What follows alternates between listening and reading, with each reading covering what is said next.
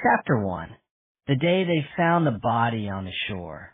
Matthew Venn was already haunted by thoughts of death and dying. He stood outside the North Devon crematorium on the outskirts of Barnstaple. A bed of purple crocus spread like a pool at his feet, and he watched from a distance as the hearse carried his father to the chapel of rest. When a small group of mourners went inside, he moved closer. Nobody questioned his right to be there. He looked like a respectable man, a wearer of suits and sober ties, prematurely gray-haired and staid. Not a risk-taker or a rule-breaker. Matthew thought he could have been the celebrant, arriving a little late for the service.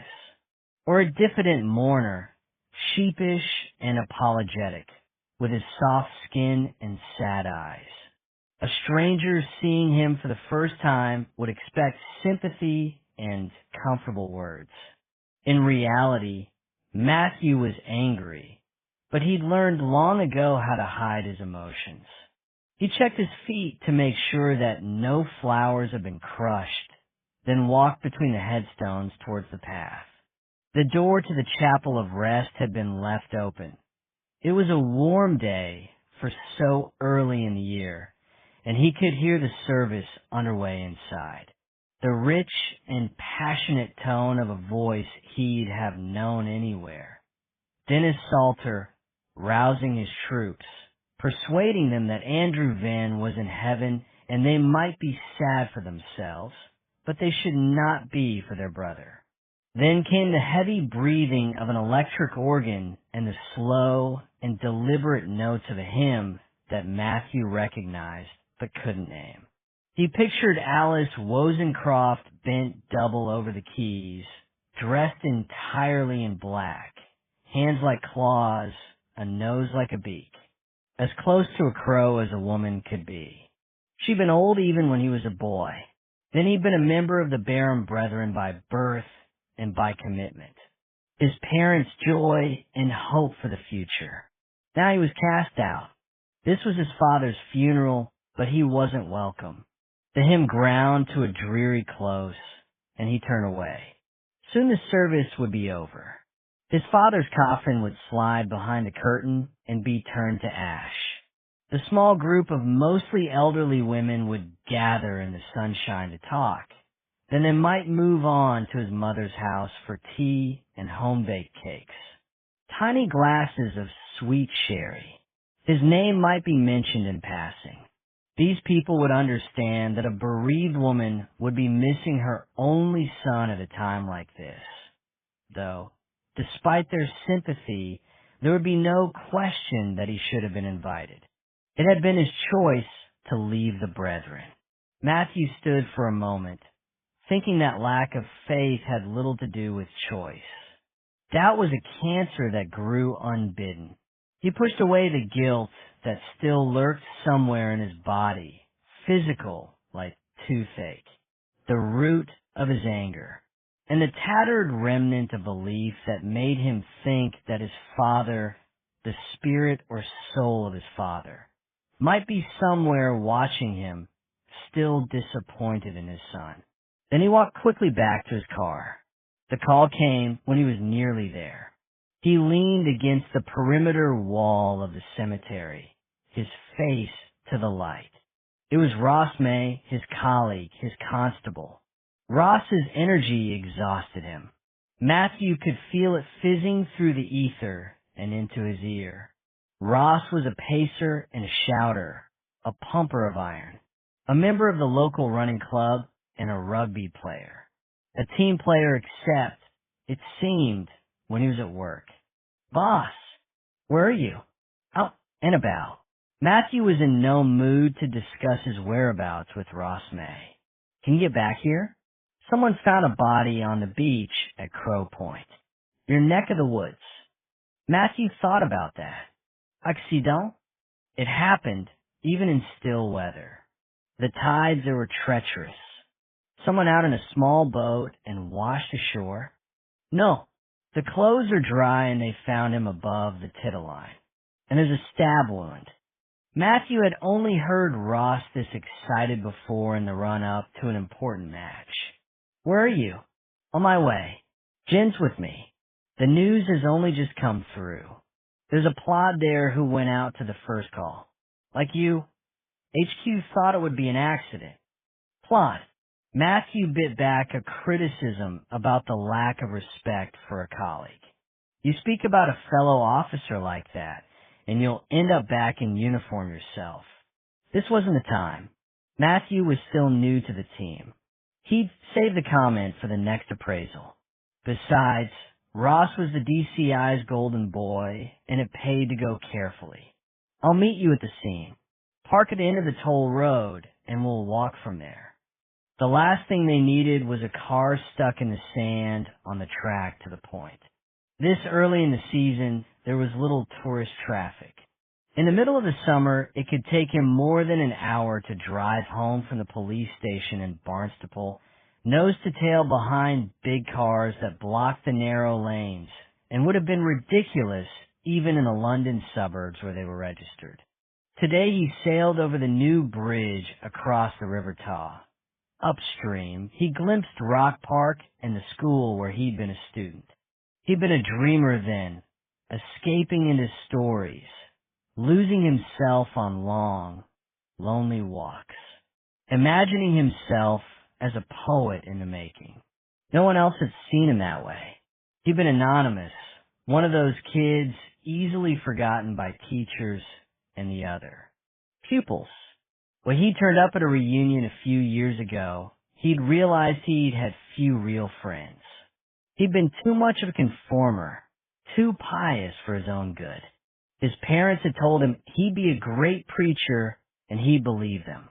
He was jolted back to the present when he hit Braunton, a village when he'd been growing up, but it felt like a small town now, not quite on the coast, but the gateway to it. The kids were coming out of school, and he tried to control his impatience at the lights in the village center. Then a left turn towards the mouth of the estuary, where the Tawe met the Torridge and flowed into the Atlantic. In the distance to the north stood the shoulder of Baggy Point, with a white block of a grand hotel just below the horizon. Monumental, but at the same time insubstantial because of the distance and the light. This, as Ross had said, was home territory, but because he was approaching a crime scene, Matthew took in the details. The small industrial park where they made surfboards and smart country clothes. The strip fields brought back to life to feed incomers and posh Grockle's organic vegetables. The road narrowed. On each side a dry stone wall, the stones laid edge on, with a hedge at the top. There were already catkins, and soon there would be primroses. In sheltered parts of their garden, they were already in bloom. When Matthew hit the marsh, the sky widened and his mood lifted, just as it always did. If he still believed in the Almighty, he'd have thought his response to the space and the light a religious experience. It had been a wet winter, and the ditches and the pools were full, pulling in gulls and wading birds. The flatlands still had the colors of winter, gray, brown, and olive. No sight of the sea here, but if he got out of the car, he'd be able to smell it, and in a storm he'd hear it too, the breakers on the long beach that ran for miles towards the village of Saunton. He got to the toll road that led to the river and saw a uniformed officer standing there, and a patrol car pulled onto the verge opposite the tollkeeper's cottage. The officer had been about to turn Matthew back, but he recognized him and lifted the barrier. Matthew drove, through, then stopped, pushed a button so his window was lowered. "Were you first on the scene?" "Yes, it came in as an accident." The man was young and still looked slightly queasy. Matthew didn't ask if it was his first body. It would certainly be his first murder. "Your colleagues are already there. They sent me up to keep people away." "Quite right. Who found him?" "A woman dog walker. lives in one of those new houses in Chivener. She was standing by the living room window because that had the best view of the road from the village. As soon as he glimpsed her coming around the corner, he'd move away. So she wouldn't know he was looking out for her, worrying. On the windowsill, there was a photo of Lucy, one of his favorites. She was standing between two friends with her arms around them. Chrissy Shapland, who had Down syndrome too, and young Rosa Holsworthy. They were all beaming straight into the camera. He looked outside again, but there was still no sign of Lucy walking down the road. The afternoons it was raining, Maurice was pleased because that gave him the excuse to drive up and wait for the bus. Lucy didn't like getting wet. If it was sunny like today, he waited. He'd always found it best to do what he was told, and besides, he loved to see Lucy's triumphant smile as she rounded the corner, her bag slung across her shoulder, proud because she'd made it home on her own. His mood lifted just to see her. Today, she was a little later than he would have expected. The bus should have been in 20 minutes ago, and it was only a 10-minute walk to the house. He was just thinking that he'd walk up to the main road to check that all was well, when there she was, dressed in the yellow dress that she loved so much, plump as a berry. She gave him a wave as she approached, but there was no wide smile. Perhaps the walk had become routine, even a bit of a chore. Luce had never been one for exercise. That was something else the social worker nagged about. We've noticed she's been putting on a bit of weight, Mr. Braddock. You should be careful what she's eating. Cut out all the fat and the sugar. No more chocolate. And what about taking her swimming? She loves it when they go from the center. Or you could both get out for a walk when the weather's better. Maurice thought it was easy for them. They didn't have to deal with the sulks when she couldn't get her way. And really, if she liked a piece of cake after her tea, what was the harm? He wasn't one for walking much either, and he'd never learned to swim. He walked around to the front door to greet her as she came in. All right, mate. I'll put the kettle on, shall I? And you can tell me all about your day. Because she had a better social life than he did since he'd retired, and he liked to hear her chatting about what she'd been up to. It made a change from the telly. Maggie had been the one who made friends, and most of her pals from the village had stopped trying to get in touch with him. Some of them had turned up when she'd first died, but he hadn't known what to say to them. He just wanted to be on his own then. Now, he thought, he might welcome their company. Lucy pulled the strap of her bag over her head and took off the purple woolen cardigan she'd been wearing over the yellow dress. The man wasn't on the bus today.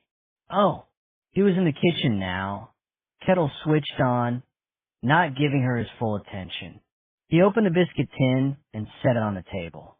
What man might that be? My friend. Most days he sits next to me. He makes me laugh. She'd followed Maurice through to the kitchen and stood leaning against the door frame. Her voice was troubled, and now he did listen to her properly. He'd known, he thought, watching her walk towards the house, no smile, that something was wrong. I waited when I got off the bus in case he came to see me there. Do you know him from the woodyard? Lucy wasn't the only person from the day center who'd been encouraged to be more independent.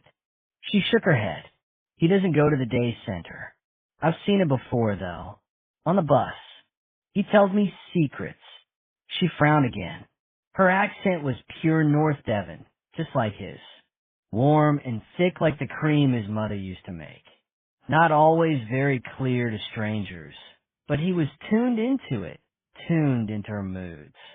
Where's he from, Maid? Maurice didn't like this.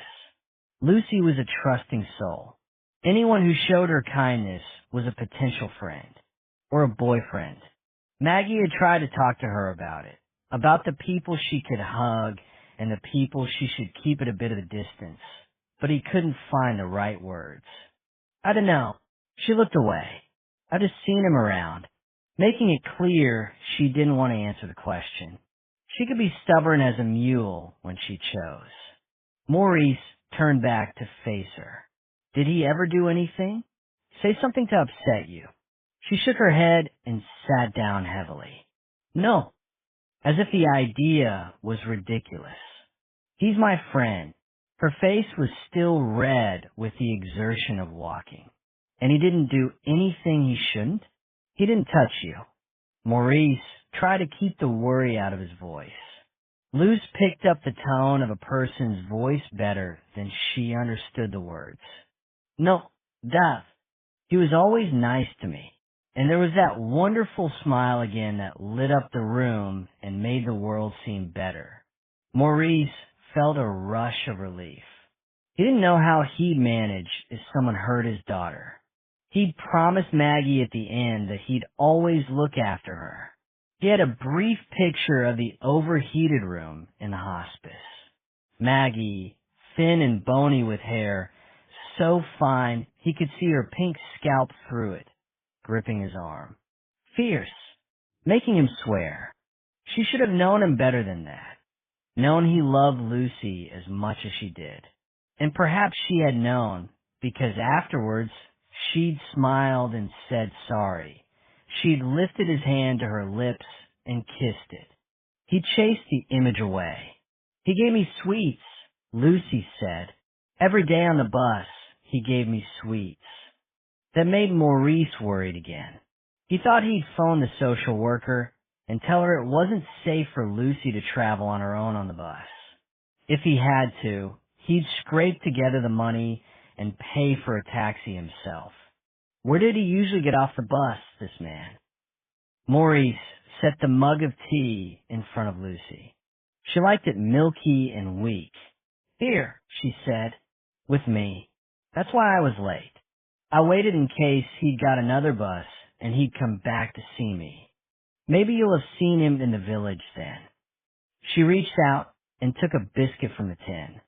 She nodded, but Maurice could tell that he'd lost her attention. Now she was here with her dad and her tea and a biscuit. The man seemed forgotten. Any memory that might have troubled her had disappeared. Chapter 3.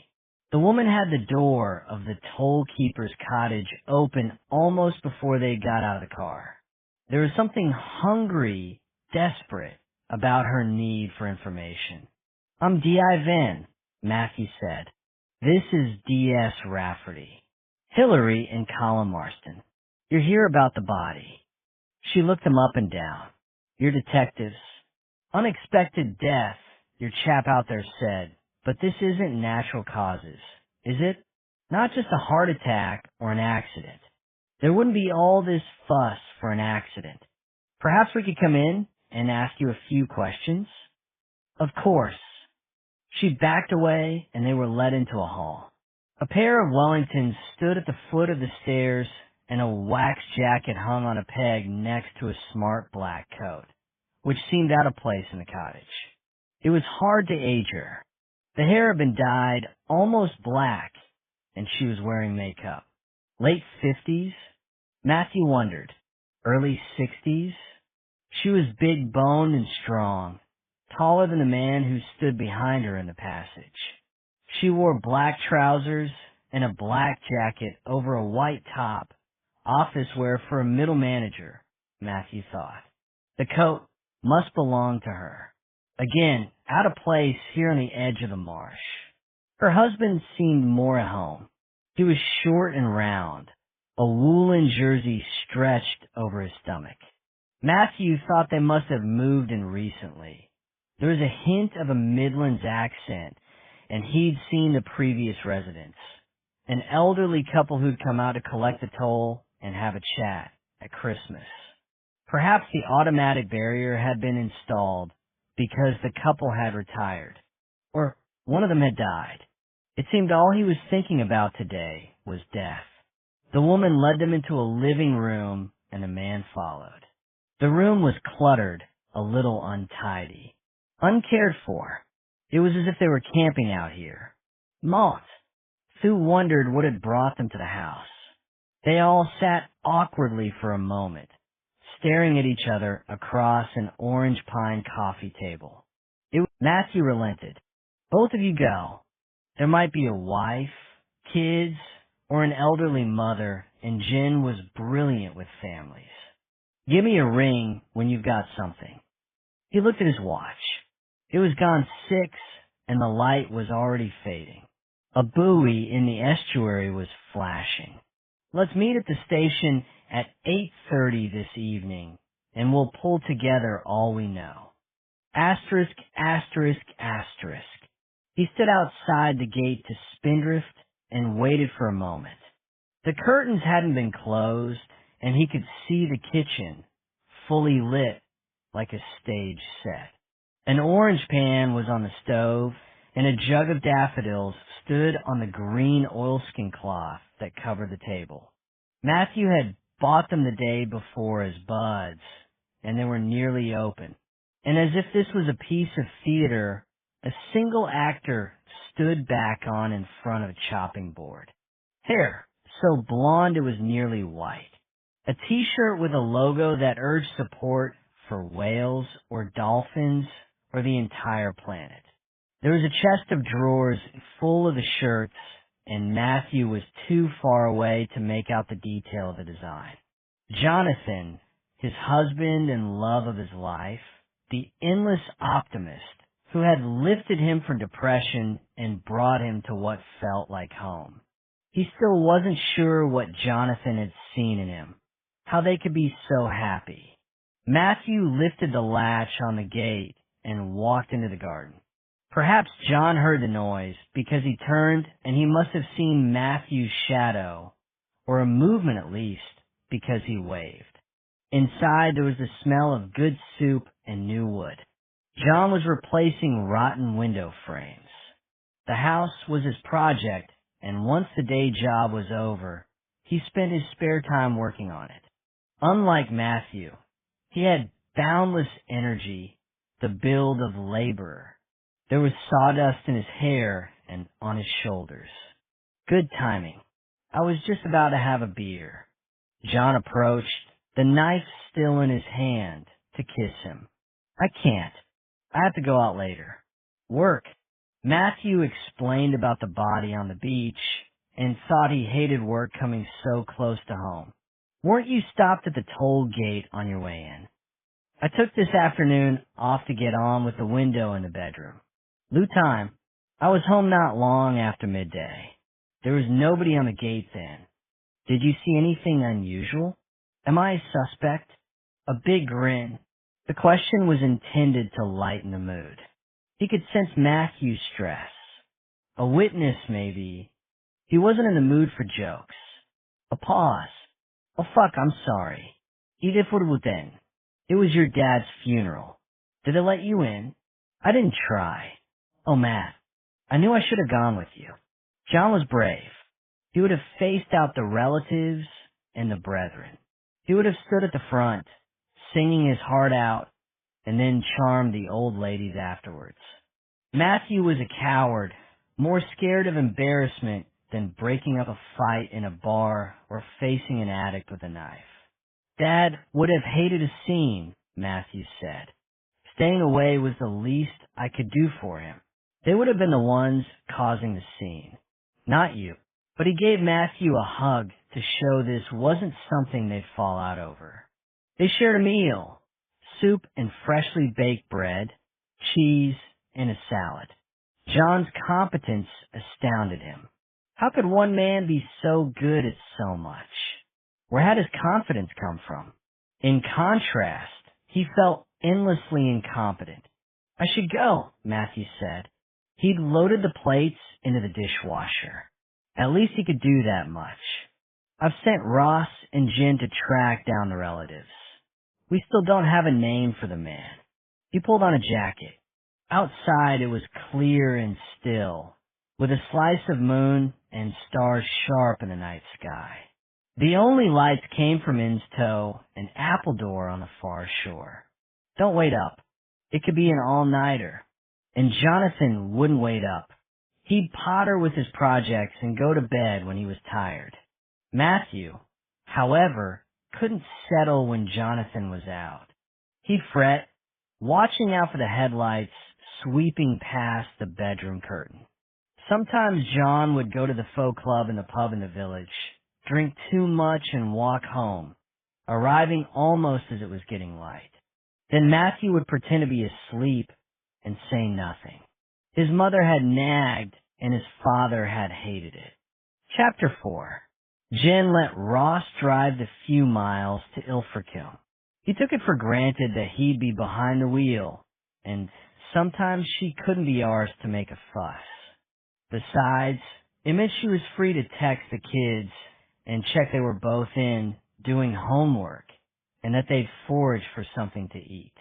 They were old enough to fend for themselves now, and they'd always been resilient and self-contained. They'd had to be. She still got anxious, though. Guilty because she wasn't there, cooking something nutritious, making intelligent conversation as they ate together. But they weren't the perfect family you saw in TV sitcoms, and they never would be.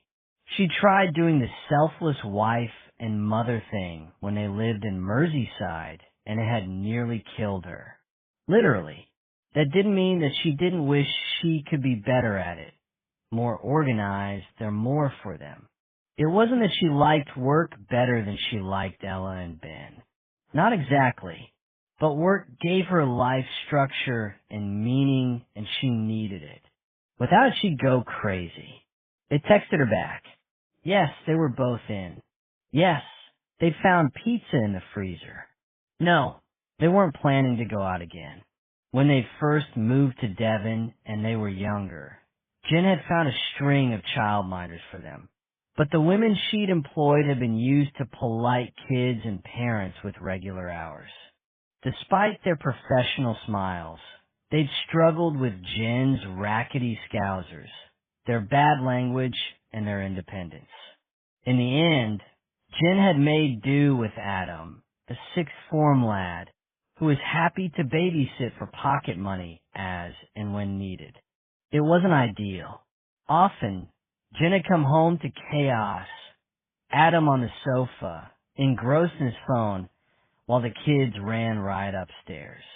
Or the three of them squabbling over the controls of a computer game. They'd survived. Adam had headed off to university and still came back to see them when he was home, though the kids were independent now. Occasionally, she had sexy dreams about Adam, who turned into a very fit young man. She was still thinking about Adam, the tight bum in the skinny jeans, when they crossed the roundabout on the high ground at Mullicott Cross. It felt like a bit of Exmoor up here, even though they were so close to the town and the descent into Ilfracombe. There were hedges bent by the westerly wind and lambs. Once Ilfracombe had been a grand seaside resort, with elaborate gardens and hotels and a paddle steamer that carried passengers along the Bristol Channel to Somerset and South Wales. With cheap flights to the Mediterranean available so readily, it had faded, lost its purpose. The tourists had fled to Spain and the Greek islands instead. Now, the place was trying to find a new role. The town was surrounded by hills, and the lights of the place seemed held in a deep bowl directly below them. They drove past big villas, which had been turned into guest houses called Sea View or Golden Sands.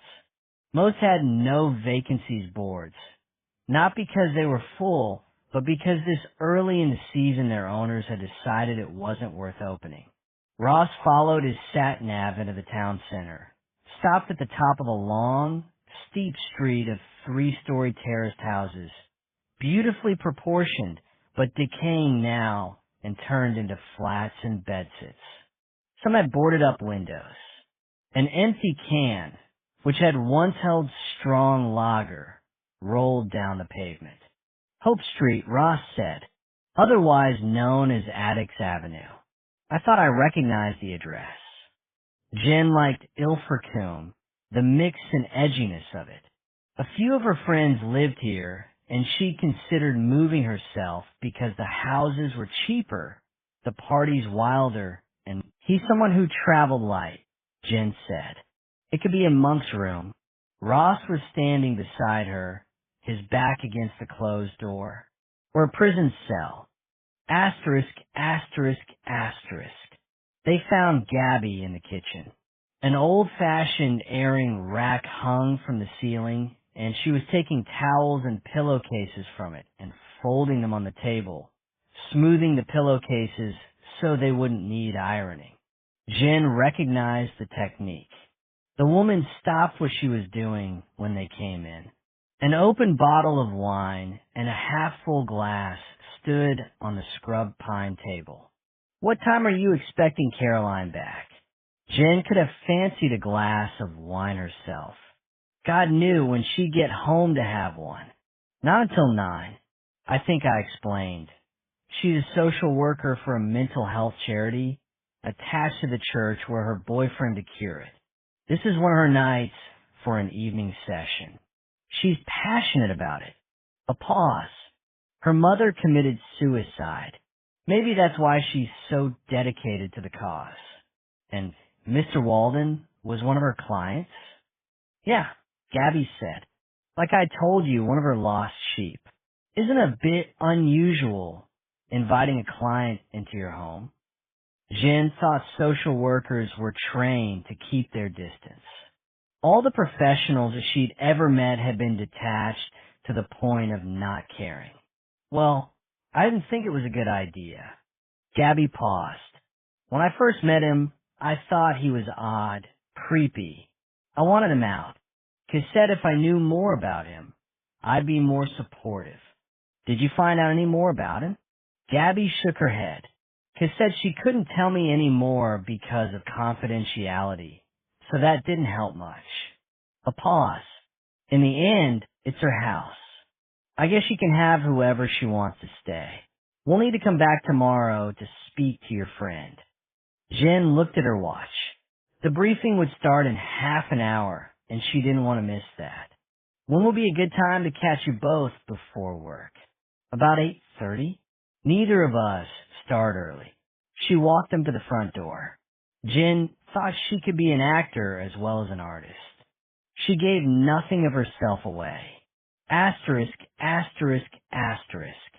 The police station in Barnstable was concrete, ugly, built next to the civic center that was already empty and earmarked for demolition. It looked out on the green space of Castle Hill.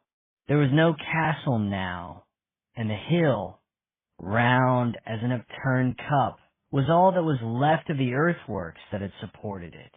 It was grassed over and covered with trees and bushes. Barnstable stood inland from Ilfracombe. Once it had been a small market town, and the center still felt like that, with its pannier market and busy high street. But the town had sprawled. It had council estates and retail parks on the outskirts. Tourists coming for the first time might be disappointed by the initial impression it gave. It could have been any other English town, apart from the river. The river, tidal still at this point, changing with the moon and the weather, made the place wilder, hardly a town at all. In good weather, Jen ate her lunchtime sandwiches on the green and sometimes walked to the top of the hill. Even from there, you could smell the salt of the estuary, and there was the special light you only find close to the sea. She'd always loved the sea. She knew she was lucky to be here. There were colleagues who would have given their right arm for a posting to Devon. She'd jumped to the top of the queue because she'd been daft enough to marry a bastard who'd knocked her around. She was grateful for the transfer, and she loved the place, but sometimes she missed the buzz and challenge of city policing. And it felt like an escape, a cop-out. Why should she be the one who'd had to move? And why had the CPS cocked up the prosecution of her smooth-talking, brown-nosing accountant husband? He was still there, living at large in her patch, telling the world that she was a psycho that the police had moved her to Devon because she couldn't cope with the stress of real policing. She'd been in Barnstable for 5 years, but it still rankled. On her way up the stairs, she phoned Ella. Jen knew Ben would have headphones on, and he wouldn't hear his phone. All okay. Yeah. Ella was a SWAT. She'd be lost in an equation, or a chemical compound. Jen could tell she was distracted. I should be home by 10. Get yourselves to bed if you're tired, though. Matthew Vinn despised meetings that dragged on. He said there was nothing that couldn't be decided and achieved in an hour. Cool. And the line went dead. The room was full. There were volunteers who'd stayed on after their shift. Murder wasn't common in North Devon, and Jen sensed affront as well as excitement. She wondered if the team would be so keen on justice when they knew that the victim was an incomer from upcountry and not one of their own. Ross had bounded up the stairs ahead of her. He'd bagged the desk with the fastest computer and was obviously checking out the name they'd been given by Gabby Henry in Ilfracombe, digging the dirt on Simon Walden. Jen heard the whir of the printer. Ross would want to present any information he could find about the victim to the team. He'd probably take the credit for the ID, too. Sometimes, Jen thought, she found him tricky to work with because he reminded her of her former husband. Competitive. Controlling. Matthew called the room to order, but before he could speak, the DCI appeared. Joe Oldham was a big, lumbering man, but none of them had heard him coming. He had the ability to walk silently. Jen had looked up from her desk on several occasions to find him there, looking down at her, listening to her chatting to a colleague. Now she took care that he was nowhere around before she passed on any gossip that she wouldn't want him to hear. He'd moved to Devon as a constable, but he was still a proud Yorkshireman, a sports fanatic, chair of the local rugby club. As different from Matthew as it was possible to be. Oldham nodded to the group. I won't keep you. I know you've work to do. He was wearing a sports jacket that had seen much better days, and his shirt wasn't quite tucked into his belt. That was his image, the rugged old-fashioned copper who'd have nothing to do with media types. In contrast, Matthew looked as if he never left his office, smart, suited, closely shaved. His skin was pale as if it never saw sunlight. He could be a banker or an undertaker. Oldham looked around the room. Jen thought she saw him wink at Ross, the son he'd never had. I just wanted to let you know I'm with you on this. Matthew here will report to me, and you'll have all the resources you'll need. Then he disappeared as quietly as he'd arrived, to get a couple of pints at the club before closing. Jen suspected Ross, who was the rugby club star fly half, would probably join him later and fill him in with all the details of the evening. Oldham didn't need to eavesdrop when he had a mole like Ross in the ranks. Once, Oldham would have wanted to take over the investigation, but he was on the long slide to retirement, and his red face and big belly were signs that he was getting in practice for when the day finally arrived. Ross gave him the confidence that he still had a finger on the pulse. Matthew took Oldham's place and waited until the DCI had left the room before speaking. He gave a brief summary of the discovery of the body and stuck photos of the locus on the board. Dr. Pengele has confirmed cause of death as a stab wound to the chest. The killer was facing his victim. No weapon was found at the scene. Ross stuck up his hand. Time of death. Impossible to say with any accuracy. Sometime today. We might have a little more information after the postmortem tomorrow. Matthew paused. There was no ID on our victim, but we found an address in his pocket, and I hope that Ross and Jen can shed a little light. You've been to Ilfracombe to track it down. Ross was on his feet before Jen had a chance to answer. He'd printed out a photo and pinned it to the board. Simon Andrew Walden, Date of birth 31st of May 1979. It was a classic mugshot photo. Walden was looking today, though. Jonathan's involvement with the woodyard might provide complications. I might have to hand the case over, Matthew repeated. My choice, not Oldham's. Well, don't do anything until he forces your hand. You want to work this, don't you? Matthew thought for a moment. Yes, I definitely want to work it. A pause. I'm just not sure it would be right. I love you to bits, you know that. Jonathan had an accent that Matthew had struggled to define when they first met. John had been brought up on Exmoor, a farmer's son. No university for him. He'd left school at 16 and traveled. There'd been no real explanation when Matthew had asked why. Just, things weren't brilliant at home. It was for the best. He'd worked in vineyards in France, picked strawberries in Spain, and he'd cooked for rich sailing types on smart yachts out of ports throughout Europe. Romantic stuff that had turned Matthew's head, made his mind spin. Wherever he'd stayed, Jonathan had picked up odd accents. When he was serious, though, his voice became rural North Devon again. Now he was definitely serious. You keep me real and rooted. Jonathan put his hand on Matthew's arm. But you do have far too many principles. Sometimes I think you hide behind them. Just have the balls to take this on. Just this once, Matthew. Fight for it. Asterisk, asterisk, asterisk. When Matthew woke the next day, it was already light and he had a moment of panic, convinced he'd be late. He never overslept, but he'd been awake until the early hours, restless. He'd arranged to go to the victim's home with Jen this morning.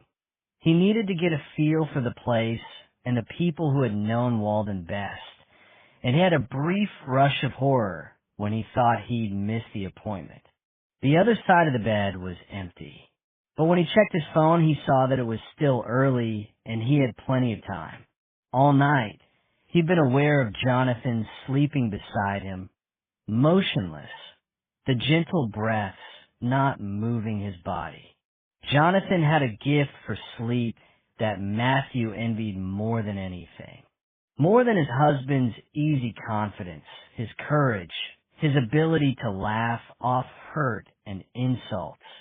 Now Matthew was alone in bed, and that rarely happened. Usually he was the first up.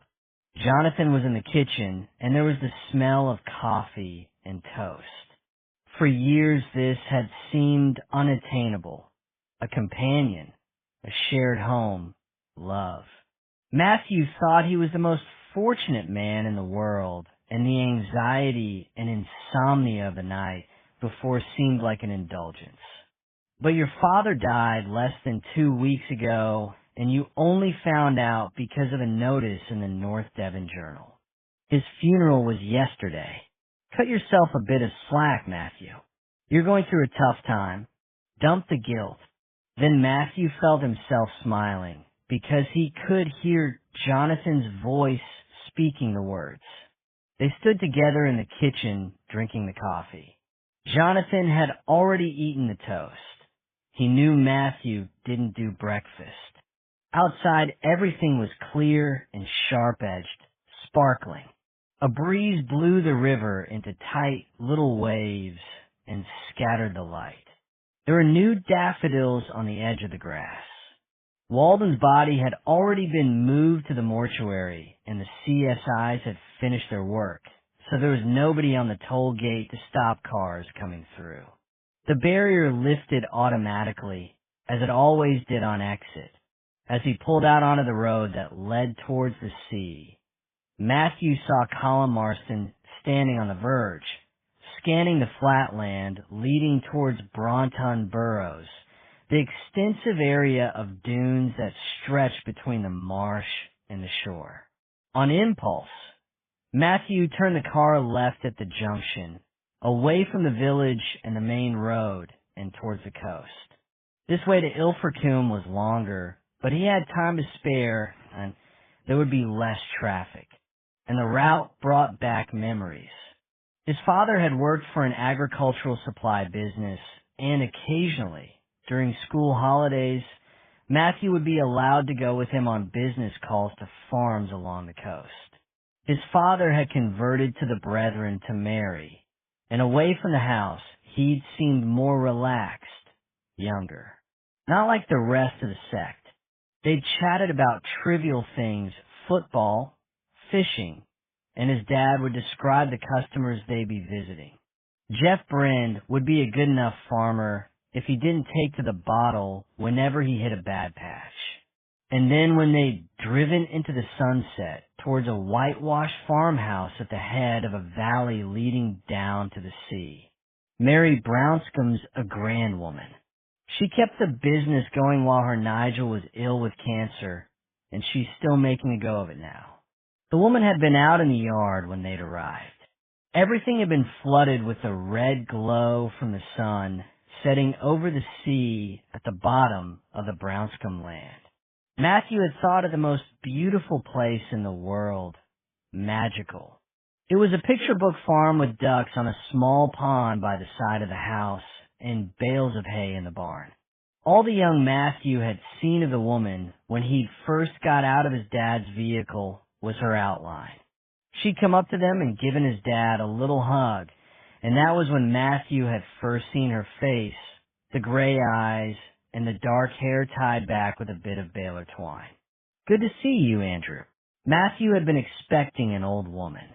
Then, he'd thought all widows were old, but she'd been about the same age as his mother, dressed in jeans and wellies and a sleeveless vest top. His mother never wore jeans. He'd followed the adults into the house, which had a collie in the kitchen and books. Books on shelves and piled in heaps and corners. Mary had made tea and put an open packet of chocolate biscuits on the table for Matthew to help himself. There were never biscuits in the Van house unless his mother made them herself. She said God wanted his children to care for their bodies as well as their souls, and they weren't going to eat fried food or processed junk while she had the time and the strength to cook for her family. The grown-ups had talked about business while Matthew played with the collie. But once the order had been placed, his father had still sat there, long after his cup was empty. There had been some conversation, but Matthew had stopped listening. After a while, the man had got to his feet.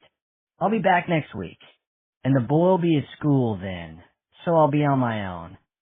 Mary had stood up too. You'll be very welcome. A pause. Always. Out in the yard, the colors had been fading into dusk. Matthew had climbed into the car, waiting for his father to say goodbye. The adults hugged again, and then they were driving away. Usually his dad talked about the meetings that had just taken place, chatted and gossiped about the customers, but that night, he'd remained silent all the way home. Now, driving along the narrow lanes to investigate the murder of an apparently lonely man, Matthew thought for the first time that his father had loved Mary Brownscombe. There might not have been an affair, but there had been a tenderness in the encounter that had seemed unusual even to a boy. Matthew wondered if Mary was still at Broom Farm, and if she'd been to his father's funeral. He imagined her sitting at the back of the chapel of rest, weeping, incongruous. Asterisk, asterisk, asterisk. He'd arranged to meet Jen Rafferty in the car park at the top of Hope Street, and she was already there, sitting in her vehicle, looking at her phone. She seemed to spend her life on her phone. They walked together down the hill to 20 Hope Street, and Jen filled him in on overnight actions. We released a photo of Walden to the press, as you agreed. It'll be on the television news this morning. We were too late to get it in this morning's newspapers, but I'm guessing it'll be all over social media. We're also going to monitor that, and there are a few more details of him. The victim's wife has been notified, Yes, someone from Avon and Somerset went to see her last night. I haven't talked to them yet. Do they have any children? Matthew wondered how it would be to have a father who'd run away before the woodyard had opened the year before. There'd been talk of closing most of the learning disability services in the county because the council didn't have enough money to keep them going. That had been just after Maggie's death, and it had been a dreadful time. The thought of having Lucy at home all day, bored and frustrated, had kept Maurice awake at night. Now the day center had moved into the woodyard, and he could relax again. It was 8 o'clock, and the TV changed the local news. The bus was at 9, so there was no rush. Maurice walked Lucy to the stop in the mornings to get a bit of exercise and to make sure she got off all right. It was another lovely day, and the soil would be warm enough to start planting. In his head, he was already in the garden, that earthy smell in his nostrils and the sun on his neck. He was pulled back to the present when Lucy pointed at the screen and started shouting, so upset that the words spilled out and he couldn't understand what she was saying. There was the photo of a man staring out at them, and it was gone before Maurice could get a proper look. He waved at Lucy to be quiet for a moment so he could hear what the presenter was saying. Anyone with information about Simon Walden, whose body was found on the beach near Braunton yesterday afternoon, should contact Devon and Cornwall police. Then it turned to the weather. What is it, mate? That's my friend, Lucy said. My friend from the bus. The man with the sweets. Asterisk, asterisk, asterisk. Maurice drove Lucy to the day center in Barnstaple. He wanted to talk to the staff there before calling the police. It wasn't that he didn't trust Lucy. She seemed so certain about the man on the TV. But he didn't want to be on his own with her if an officer turned up at the house. Not everyone was sympathetic. They didn't take his daughter seriously. They ignored her or they stared. Just because she had Down syndrome and you could tell she was different. Lucy's friend Rosa hadn't looked different at all. She was a pretty little thing, and he and Maggie had never been sure if that was good or not. People might expect too much from her, not realize she saw the world differently from other people. Today, Maurice wasn't sure how he'd cope if somebody ignorant came to do the interview. Lucy was sharp as a tack about most things, and it was easy to patronize her. Inside the main door of the woodyard, there was a big space with paintings hanging on the wall. This week there was an exhibition about ships and sailing, and he was drawn to one picture of the quay in Biddeford with an old boat tied up. It was all browns and grays, as if there'd just been rain. Maurice thought Maggie would have loved it. It was sudden thoughts about the things Maggie would have liked or pieces of gossip that he'd like to pass on that made grief come back and bite him on the bum. He felt tears welling in his eyes and blinked them away, told himself not to be a soppy old git. He left Lucy with her mates in the day center and went to the main office. Jonathan was there. He was in charge of the place. Maurice recognized him from outside the door, even though the man had his back to him. He had hair that was so blonde it was almost white, and he wore shorts and sandals whatever the weather. Maurice hadn't known what to make of him when they first met. Now he saw him as some sort of hero because he'd been the energy behind the woodyard, and Lucy was so happy here. Today the shorts were khaki and came below the knee, and there was a t-shirt with a sheep on it. He was having problems with a printer and was swearing words that Maurice would never say out loud, not even if he was on his own. Maurice tapped at the door, and Jonathan turned around. Maurice, are you any good at technology? Maurice shook his head. Sorry. Bugger. Never mind. Lorraine will be in soon, and she's brilliant. He moved so he was closer to Maurice and leaned against the desk. "How can I help?" "I saw Lucy yesterday, and she seemed very well. I know that some of the chaps had problems moving out to the woodyard, but I hear from the workers at the center that she's thriving here, gaining in independence and confidence every day, I hear, and a great asset in the cafe." "I know." Maurice wasn't sure how to start explaining. There was an awkward silence. He felt himself blushing, wished Maggie was here because she'd know what to say. "Is this about where Lucy might live when you can't look after her anymore? I know the social workers asked you to think about that." No, Maurice knew he should think about that, but he wasn't ready. He couldn't imagine life at home without her. Because there are options, and it probably is time to talk them through. You and Lucy. I think she'd be fine on her own with a bit of support. Maurice thought he would come and talk to Jonathan sometime about Lucy's future, though he'd hate living on his own. He shouldn't be such a coward. "I know," he said, "but there's something more important I need to tell you now. I could do with a coffee. Why don't we go to the cafe and you can tell me what's worrying you?" Jonathan moved towards the door. Maurice thought he was pleased to be leaving the office and his work there. They sat in the cafe by the big windows that looked down the river towards Anchorwoods.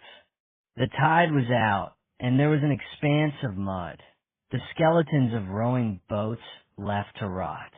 Here, Maurice found it easier to start talking. He told Jonathan about the man on the bus and how worried he'd been about him approaching Lucy in that way. He might just have been friendly, but it seems odd.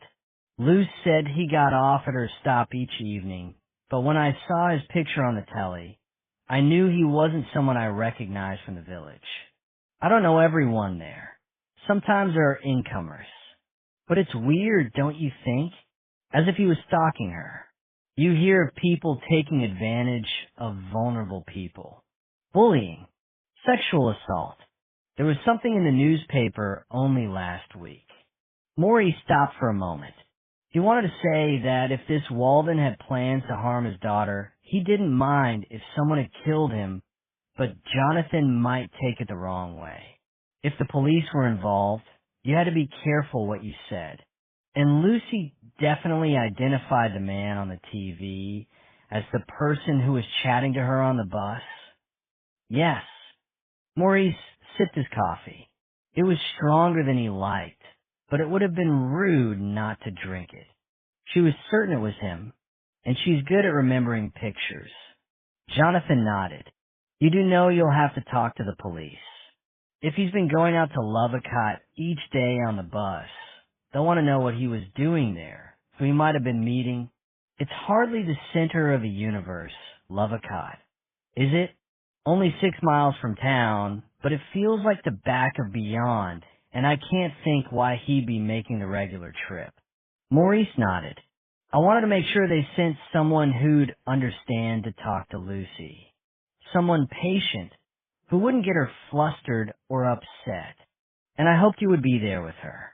I know there are other people working in the center now you're running this place, but you still know her best." Maurice was tempted to talk about his feelings about the new people with their notions of independence and making Lucy get the bus, but maybe this wasn't the right time.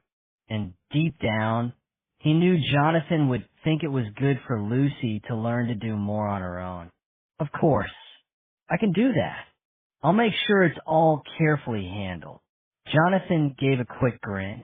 "My husband's a cop. I should be able to pull a few strings. I'll give him a ring, shall I?" Maurice blinked at that. He'd heard that Jonathan had married a man, but he wouldn't have thought he'd be the sort to take up with a policeman. He was too much of a free spirit. Then he thought times had changed, and all that mattered now was that Lucy would be well looked after. "There's one other thing." "Yes." Jonathan had taken his phone out of his pocket to ring the police, but he set it on the table and gave Maurice his full attention. "Maurice won. Tion. Lucy thought she'd seen the man before. I'd have recognized him if he'd been knocking around the village. So I think the woodyard is the only other place she could have met him. Jonathan nodded, as if this was wasn't that a bit risky? Jen thought there was something of the fanatic about her. Caroline had fallen for the idea of saving Walden. She liked him because he'd followed her advice, and that seemed the worst kind of pride. Well, it certainly wasn't policy, and I got a bit of stick about it from my father. He said I shouldn't have become so emotionally involved. I didn't think so. I thought Simon needed a more personal approach. So, she needed to show what a good woman she was. Who was she trying to impress? Her friends or her colleagues? Edward the curate or her father? What kind of treatment was Simon getting? Caroline hesitated. Come on, Jen said. That's hardly confidential. His doctor will be able to tell me. I've already told you. He received antidepressants from his GP and took part in a weekly group therapy session. As well as that, we encouraged him to do yoga and meditation. Once his mood started to steady, he began volunteering in the cafe kitchen at the woodyard. Very right on. The group therapy, was it for recovering addicts? Jen thought Hope Street wasn't the best place for a druggie to live.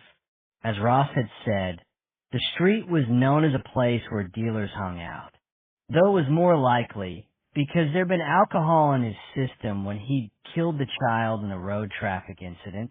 That booze had been Walden's poison. Another long pause before Caroline spoke.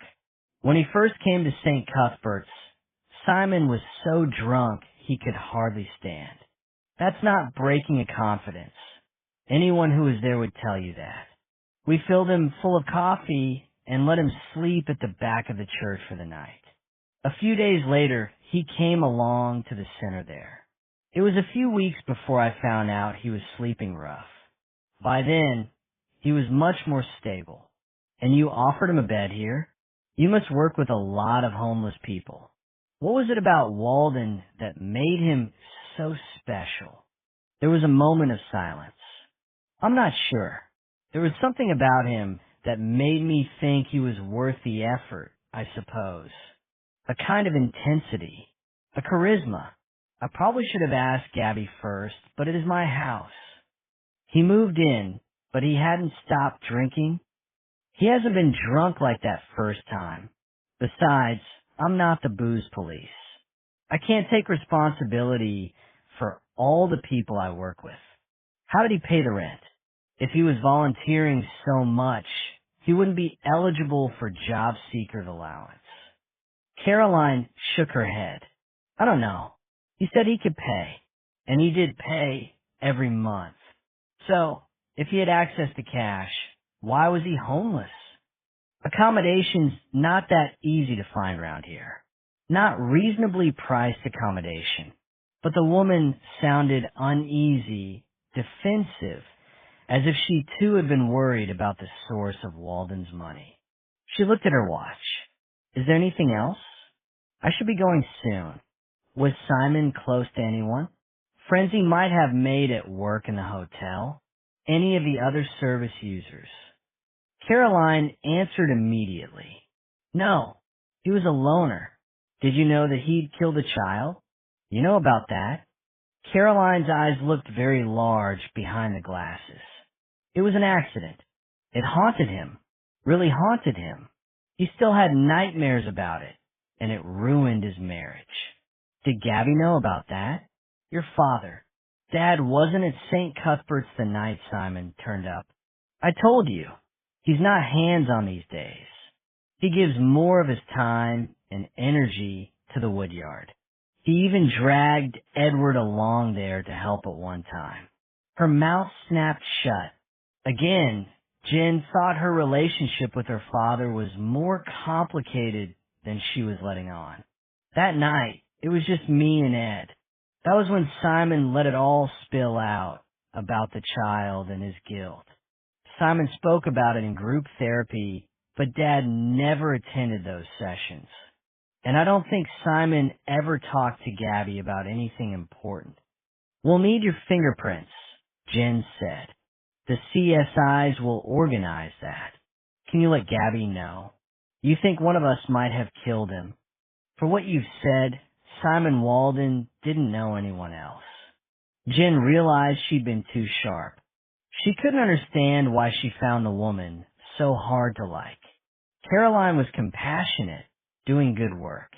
They believed in the same causes, social justice, equality.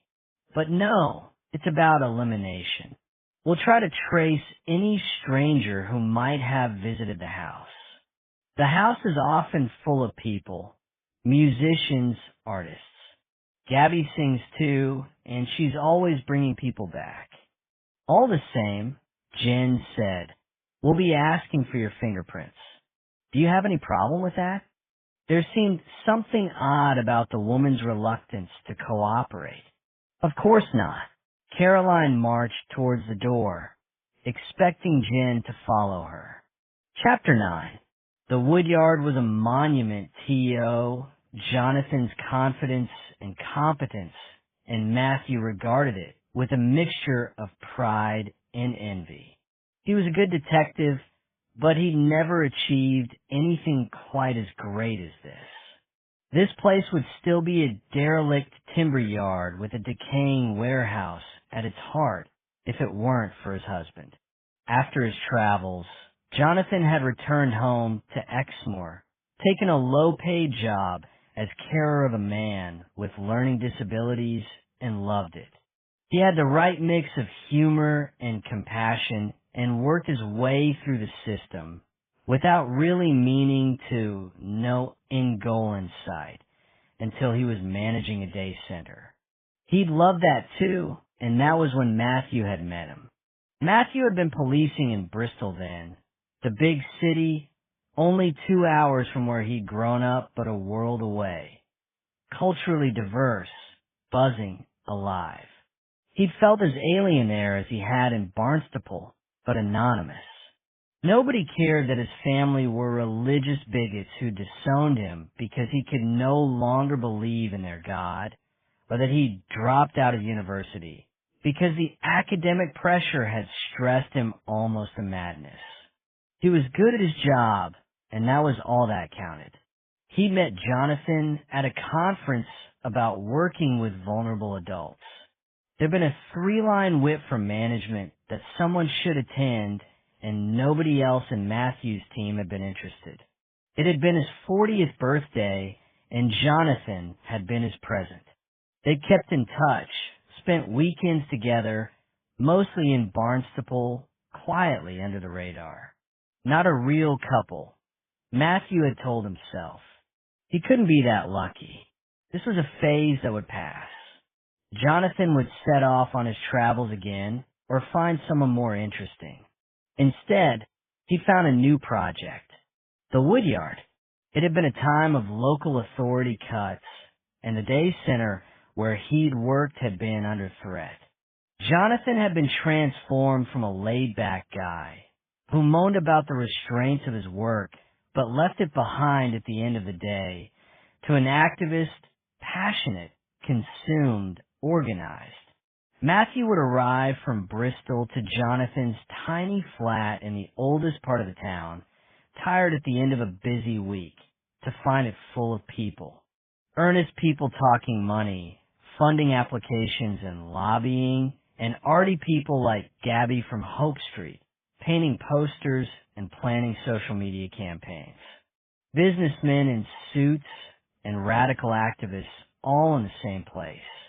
Matthew had been intimidated and retreated into work. He'd been certain that Jonathan would find someone more interesting to spend his life with. Matthew had been thrown by the change in Jonathan, the fact that he could be so serious. Until then he'd been the serious one, the worrier. Jonathan had drunk beer and sat in the sun. He'd always slept at night. In those days of planning and activism, every waking hour had been spent thinking about the Woodyard project. And he'd made it happen. Here it was, just as the planning committee had hoped. A glorious community hub bringing people together. Jonathan was general manager of the place. It was overseen by a board of trustees, but he was the man on the ground. With "I'm caffeined out, thanks." She seemed a different woman in this space. The flip, easygoing Gabby of Hope Street was gone. She showed him the painting on the easel. A seascape with a shimmering promontory of land. Crow Point, not where they'd found Walden, but seen from the other side of the marsh. There were bare patches of canvas. It wasn't going well, she said, so I went back to do some sketches. I didn't go through the toll road. I parked by the marsh and walked from there. She got out her sketchbook and held out for him to see. Rapid pencil drawings that captured the movement of waves, the wing beat of gulls. He recognized the shape of Crow Point in the distance. These are very good. The words came out without thought. That's why I'm the Woodyard, because it gives me the time and the space to paint. The work is mostly mind-numbingly dull, like the class you just saw. A bunch of bored middle-aged and middle-class people who think they have talent or that they understand art. Why did you accept the residency if you feel like that? Because it pays. She spoke as if the answer was obvious. I don't have a rich daddy like Kaz. My mother brought me up on her own, and I don't make any money from my painting yet. So I do this. It's better than stacking supermarket shelves or pulling pints. He nodded back at the sketches. Of course, this doesn't prove anything. You could have done them any time. But I didn't. Her frustration was obvious. Why did you dislike Simon Walden so much? I didn't dislike him. She turned away. I just didn't see the point of him. If you don't mind stepping over the needles in the morning or being harassed by the neighborhood drunk, Hope Street is a pretty cool place to be. It's the best house I've ever lived in, and I don't mind those things. I didn't need a man to protect me. Did Caroline? Matthew was surprised. He'd had them both down as strong, independent women. Nah, but that was one of the excuses she gave for letting him stay. That we'd be safer with a man in the house. Which is pretty daft. We could have been letting in a maniac. Was he a maniac? Gabby didn't answer immediately. He was pretty screwed up, especially at first. Depressed, I suppose, but no, I didn't think he was dangerous. I just found him unsettling. She looked away for a moment, and when she turned back, the words sounded like a confession. I painted him. Can I see? She shrugged and pulled a canvas from the stack by the wall and propped it on the easel. Matthew looked. He thought he should say something intelligent, but he was embarrassed again. What did he know about art? The embarrassment got in the way of an honest response this time, but he couldn't take his eyes off the painting. It was just of Walden's head. The likeness was there at first glance.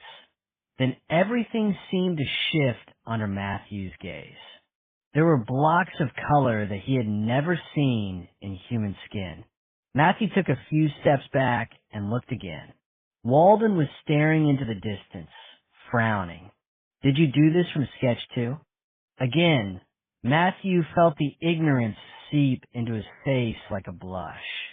Growing up with the brethren, he'd learned so little of the world that his brief time at university had been an act, a performance. He'd pretended to understand the references to bands he'd never heard of and films he'd never seen. At school, he'd considered himself an intellectual, but every day since there'd been the fear of being found out as a fraud. It had taken him a while to be open with Jonathan. There were still times when he felt the need to pretend. Gabby didn't seem to think this was a stupid question. No, I did this from a photograph. Why? Why did you want to paint him? Did he have an unusual face? No, not at first glance at least. You wouldn't look at him twice in the street. I suppose I wanted to understand why he got under my skin. Did you find him attractive? Matthew thought this was one of the oddest interviews he'd ever conducted.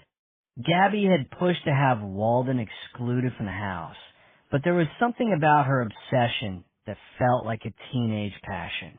He'd expected an angry response to the question. No, of course not. He was a creep, but she was thinking about it, deciding how much she wanted to tell him. Perhaps, she said at last. Perhaps I did. There was something about him, despite the moodiness and the occasional bouts of anger when he'd had too much to drink. Something compelling. I never thought about it until I started painting him. She stared at Matthew. Crazy, huh? Did he ever talk to you about his life before he ended up at the hotel in Ilfracombe? There was a pause, and again he thought she was choosing how much to say. Once, indirectly. It was after one of the Friday meals. Simon always cooked for us on Fridays. He said he was keeping his hand in. He'd throw us out of the kitchen early in the evening and tell us only to come back when he was ready. Usually we went to the pub. It was the one night of the week that Kaz was prepared to let her hair down. Sometimes Ed was there, though I was always glad when he wasn't. I could be a bit of a potty mouth, and I could sense disapproval oozing from every pore whenever I spoke. We'd rock back to number 20 after a couple of beers, and the table would be laid, and there'd be the most amazing food. It was what Simon was born for, cooking. Like painting is what I was born for. She stopped for a moment. The coffee must have been cold, but she sipped it to provide a pause in the story, a beat. That night it was paella, the most amazing seafood, that we were drinking something light and white that slipped down like lemonade. Kaz and Ed decamped to the sitting room. Usually Simon did all the clearing up himself, but I'd had enough of playing gooseberry, and I stayed behind to help. We'd both had a lot to drink, and we started to talk. She stopped again, but Matthew didn't prompt her. He sensed this was worth waiting for. He asked out of the blue if I wanted kids. I said I was too selfish. Nothing mattered more than my work. I made some crap joke, like that's why I'm still single. He said he'd always wanted to be a dad, but that would never happen now. He didn't deserve a happy family. He'd had a wife that he'd loved, but he'd let her go. By that point, we'd loaded the dishwasher, and he was washing the pans that were too big to go in. He turned away from the sink with a scourer in his hand. Sometimes I think I'd be much better dead. I said something crap again. Something like, but you can't kill yourself. We missed the Friday night feasts. He said suicide wasn't an option. Not yet. He still had work to do. What sort of work? I don't know. I was pretty pissed by then, but he was seriously weirding me out. Like he had some kind of messiah complex. Like there was something he was meant to achieve and nobody else could do it. I left him to the pans and went to bed. The living room door was open, and I could tell Kaz and Ed were having a deep and meaningful, and I didn't want to intrude. She set down her mug, but I could almost believe it, that he was special. He had a kind of charisma, a lack of bullshit and compromise. I could imagine him as one of those gurus that gullible people follow without question. I could really believe that he had a mission in life, and he didn't care what other people thought. Nobody was going to get in the way. Matthew suddenly pictured Walden as a very different man from the helpless, hopeless rough sleeper described by Caroline Priest. He wondered which view was the more accurate. I don't suppose you saw Simon at all on your travels yesterday afternoon? His voice was light. There was a brief hesitation, hardly noticeable. Of course not. I think I might have mentioned it. Don't you, if I'd seen him just before he died? She turned away before speaking to look out of the long window, so he couldn't see her face. Chapter 10. When Jen left Hope Street. She tried phoning Matthew, but there was no reply. The sharp sunshine and the drafts blowing in the little garden next to the car park made her think of new beginnings. Spring. They also made her remember that time was past. Simon Walden, she said. He's dead. He was murdered. He stopped working here in the autumn. The voice was unexpectedly pleasant, a light tenor. I know that. So why are you bothering me? You worked with him all season. I was hoping you'd be able to tell me something about him. Something that might help us find his killer. We weren't friends. I didn't know anything about him, and I wasn't interested. He was a decent baker, reliable enough, but no real attention to detail or presentation. And he couldn't take instruction. He didn't like being bossed around. Jen thought she'd struggle to take instruction from this man. He had an attitude problem, passive-aggressive. He thought I didn't trust him. This is my kitchen. I don't trust anyone. It caused a negative atmosphere, and it affected my work. I couldn't have that. Clarkson's attention was pulled back to the pan. When did he die? Yesterday, sometime in the afternoon. I was here all day, from mid-morning. We were catering for a wedding. You'll have to look elsewhere for your killer. He moved the pan onto the heat again and turned his back to Jen. Asterisk, asterisk, asterisk. Jen stood outside the hotel. In a large conservatory with a view of the sea, well-dressed women sat drinking coffee. Through the glass, she couldn't hear what they were saying, but the painted nails and occasional flashes of silver as the sunlight caught bangles and earrings made them seem exotic, glamorous. Brightly colored birds in an aviary. It was hard to imagine Simon Walden working here. She thought he'd probably hated it and wouldn't have come back, even if he'd been offered the chance again. So who had lied? Simon or Caroline? Caroline had said that his stay was temporary, and soon he'd be moving out of Hope Street. It was one thing to have a strange lodger for a few months, quite another to have him lurking there indefinitely, a reminder that not everyone was as lucky as they'd been, haunting them, like the albatross he had tattooed on his neck. Jen thought he'd been unlucky at the hotel. The chef was obviously a sociopath. She couldn't imagine getting on with him either. She'd have clashed with him as Walden had done. She was beginning to feel some sympathy for the man. She walked back to her car.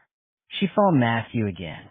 There was still no answer, but there was a voicemail from Ross asking her to go back to Hope Street to check the recorded messages on the landline there.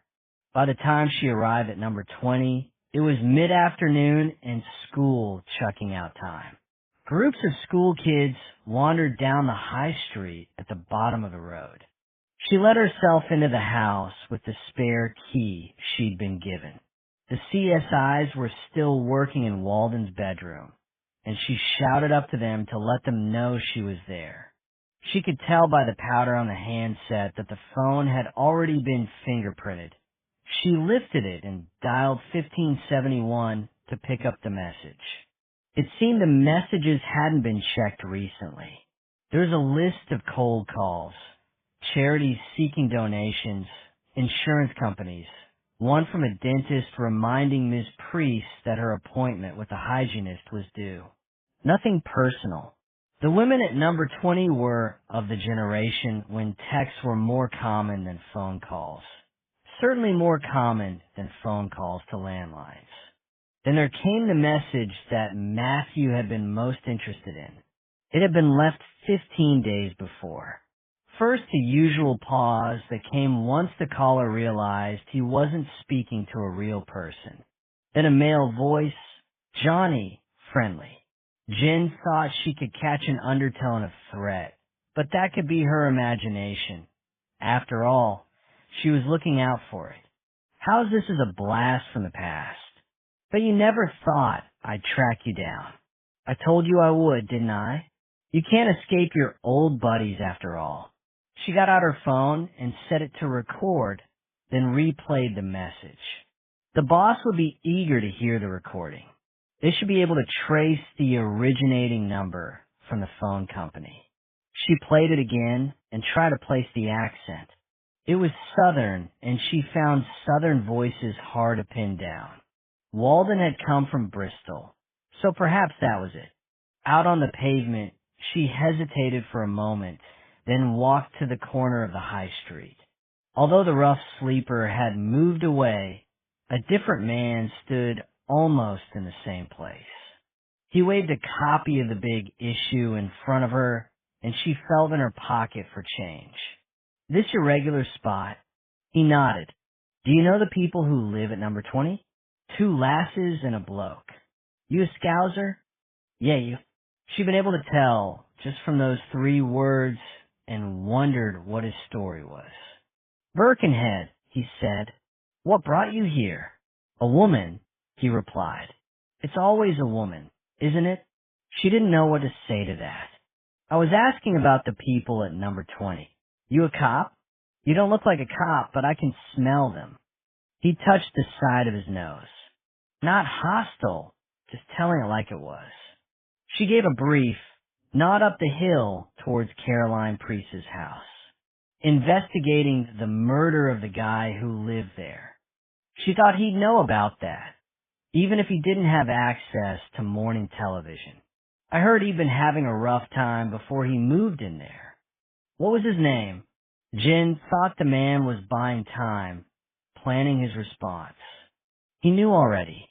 Simon Walden. Yeah, I'd seen him around. Bit of a boozer. Seemed to have landed on his feet. Nice place. Not landed on his feet now, though, has he? There was no reply. Any reason why he should have been killed? Had he made any enemies round here? Oh, any money. He wasn't dealing. Using. Though they'd find out soon enough once they got the post-mortem toxicology report. The man shook his head. The drink was his poison. He drank in the Anchor at the other end of the high street. Anything else you can tell me? I don't know that he'd ever been sleeping rough. He was one sad bastard, though. I never saw him smile. Asterisk, asterisk, asterisk. The Anchor was a local's pub, small and dark. There was nothing to attract tourists. No food, no fancy ciders. If strangers did walk in, they'd be stared at, a matter of interest and curiosity rather than resentment. Most visitors found the attention off-putting and left after one drink. At a table in a corner, a middle-aged couple were holding hands. They looked as if they'd been there since lunchtime. Behind the bar, a little man, thin as a whippet, was cleaning glasses. Jen held out the photo of Simon Walden. I hear he used to drink in here. When the man didn't answer immediately. I'm a police officer. We're investigating his murder. I'd heard he was dead. Killed, she said. Stabbed on the beach at Crow Point. Sounds as if he'd upset someone. Any idea who that might have been? The man shook his head. He wasn't a social drinker. He always turned up early and on his own. 5-ish. Not every night, and I hadn't seen him the last few weeks. I thought he moved on. Most of the people who come in at that time are here for the company. A game of dominoes, a chat. Older people or guys stopping for a quick pint on their way home from work. He would come with a paper, sit with his back to the room, drink solidly for an hour, and then go away. I never even knew his name until I saw his picture on the telly. Chapter 11. In the woodyard kitchen. The working day was nearly over, the pans clean, the stainless steel surfaces scrubbed.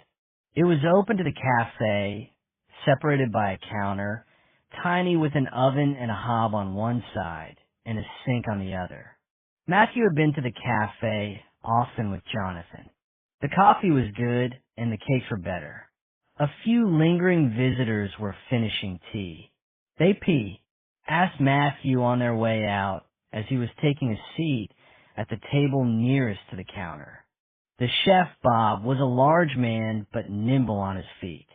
Jonathan had once said that watching him at work was like seeing an elephant dancing. Miraculous. Bob hung a tea towel over the hob and looked at Matthew. I expect you could use a coffee. I'm ready for one myself. Once there was the same smile, implying that Matthew was easy to talk to, that just in those moments the two had become friends. The politician's knack of making a person feel special. Dennis Salter, the brethren elder who'd preached at his father's funeral, had the same ability, the same warmth. Matthew understood what priests meant about guilt, though. Perhaps because of the memory that had conjured up Salter, his childhood mentor, he found himself back in the cemetery. He was watching the service to mark the death of his father from a safe distance. The crocus at his feet and the drone of the organ in his ears. He wondered if he'd felt a moment of relief, too, when he'd heard his dad had died. Perhaps, because any decision about whether or not he should visit the hospital had been taken away. It made things cleaner, easier, and now he was feeling guilty again because he hadn't had the courage to visit to make things right. Because he hadn't walked round the pool of crocus to stand with his mother in the chapel of rest. In the silence that followed, there was the sound of bird song, loud and clear from the garden. I'd grown a number of businesses in this area, Priest said. Becca was a local girl, but I grew up in London. We met when I was here on holiday with some friends. I only moved down when we married, and perhaps, as an outsider, I could see the potential for development better than the locals. He was still standing, his back to the long window, the new green of the garden behind him. And I've always been a risk taker. I didn't think the British love affair with cheap package holidays would continue. Not for the discerning young middle classes. I built an estate of luxury holiday flats in Westward Ho and took on a rundown caravan park in Croyd, turned it into an upmarket chalet and glamping site. Later, I diversified into bars and restaurants. Matthew nodded to show he was listening. Let the man explain in his own way. Priest continued. When Becca died, I'd already been thinking of selling the businesses on. I enjoyed the startup phase, the planning, the negotiations, but found myself rather bored once they were up and running. I'm not really a details man, and I was ready for a new challenge. So, being active in the charity sector wasn't as altruistic as it might have seemed. I started the drop-in center at St. Cuthbert's soon after Becca died, but we needed something more professional, and Caroline has made that happen. The project has developed beyond my wildest dreams. Then I was ready for something more demanding, and I got behind the woodyard. I got a buzz out of being part of a completely new organization, finding my way around charity laws and the way NGOs operate, helping to recruit a set of trustees. We've got a good team there now with a mix of skills, an accountant, a lawyer, a couple of senior social workers, and a former building society chief. It fended off the guilt and the grief, at least for a while. And it made Caroline proud of me. That was important. He paused.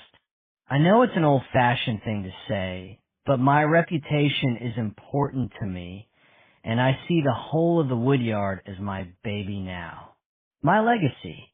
I'll always be associated with it. This, Matthew thought, was the politician talking again. You say you liked Walden. Was there anything about him that made you anxious about the fact that he'd be sharing the house with your daughter and her friends? There was an intensity about him that I found a bit unnerving, as if he didn't have a protective skin of any description. Perhaps he was too honest for his own good. A pause again.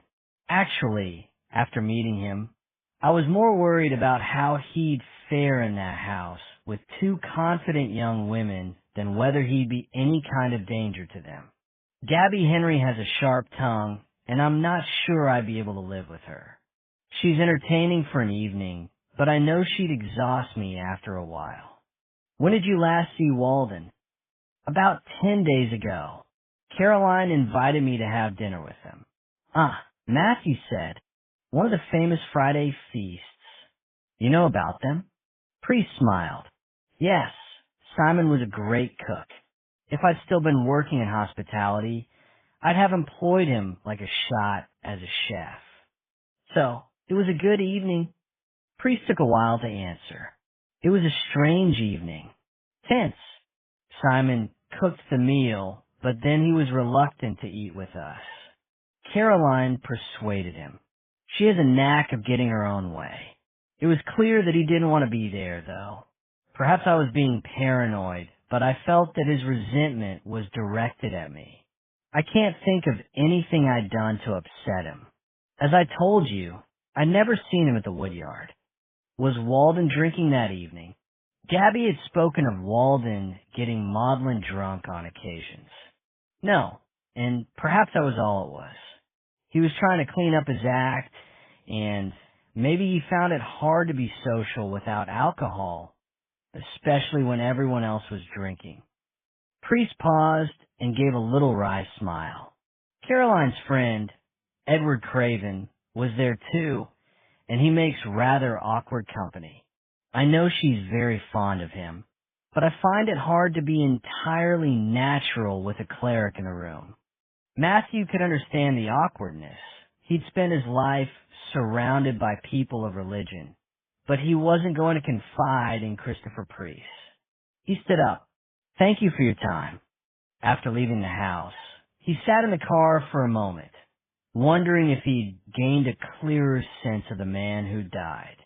But all that remained from the conversation was the notion of guilt hanging over Walden, clouding his judgment, taking over his life. Asterisk, asterisk, asterisk. The sun was still shining. Matthew thought Lucy Braddock would be finishing at the woodyard.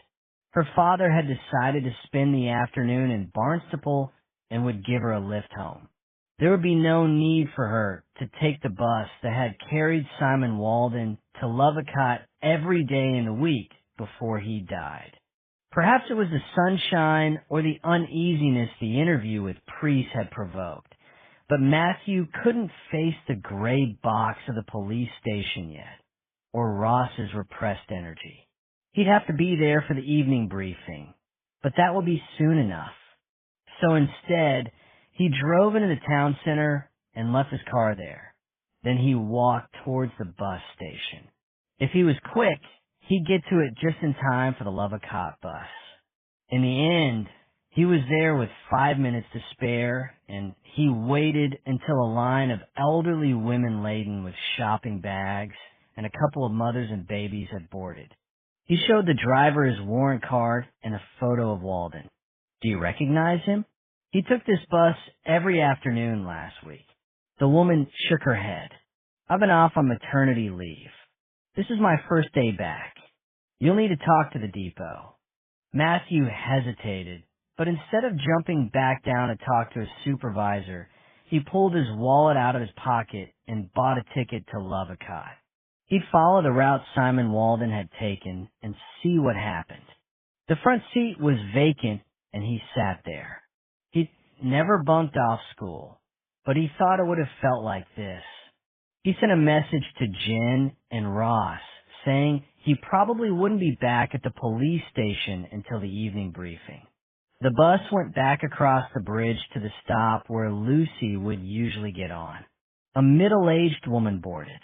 They were just across the road from the woodyard, and Matthew had a good view of the tall, red brick building. Life there would be continuing. Jonathan would be holding things together with good humor and efficiency. Nobody was waiting at the stop where Walden always joined the bus. Why had he walked a little way up the bank to catch it? So he couldn't be seen from the woodyard? Matthew wondered why he'd felt the need to keep his visits to Lovecott and his encounters with Lucy Braddock secret. Looking back on Barnstaple, Matthew saw the curve of the river widening towards the estuary, the town sprawling away from it. The bus circled the suburb of Sticklepath, called at the Further Education College at the top of the hill, and picked up a handful of students before heading inland on road. No witties. I can work better in an empty house anyway. Ella stood up. Look, I'll go and get the food. You grab a shower, sort yourself out. Want your usual? Yeah, fab, thanks. Jen's head was so filled with ideas about Walden and the women in Hope Street that she couldn't even begin to think about what she might want to eat. Asterisk, asterisk, asterisk. The room was already full when Jen arrived at the police station, and she made an effort to get in early so she could catch up with Ross before they started. She felt a flutter of excitement as she climbed the stone steps to the door, a relief at escaping the house and the demands of the family. Matthew Vinn was there at the front, chatting to the crime scene manager. Ross was hovering beside them, obviously trying to get a word in, not realizing that he'd just pissed them both off by interrupting. He had the social skills of a worm, but because he was Oldham's favorite, nobody had the nerve to tell him. Jen went up and tapped him on the shoulder, got him to turn around so he wouldn't seem to be hassling them. Any news on the phone call? Yeah, it's just come through. I was going to tell the boss. He shot a glance over his shoulder. Well, now you can tell me. Ross was just about to speak when Vin called everyone to order. The room fell silent so quickly that the inspector seemed a little shocked, as if he was surprised by the authority he had. Jen loved that about him. His lack of macho bullshit, his courtesy. He stood in front of them and spoke just loud enough for them all to hear. He knew there was no need to shout. They'd all be listening. Let's get through this as quickly as we can, shall we? We've all had a long day. Ross, I know you've been doing the detailed work here in the station. Anything worthwhile from the callers after this morning's media? We managed to phone everyone back. I've left a report with the contact list on your desk. Anyone been in touch admitting to owning one of the cars Colin Marston saw parked by the dunes the afternoon of the murder? Jen thought that interview with the Marstons in the tollkeeper's cottage felt like weeks ago. That was how it was at the beginning of a case. So many people and ideas crammed into just a couple of days, time seeming elastic. Too, Ross said, the elderly couple with a Volvo. But it doesn't sound hopeful. They said they were walking the other way, down the river and away from the point. They've left contact details, and I said someone will be in touch. Anything else? A few possible leads. A woman called Bale claims to have seen Walden in conversation with a woman in a cafe in Bronton yesterday. That could be significant and needs following up, Jen said.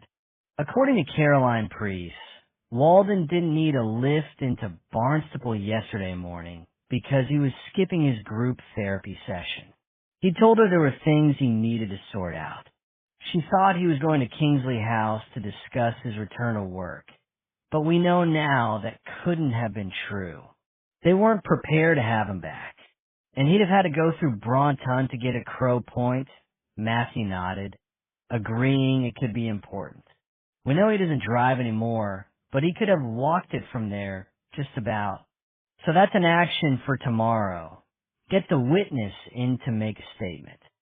She can give us a description of the woman Walden was with, and if we're lucky, she'll have overheard them talking. He paused. There was also a phone message left for Walden. Jen, you heard it on the landline voicemail at the house in Ilfracombe. I took a recording. She got out her phone and played it. The male voice sounded thin and tinny in the big room. It could just be an old friend trying to get in touch, but I don't know. She looked around the room. It might be my imagination, but I think I can hear a thread in there. Nobody spoke. They were unwilling to commit themselves. Do we know who it is? Matthew asked. Ross stuck his hand up, too eager, too desperate to impress. Jen wondered if she'd ever been like that. It came from a mobile phone registered to a guy named Springer. Alan Springer. He lives in Bristol. That makes sense. After all, it's where Walden comes from. Of course, it could just be an old friend, but it would have taken an effort to track Walden down at the Ilfracombe address. He must really have wanted to speak to him. I think you're right, Jen. There's something a bit odd about it. Vin looked at Ross. Do we know anything about Mr. Alan Springer? No police record. I haven't got much beyond that. The phone company only got back to us half an hour ago. That's something else for tomorrow then. Let's see what there is to know about him. Find out if he can account for his movements. And even if we can rule him out as a suspect, he might be able to give us some information about Walden. I'm still curious about how a married man, running his own restaurant, ended up sleeping rough and throwing himself on the mercy of the church. He killed a child, Jen said. That would do terrible things to you. You're right. Of course it would. A moment of silence. How did the child's parents react at the time of the accident? Did they swear revenge? Demand compensation? It might be a possible motive. No, said Ross. I've looked the story up online. He paused. They said they forgave him. The papers made a big deal of it. Perhaps that was their reaction immediately after the child's death, Matthew said. But things change over time. Families break up under the stress of bereavement. Resentment grows. I'd like to know if the family is still together. He looked sharply at Ross. I suppose their name wasn't Springer? No. He looked at his notes. Sally and James Thorne. I think we can dismiss them from our inquiries. They emigrated, moved to Australia to be close to her family. She grew up there. I've checked, and they're at home in Adelaide. You spoke to them? They were at work. I spoke to Sally's mother. She was going to tell them about Walden's death, but she seemed unfazed by the news, as if somehow it wasn't a big deal for them. She said they'd all moved on. Jen thought that was a weird thing to say. How could you move on so easily after the death of a child? But perhaps people survived in different ways. Vin considered this for a moment, then he nodded. It was dark outside now. One of the strip lights in the room was faulty and flickered, but nobody moved to switch it off. Jen, fill in the rest of the team on Walden's housemates. We know a bit more about them now and about how he fitted in there. Jen stood up again. She never minded being the center of attention. She just didn't crave it like Ross. She tried to capture the atmosphere of the house in Ilfracombe, described the two close friends who'd found a way of living together despite their differences. They're bright women, confident, good at what they do. Then Walden came in and threw the household out of balance. They thought he'd be leaving at Easter, but his boss at Kingsley House told me there'd be no way they'd have him back. So, unless he'd found another job, they were stuck with him. Why wouldn't the hotel employ Walden again? The chef didn't like him. I don't think there was any more to it than that. And Walden was a moody bastard, not prepared to play their games. He got on well enough with the chef at the woodyard, Matthew said. They seemed to have confided in each other. And I spoke to Christopher Priest, Caroline's dad, and one of the trustees at the woodyard. He used to work in hospitality and said he'd have employed him. There'd be less pressure at the woodyard, perhaps. It's high-end dining at the Kingsley. The sort of place where they charge you an arm and a leg, and you still come out starving. The room was quiet for a moment. They were waiting for Vin. And to speak. Our Mr. Walden seems a complicated character, he said at last. Moody and aggressive, according to some witnesses. Yet when he traveled to Lovecott, he sat next to Lucy Braddock on the bus and made her laugh. Made her day. Even Gabby Henry, who took against him, admits there was something about him that attracted her. She painted him in the hope of understanding him better. Any idea what he was doing in Lovecott, boss? Did you see the body when you were on your way to Crow Point? No, not until we were on our way back. And you would have seen the man if he'd been there. I've been thinking about that, Sharon said. We were talking, catching up. We hadn't seen each other for a few weeks because Dave had been away with his family for the half-term holiday. But I think we would have seen the body. It wasn't hidden in any way, and we followed the same tracks back in the sand. If that was the case, Walden had been killed while Sharon and her lover were walking out to the point. That had been risky. Perhaps Matthew should be looking for somebody reckless, who enjoyed danger, or somebody desperate. She was staring into the empty coffee mug. I didn't want to be left there on the beach with the dead man. Not on my own. I know I should have stayed with the body, but I just couldn't face it. So Dave walked with me back to the cars, and then he drove off to work. He had a meeting. I phoned the police from there and waited. Can you give me some timings? Matthew asked. When you arrived, when you saw the body? Because that would pin down a time of death much more accurately than any information the pathologist could give him. I was supposed to meet Dave at midday, but he was a bit late. Matthew imagined her sitting in her car, getting more and more anxious that her lover wouldn't turn up. It was probably near past when he got there. It was 2:10 when we first saw the body. I checked my watch. Did you see anyone else on the beach? Nobody that I was aware of. We were talking, making plans for the future for when our kids are old enough to understand. Matthew nodded. He suspected the guy was stringing her along, making promises that he had no intention of keeping. Would she enjoy the affair? Anyway, if it stopped being illicit and exciting?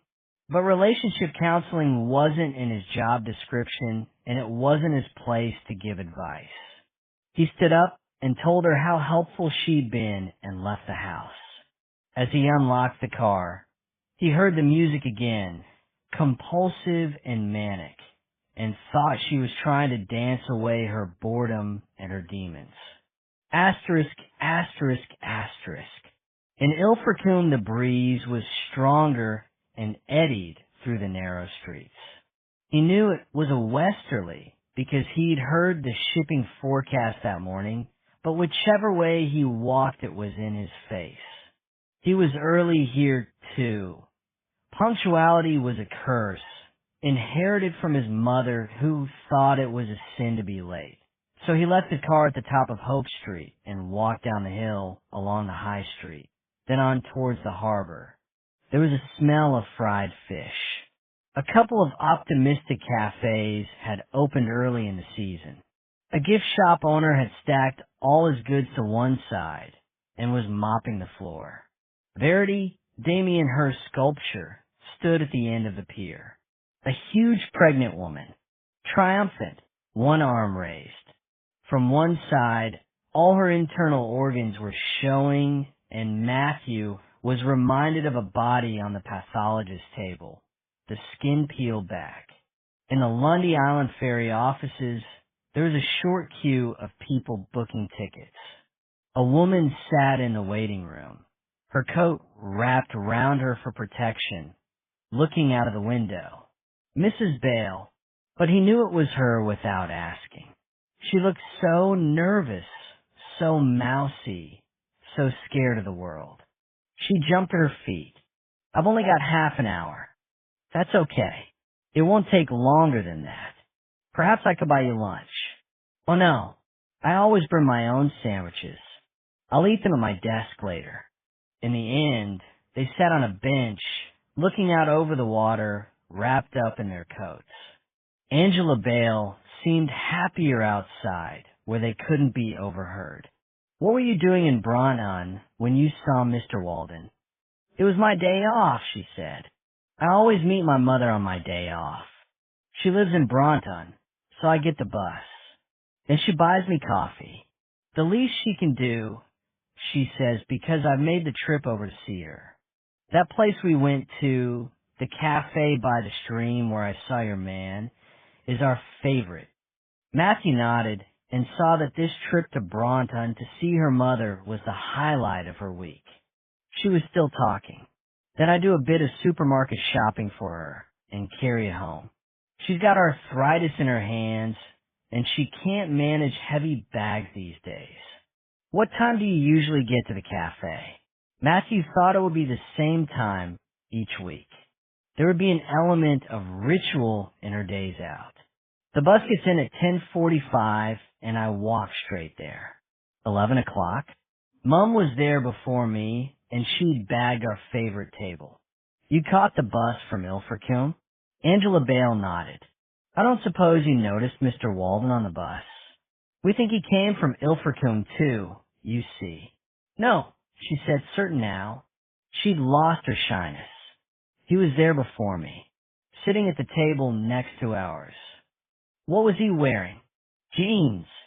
A denim jacket." She shut her eyes for a moment. "He was eating a bacon sandwich. I thought it looked very good, but Mum and I always go for a milky coffee and a scone." "And the woman next to him?" I didn't see her so clearly because she had her back to me. "What sort of age?" Matthew was careful not to prompt, not to let his disappointment show. "Young. Well, everyone seems young to me these days." Angela appeared more confident now. "Dark hair. A green coat. I don't think I saw her face at all." A pause. Matthew could tell she was trying her best to remember. She wanted to please him. She was drinking the herby tea. I could smell it. I've never seen the point. And she wasn't eating anything. Not even a bit of toast or a biscuit. It always seems a waste to me, going out to a cafe, if all you choose is something you could have for much less money at home. That's really helpful. Who left first? Them or you? She didn't have to think about that. Oh, them. We don't rush, Mum and me. We like to take our time. Did you see who paid? The man or the woman? This time she took a while to answer. They didn't pay at the table. They paid at the counter on their way out. I think it was her. I don't suppose you noticed whether she paid with cash or a card. Matthew kept his voice light. He didn't want to put her under any pressure. But under the table he was crossing his fingers. If the woman had paid with a card, they'd have a name for her. Angela shook her head. Sorry, I didn't see. She looked at her watch. I should probably go. Matthew stood up. You've been very helpful. That was true because it was possible the woman had paid by card. Most younger people did. Outside on the pavement, Angela Bale hurried away back to the ferry offices. Matthew stood for a moment. He was trying to remember if he'd seen either of the women from Hope Street in a green coat. He stopped at the cafe in Bronton, where Angela Bale had seen Walden on his way back to Barnstaple. He and Jonathan were regulars. The place did a terrific weekend brunch, and on a Saturday morning you had to queue for a table. It was quieter now. A couple of women were taking an early afternoon tea, and a businessman engrossed in a laptop was eating a sandwich. Lizzie was at the counter. She owned the place and did most of the front of house. Hi there, Matt. What can I get you? He was tempted to order another coffee, but he'd been out of the office for long enough. Sorry, Liz, this is official. He put Walden's photo on the counter. Do you recognize this man? She squinted. She wore specs for making up the bills, but was too vain to put them on for serving. He's not a regular. He's the guy that was killed on Crow Point on Monday afternoon. We think he had coffee in here on Monday morning. Now she could take her glasses off. from a pocket in her apron to look more carefully. What time? About 10:30. Maybe a bit later. We think he was with a woman wearing a green coat. I don't remember. You know what it's like here in the mornings. Pretty manic, and people move through really quickly. He had coffee and a bacon sandwich, and she had herbal tea, nothing to eat. Yeah, I do remember them. She was triumphant. At least not them, but the order. Christine had been a quiet little thing, dark-haired, brownied, with an awkward gait and slow speech. As he'd matured, started to grow up, she never had. She'd always looked different. When she was 13, she still brought a doll with her to meetings, still sucked her thumb. His mother had explained that she'd never grow up because she had Down syndrome and had been born that way. A cross that Susan and Cecil had to bear, but a blessing too, because she'd always be innocent. As Matthew remembered, Christine had never left home. He took the seat next to Susan's. Why don't you tell me what happened? I didn't want Christine to be at your father's funeral. She gets bored, and I was worried she'd start wandering around, upsetting people, getting in the way. My sister lives in Lovecott, and she said she'd have her stay. You remember Grace? My sister? She's not the most sociable of people, and she didn't mind staying at home. She said Dennis would be there to represent them both. Matthew nodded. Of course he remembered Grace, but more because she was Dennis Salter's wife than in her own right. She'd been kindly enough, but shy, happy to stay in Salter's shadow. Dennis Salter had a huge personality and a warmth that held the brethren together. Until Matthew's outburst at the meeting, he'd taken the young Matthew under his wing, encouraged him. It was not surprising, perhaps, that Matthew's memory of the woman was sketchy.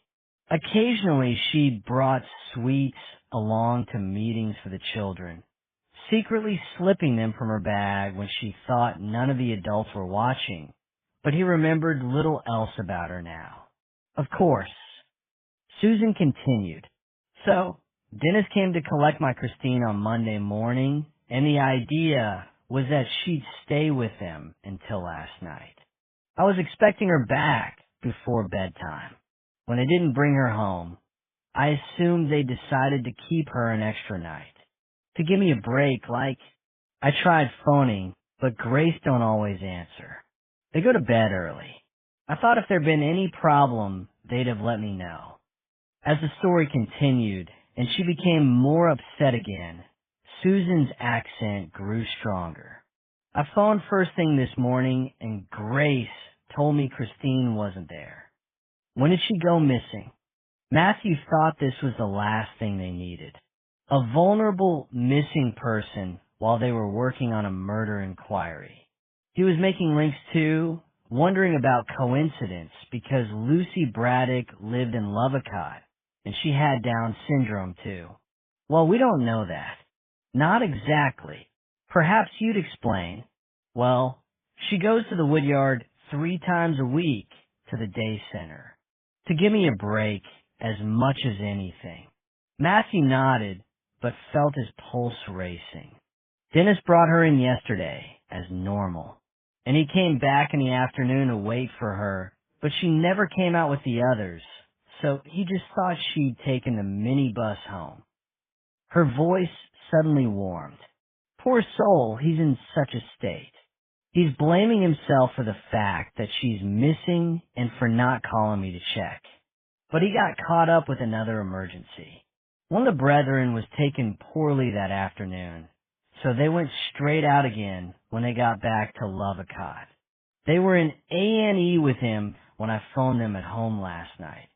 You're saying that Christine could have gone missing any time yesterday? Matthew paused. Have you checked with the day center? I was there for most of the day. She could have disappeared while I was sitting in the sun, chatting to my husband. He remembered his walk through the day center and thought that Christine could have been in the kitchen when he passed, peeling potatoes at the sink. I haven't done anything. Susan said. I didn't know where to start. I just came here to Dorothy's because I knew you were a detective. I thought you'd know how to find her. He was going to ask why she hadn't called the police as soon as she'd realized Christine was missing, but the woman felt bad enough. No point making accusations now. She was here, and so was he, back in a family home and making himself useful at last. Have you got a photograph of Christine? Not here. She seemed so distressed that he worried she'd start crying again. I never thought. I'll drive you home, Matthew said. Mother can come with you. Keep you company. You want to be there, don't you, in case Christine finds her way back? Oh, yes. She looked up, horrified. I never thought of that. He saw that panic had overwhelmed her. She was drowning in it. In the meantime, I'll phone the station and get things started. Let's see if we can find her for you. Asterisk, asterisk, asterisk. Susan Shapland lived in a little cottage, the middle of a terrace of 3 on a creek running in from the Taw on low-lying land close to Bronton Marsh. It was only a couple of miles from Matthew's house and from the place where Walden's body had been found. Susan must have called a taxi to Matthew's mother's house as soon as she realized Christine was missing. An impulse because she knew she couldn't cope with this crisis on her own. When Matthew had been a boy, the creek had been neglected, overgrown, with remnants of its industrial past, staves and the rusted remains of a small crane. In the 19th century, boats bringing coal to the county had tied up here and had taken away the clay, which had been dug close by. Now, it formed part of a nature reserve. Colin Marston probably walked along the bank every day while he was doing his bird census. The Shapland's cottage was low and damp. Susan had given up her battle with the wet that seeped in from outside, and there was mold on the window ledges and crawling across the ceiling. Matthew wondered if anyone had suggested that she and Christine should move. Some incomer would buy the place and make it habitable, but it was barely that now. Perhaps the husband, Cecil, had been the person holding things together. He wondered, too, when his mother had last come here. He imagined the delight she would take in throwing open windows and spraying the place with bleach, scrubbing until it shone. They sat in the cluttered living room while Susan hurried away to find a photograph. A man came to the woodyard a couple of months ago and took the pictures. Christine was still recognizable as the girl he'd once played with. Short, dark-haired, a little dumpy. He thought it was the woman he'd seen helping to cook in the woodyard. She was smiling shyly at the camera. That's very useful. How old is she now? 42, Susan said, but not in her mind. In her mind, she's still a little girl. Has she said anything recently about someone hurting her or asking her to do something that made her feel uncomfortable? Jonathan had occasionally brought home anxieties about the sexual abuse of service users in his care. Allegations against relatives, carers. Matthew had never been able to proceed with a prosecution. It was one person's word against another, and often the victims didn't have the words to explain what had happened to them. A court case was intimidating enough at the best of times and would be so much worse for someone like Christine with a limited understanding of what was going on. Something unusual was happening here, and ideas and possibilities skittered through his mind, unformed and difficult to catch. Lucy Braddock was brave, and she'd been clear that nothing untoward had gone on with Walden. But his behavior could have been seen as grooming, stalking even, and perhaps Lucy viewed the world through an innocent's eyes. Although the man hadn't sounded like the sort of person who'd be excited by having sex with a vulnerable adult, Matthew had never met him. If he'd been close to a breakdown, perhaps he'd find something almost reassuring in being with a woman who'd be compliant, easy to dominate. Walden couldn't have abducted Christine. He was already dead when she went missing. So what are they talking here? A circle of abuse with other people involved? And if an adult with a learning disability had been assaulted by Walden and the family had found out, wouldn't that be a motive? E for murder? Susan still hadn't answered. What was the phone call about? That was Ross, impatient, jumping in. Jen wanted to know about the day the two men had been drinking, but Springer had already started his answer. I wanted my money back. Needed it back. The money you'd invested in the restaurant. He nodded. I went to see Kate, but she said they'd sold the business and the house and split the equity. She refused to pay me, said Simon had the cash, that it had been a private arrangement between me and Simon. Jen thought that explained how Walden had been able to pay his rent for 20 Hope Street. She wondered where he'd stashed away the rest of the money, but one of the team would be already checking the bank accounts. They'd soon know. Or did you track him down? That was through Kate, too. She said she'd heard from him. He'd rung from a landline, and she'd made a note of the number. Worried about him, maybe, or wanting to keep track. He paused. She's found another man. More her kind. Runs his own software business, big flat in Clifton. Mummy and Daddy would approve. Her family didn't approve of Walden. Springer shrugged. That was the impression I got. He always felt he had to prove himself. He was never quite good enough. Did he call you back after you left a message for him? Yeah, a little while later. Springer snapped his mouth shut. And did you get your money back? Another silence. He promised he'd get it to me, but there was something about the way he spoke. I wasn't sure I believed him. He said it was tied up in a project. Something he really had to do. I'd get it back, but I might have to wait. He paused. I told him I couldn't wait. My wife wants a baby. I mean, we both want a baby, but she's desperate, and it's just not happening. We only get one shot at IVF on the NHS. I've told her we'll go private, but she's a teaching assistant, and I work in a gym, and money's tight. He looked up at them. We were mates, served together. He knew how much I needed that cash back. He knew what my marriage means to me. He paused. He said he'd get it back, that he understood, but he didn't deliver. Springer shook his head. No, he didn't deliver. At least he hadn't. Not before he died, and I guess I'll never get it now. Did you go and see him? Kate will have given you his address. He looked up. You think I killed him? For 20 grand. It was Jen's turn to shrug. People have killed for less. But I haven't got the money. He stood up, finally exasperated. I have no idea what he did with it. And now I'll never know.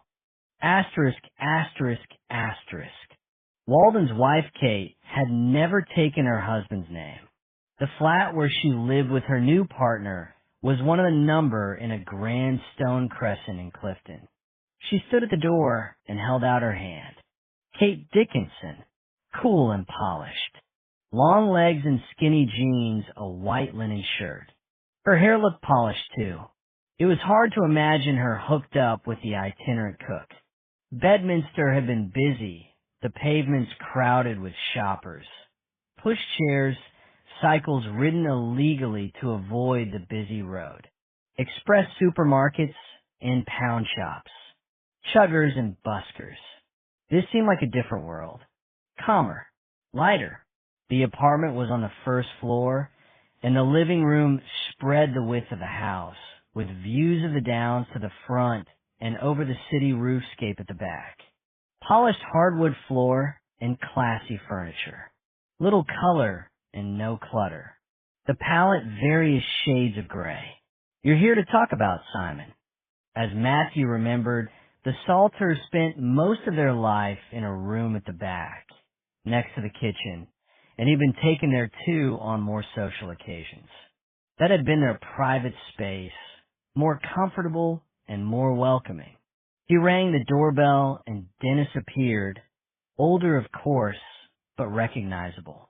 A generous lion's head, made even bigger by a mane of white hair, large features.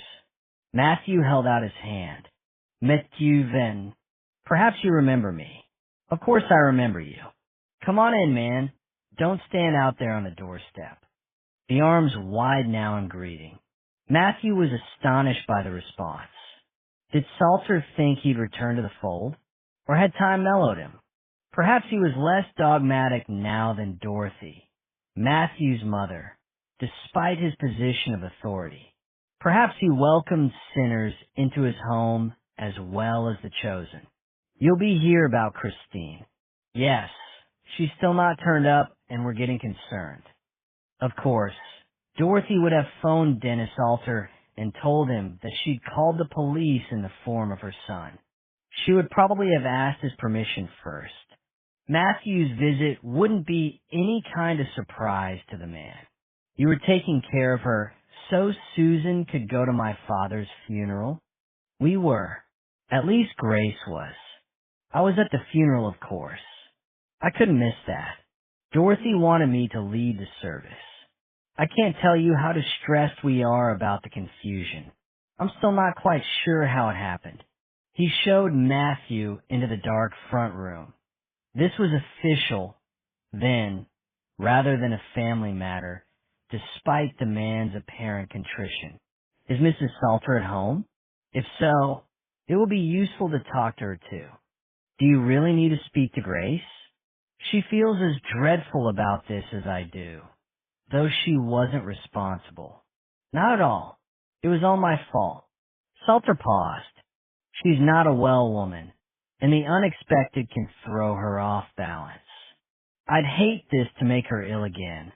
Matthew remembered the whispers surrounding Grace Salter now. There'd been times when she hadn't been to meetings. There'd been talk about nerves, a spell in the psychiatric hospital at the other end of the county. Women had been glad to look after Dennis Salter, delivering food parcels and casseroles. Matthew couldn't remember anyone offering to visit Grace. I won't keep her for long, but I'd like to ask her a few questions. Christine's been missing for a day and a night. We're taking this extremely seriously. Of course, if you think it's important to speak to her, we all want Christine found. Matthew sat on his own at the long table, while Dennis disappeared to fetch his wife. This house was very different from the little cottage on the edge of the creek, and Matthew wondered how Christine had settled here on the night of his father's funeral. The Salters had never had children, and when Matthew knew her, Grace had never worked away from the home. Her only sense of the outside world would have come from Dennis when he returned from his office and from the other brethren. How would she have coped with her niece? Matthew wondered how many younger people still belonged to the community and thought Grace might not be used to dealing with people different in age from herself and her husband. He suspected members were all of his mother's generation now, slowly dying off. In 20 years, the Barham brethren, which had seemed so powerful in his childhood, would no longer exist. The couple returned. Grace looked like a scarecrow, tall and stick-like, very thin, with wild gray hair. Her eyes were gray too. She wore trousers and a hand-knitted jumper that swamped her. It seemed she'd been crying, and she twisted a handkerchief in her hands. It's such a terrible thing to have happened. Her voice was a surprise, more educated than her sister's, precise. The three of them sat at one end of the long table, as if they were part of a committee, waiting for other attendees to arrive. Could you talk me through the events of the last few days? I understand that Dennis picked Christine up from her mother's house before the funeral. Yes, she doesn't go to the day center on a Monday. Dennis did the talking. She spent the day and the evening here. And how did she seem? She has a learning disability, Dennis said, and I'm never quite sure how much she understands. Perhaps I'm not sufficiently patient. We didn't have any real conversation the evening after I got back from the funeral. She loves television, so we put it on for her, though we don't tend to watch much ourselves. She seemed settled enough, didn't she, Grace? She knows us, and she spent time with us before. You've known her since she was a baby, Matthew said. You'd be able to tell, wouldn't you, if something wasn't quite right? She was missing Susan, Grace said. Well, of course she was missing her mother. Dennis sounded as if he resented the line of questioning. Perhaps he thought he'd be able to control the conversation as he always had with Matthew in the past. Or perhaps guilt at not making sure Christine had arrived back in Lovecott safely had made him defensive. Since Cecil died, there's just been the two of them. They're very close. Christine hasn't stayed overnight here since she was a young child. Susan is very protective. Was she happy to go to the woodyard on Tuesday morning? Oh yes, Grace said. She loves the woodyard. I thought she might not enjoy it so much when her friend Rosa stopped going, but she loves it just the same. Could Christine have gone to Rosa's house? Matthew asked if she and Dennis missed each other at the woodyard, and she wasn't sure where to go. There was a silence while Grace thought about that. She shot a quick look at her husband before answering. Oh, I don't think so. Rosa lives on the other side of Barnstaple from the woodyard. Christine would never be able to get there by herself. Matthew nodded, but he thought he'd get Rosa's address from Jonathan and ask one of his officers to check. She wasn't reluctant or anxious to go to the center that morning. No. Grace looked at her husband. I don't think so. You took her in, didn't you, Dennis? You didn't think she was upset. It was as if she couldn't answer even a simple question without her husband's agreement. But that was the way it was supposed to be within the Brethren. The women always deferred to their men. Except in our house, Matthew thought. My mother was always the boss there. She seemed perfectly fine to me. Dennis appeared to have recovered his composure. Perhaps he no longer felt he was being accused of being responsible for Christine's disappearance. Really, Matthew, no different from normal. And the plan was that Dennis would pick her up and bring her back here to the house until later, so that Susan would have an evening to herself. Well, we thought that was the plan, Grace said. But when she didn't come out, Dennis assumed that she'd got the center minibus back to Susan's cottage as usual. You didn't go into the woodyard, Mr. Salter? To find her. Not until later. His face was very red now.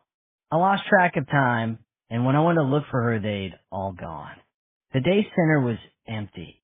There was a silence. The bluster had gone, and there was a sudden confession. I was listening to the cricket on the radio in the car. The test match in Barbados. But I was there, parked right outside. I don't see how she could have missed me. She knew the car. Susan doesn't drive, and I go a couple of evenings a week to take them shopping. Of course, I should have been more attentive. I feel terrible that she's gone missing. Matthew almost felt sorry for him. He could understand how that might happen. There was a rather awkward silence, broken by Grace. When Dennis got home, we had to go straight out. A friend, one of the Brethren, needed a lift to A&E. We were there all evening with him. That's why we didn't get my sister's phone call. We didn't realize Christine was missing until Susan rang again this morning. On his way out, shepherded to the door by Salter, Matthew remembered something that Christopher Priest had said. Weren't you a manager of the Devonshire Building Society before you retired? I was. An obvious matter of pride. Of the branch here in Lovecott. Are you on the board of the wood? It had been a weird day at the woodyard. Jonathan had come to find her in her studio with a tale of one of the day center clients having gone missing. Although he was the boss, he called in sometimes not to talk about work, but to drink coffee and look at her art. Christine Shapland. Gentle soul. Downs. Very quiet. A bit shy. She just seemed to disappear. I haven't seen her since last week. Gabby thought Jonathan had come to the studio to escape the panic in the rest of the building, to have a few moments of calm.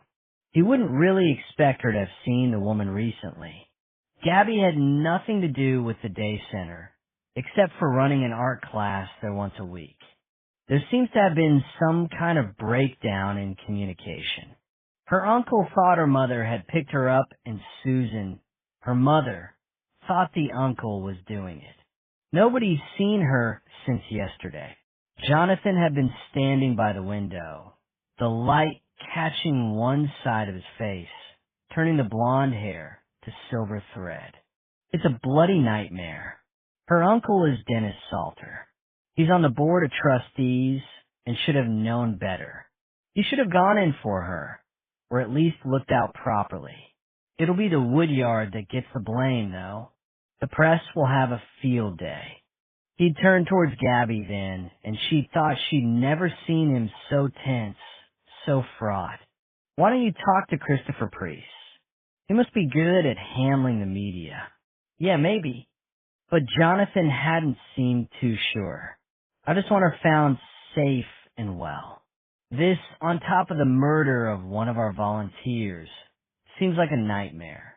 I always thought of the Woodyard as a kind of sanctuary, not a place where terrible things happen to the people who belong here. Asterisk, asterisk, asterisk. Now, in Hope Street, she could understand Jonathan's unease. The disappearance of the woman from the day center was unsettling. In Gabby's mind, it had become twisted together with Simon's murder, two strands of the same piece of rope, though she couldn't see how there could be a connection. The only link was the Woodyard.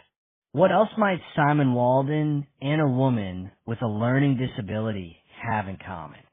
Gabby went upstairs and collected a pile of dirty laundry from her room, picking up stray items from the floor. She considered changing sheets on the bed, but couldn't be bothered. In the utility room in the basement, the machine was already full of someone else's washing. Damp, not wet, so it had probably been done a while ago and forgotten. Gabby pulled it out into a plastic basket, not too irritated because usually she was the person who left her stuff there. That was when she realized the clothes had belonged to Simon Walden. He must have put them in the machine the morning of his death or the evening before. Underpants and socks, a couple of shirts and pairs of jeans. She began to fold the damp clothes. It seemed the right thing to do, almost a mark of respect. She wondered what she should do with them next. Would the police want to see them? She shook a shirt, and something fell from the breast pocket. A Yale key on a key ring with a plastic tag, shaped like a bird, like the albatross he had tattooed on his neck. It wasn't to this house. They'd had back and front door keys cut for Simon when he moved in, and they were quite a different shape. She set it on the washing machine and was staring at it when she heard footsteps on the stairs to the basement, and Caroline was there, standing right behind her. She took in the damp washing, saw immediately what it was, and then noticed the key. What's that? It must be Simon's. What else could she say? You'll have to show the police, Caroline said. She used that bossy, big sister voice that usually Gabby didn't mind. Today it grated on her nerves and made her want to swear. It could be important. I suppose it could. Gabby felt helpless standing there with the washing half folded in the basket. She'd railed against Simon, and now she felt like weeping. I'll take it. And Caroline tucked the key into her little black handbag before Gabby could reply. Chapter 19. After the evening's briefing in Barnstaple, Matthew was discouraged. He felt the old insecurity biting at his heels, telling him he was useless, an imposter in the role of senior investigating officer in this case. Perhaps Oldham would have made a better fist at it.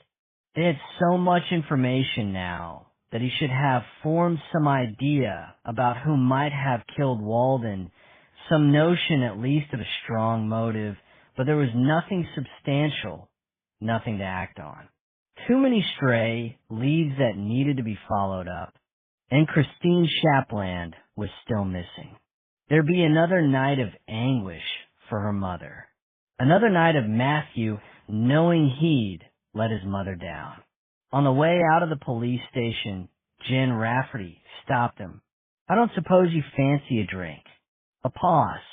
"Asha, I could do with running some ideas about Walden past you." Today in Bristol, it was as if they were talking about a different man from the homeless guy who turned up pissed at the church. But I didn't want to discuss it in there. She nodded back at the building. "It's all too complicated, and I find it impossible to think straight with an audience." "Okay, would you mind coming back to my house? I've hardly seen the kids since all this started. I probably won't see them tonight. By this time, they'll be holed up in their rooms. But at least I'll know I'm there. How about wine?" Noticing his hesitation, she grinned. "Det kaffe herbaltea." He looked at his watch. It was already nearly 10, and he'd been looking forward to being home, to being with Jonathan. But he trusted Jen's instincts and was still weighed down by the sense of duty drummed into him in childhood. "Sure, just half an hour, though. I need my beauty sleep.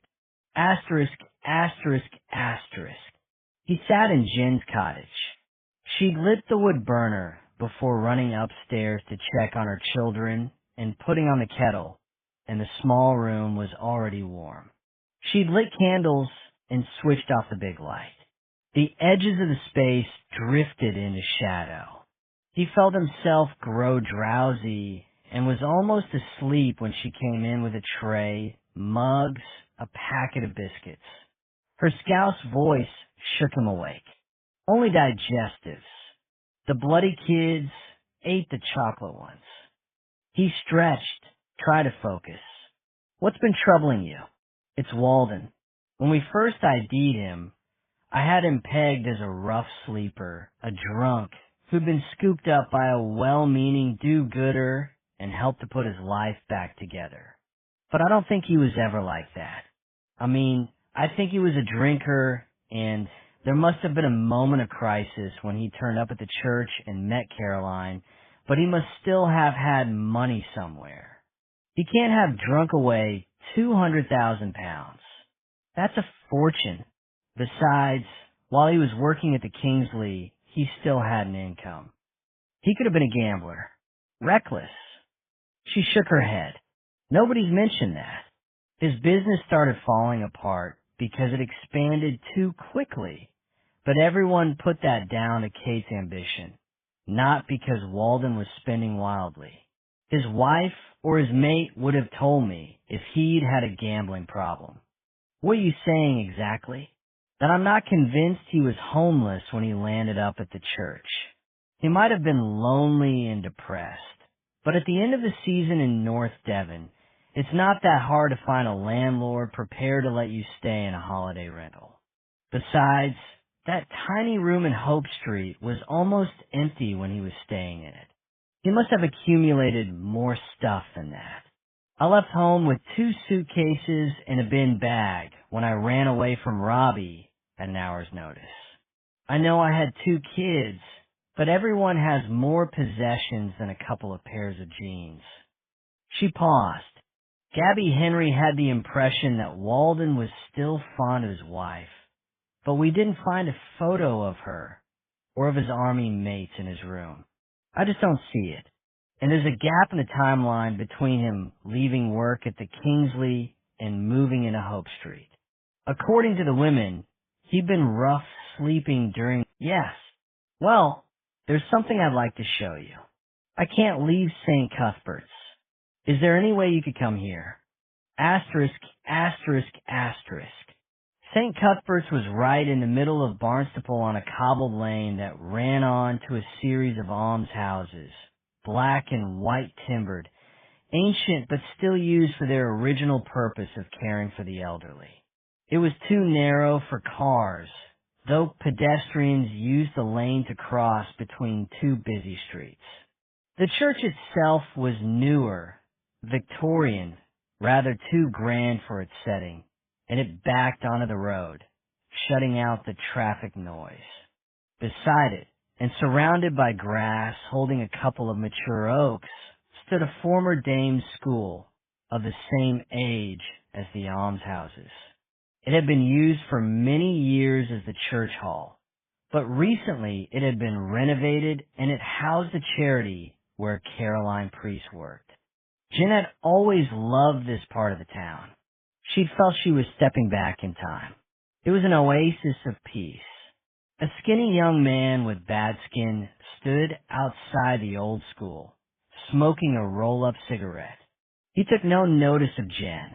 The doors were arched and locked. There was no bell. The young man finally looked up.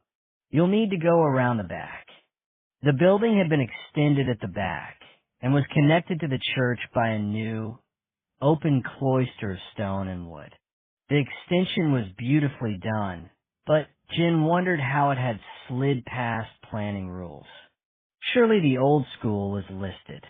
Perhaps Christopher Priest had influence with the council, or perhaps, because it wasn't immediately visible from the lane, it had been allowed through anyway. As Jen approached the door that led into the newer part of the building, a young man in a clerical collar emerged. He nodded to her and walked down the cloister and into the church. Jen supposed this was Edward, Caroline's curate. Inside, there was a reception space with a desk and a middle-aged woman staring at a computer screen. She looked up and smiled. "Can I help you?" "I'm here to see Caroline Priest." "It's Jen Rafferty." "Of course. I'll let her know you're here." Caroline led her past rooms where it seemed various forms of group therapy were taking place. In one, women lay on the floor, yoga or some form of meditation. Jen liked the idea of yoga, but didn't have the patience for it. The building was deceptively spacious and light. There were posters on the walls, semi-religious imagery of rainbows and doves, slogans about taking power and loving the inner you. Here it seemed hope and the possibility of redemption abounded. It made Jen feel like punching someone. Caroline's office was in the old school. It might once have been a small classroom, but her desk and the shelves and filing system were bright and new. It looked out over the courtyard and had a view of the trees. Two easy chairs faced a small coffee table on one side of the desk, and Caroline sat there and waited for Jen to join her. Jen supposed this was where she talked to her clients, to the desperate, suicidal, the ill. "You wanted to see me." Jen had planned to talk to Caroline anyway, but let her think Jen was doing her a favor by coming to her. Caroline brought out a Yale key on a ring attached to a plastic bird and set it on the table. "We found this yesterday. At least Gabby found it in some laundry Simon had left in the washing machine. I thought it might be important." It lay on the table between them. A vindication of Jen's theory that Walden had a hideaway somewhere. She thought of it as a secret place because he'd never mentioned it. Had he? They'd all thought he'd been homeless, and they'd taken him in as a charity case. But it was worth checking again. "You've no idea what it might be for?" He never mentioned another place. Caroline shook her head. "This bird, it's an albatross, isn't it? Like the tattoo on his neck. It must belong to Simon. Perhaps it's through his former home, his wife's house." Jen said, though she didn't believe for a moment that was true. He could have kept it for sentimental reasons. I don't think so. Caroline shook her head again. He always said he'd left his old life behind. Jen thought they'd get a photo of the key and the ring off to Kate just to check. I was planning to see you, Jen said. We need to talk again about Simon Walden. Sure. Caroline blinked behind the big round specs. Of course. Anything I can do to help. When he turned up at the church that night, drunk, desperate, you had the impression that he was homeless. Yes. Caroline was unsure now, though. Jen could tell. Outside in the corridor, footsteps came and went as somebody paced. Did he tell you he had nowhere to live? That night he was so confused and distressed that he didn't say much at all. Nothing that made sense. Caroline closed her eyes again as if she were trying to remember. We put him up in St. Cuthbert's because he wasn't safe to let out on his own. He was so full of self-disgust. He was clearly having suicidal thoughts. He said he'd be better dead. That was the end of October. Halloween. As a church, we don't recognize that as a festival. She pulled a face to show her distaste. But yes, I remember there were kids trick or treating in Hope Street before I went out to the meeting. A pause. Gabby encouraged them by dressing up as a witch, jumping out at them when they knocked at the door, trying to scare them. Another pause. I suppose I assumed that he was homeless. He left the next morning with the worst kind of hangover. But the following week, he came here again. He was waiting outside the door when I arrived at 9 o'clock. I brought him to my office for an assessment. I needed to get a medical history. He said he hadn't seen a doctor since he'd left the Army. She looked up at Jen. That was when I asked for his address. I told him I'd need it for the records. And what did he say? He didn't answer, Caroline said. Not really. I thought at the time he was embarrassed because he didn't have a place of his own. He didn't look as if he'd been rough, sleeping for a long time. But I thought maybe he'd been sofa surfing, or he had a certain pride, so he'd found somewhere for a shower. Some guys go to the sports center. He told me he'd left the hotel at the end of September and that his accommodation there had gone with the job. The implication was that he hadn't found anywhere permanent since. I should have pushed him, perhaps, found out where he'd been staying in the meantime. It seems he had money, and we think he could have been renting somewhere. Can you explain why he accepted a room in Hope Street when he already had his own place? There was silence except for the screeching of a gull outside the window, the relentless pacing of the person in the corridor. Perhaps he was lonely, Caroline said. Perhaps he was worried he might do something foolish if he was living on his own. He settled well here at St. Cuthbert's, but we only run during the day. The nights must have seemed very long and very lonely. Jen nodded. That made sense. And it was possible that Walden had believed he wouldn't be made welcome in Hope Street if they thought he already had a home. Gabby was already unsympathetic. She'd have been glad of an excuse to force him out. A woman with learning disabilities who attends the Woodyard Day Center 3 days a week has gone missing. A breeze was moving the new leaves on the tree outside the window. Her name's Christine Shapland. Does that mean anything to you? Did Simon ever mention her? We know he'd become friendly with Lucy Braddock, another woman who attended the day center. Caroline shook her head. Jen thought she was still digesting the news that Walden might already have had his own home when he accepted her charity. Was she feeling betrayed because he hadn't trusted her enough to confide in her? She thought she'd saved him with her offer of a room, companionship. Now it seemed he hadn't needed her quite as much as she believed. It could be a coincidence, of course, Jen went on, but it seems though. What do you think? Ross said, "Did Walden lose it? Have some sort of psychotic episode and trash the place?" I don't think Walden did this, because although it seemed like random mayhem, Matthew thought this was a search. Someone in too much of a hurry or too desperate to be careful and quiet had been through the place. They'd been thorough. If they'd been looking for something specific, it would have been found. It would be unlikely that a police search would find anything now. He tried to keep his thinking slow and methodical, but the senseless mess jangled his nerves and made it hard for him to think straight.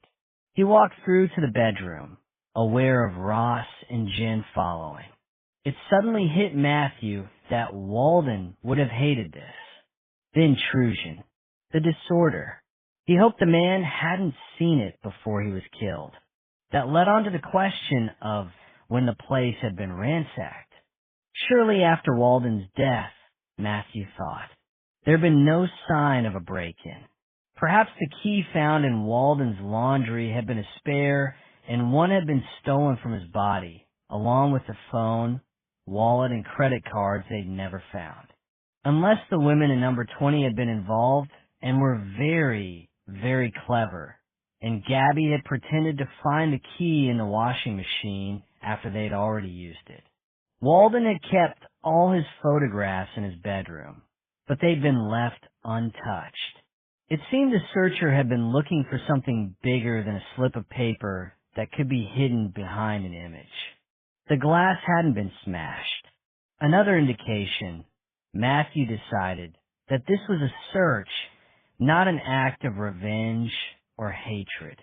There were pictures of a woman in various stages of maturity, growing from a schoolgirl to a smart businesswoman, standing proudly in front of a restaurant. His wife? Yen nodded. Yeah, that's her. Seems as if he was still a little bit in love. There were only two other photographs, one of an older couple and another of Walden in uniform surrounded by a group of soldier friends. They had their arms around each other's shoulders and they were laughing. Jen pointed to one of the men in the picture. That's Alan Springer, the guy we spoke to in Bristol.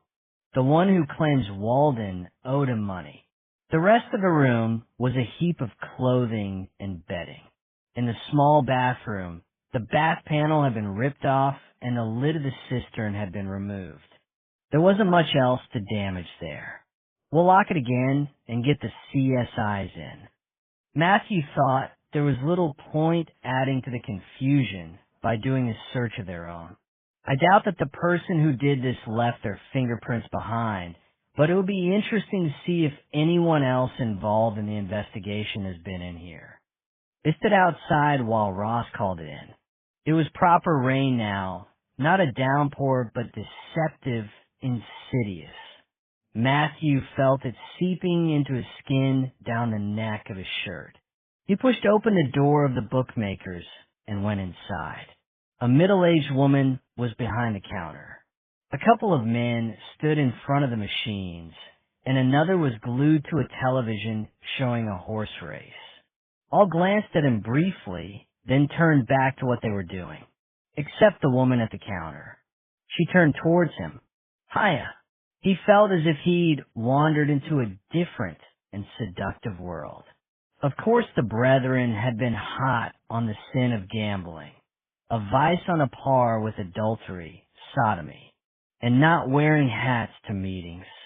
It was warm in here and welcoming. As a child, he'd scuttled past the doors of betting shops, anxious that he might be drawn into temptation.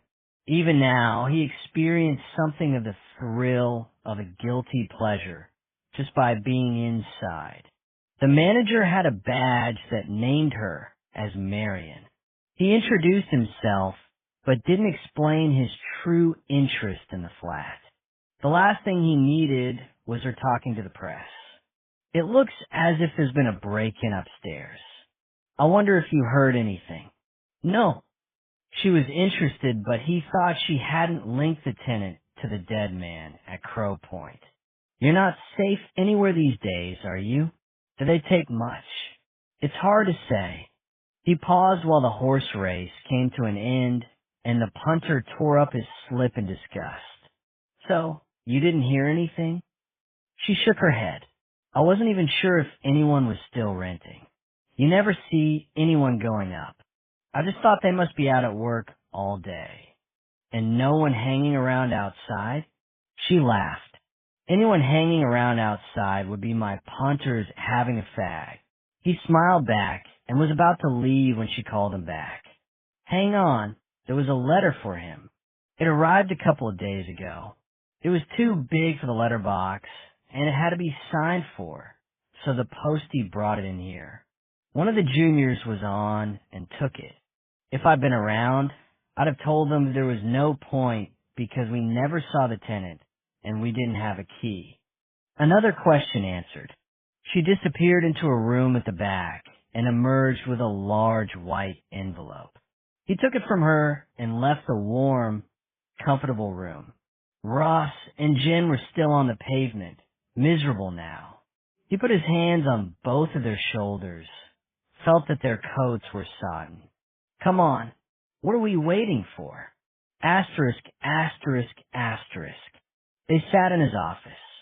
He made them coffee because he never wanted to be the kind of boss who demanded that his minions wait on him. And anyway, he knew he'd never get a decent brew if he left it to them. He'd sent Ross and Jen ahead of him in her car and had sat in the one Ross had been using in the car park at the end of the lane until he got the text from the CSIs saying they were there and needed to be let in. Now he set the envelope, still unopened, on the desk between them. This was left for Walden and the bookies.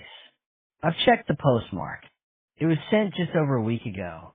He took a paper knife and slid it across the top of the envelope rather than pulling it open at the flap. These days most envelopes were self-sealing, but if it had needed licking there could be DNA in the saliva on the gum. The bulky content was an A4 brochure, glossy, explaining the services provided by a firm of solicitors called Moorish and Sanford based in Exeter. With it was a letter on thick cream paper written by Justin Kramer, one of the solicitors in the firm. I write to confirm the appointment made today by telephone and enclose some details of our services.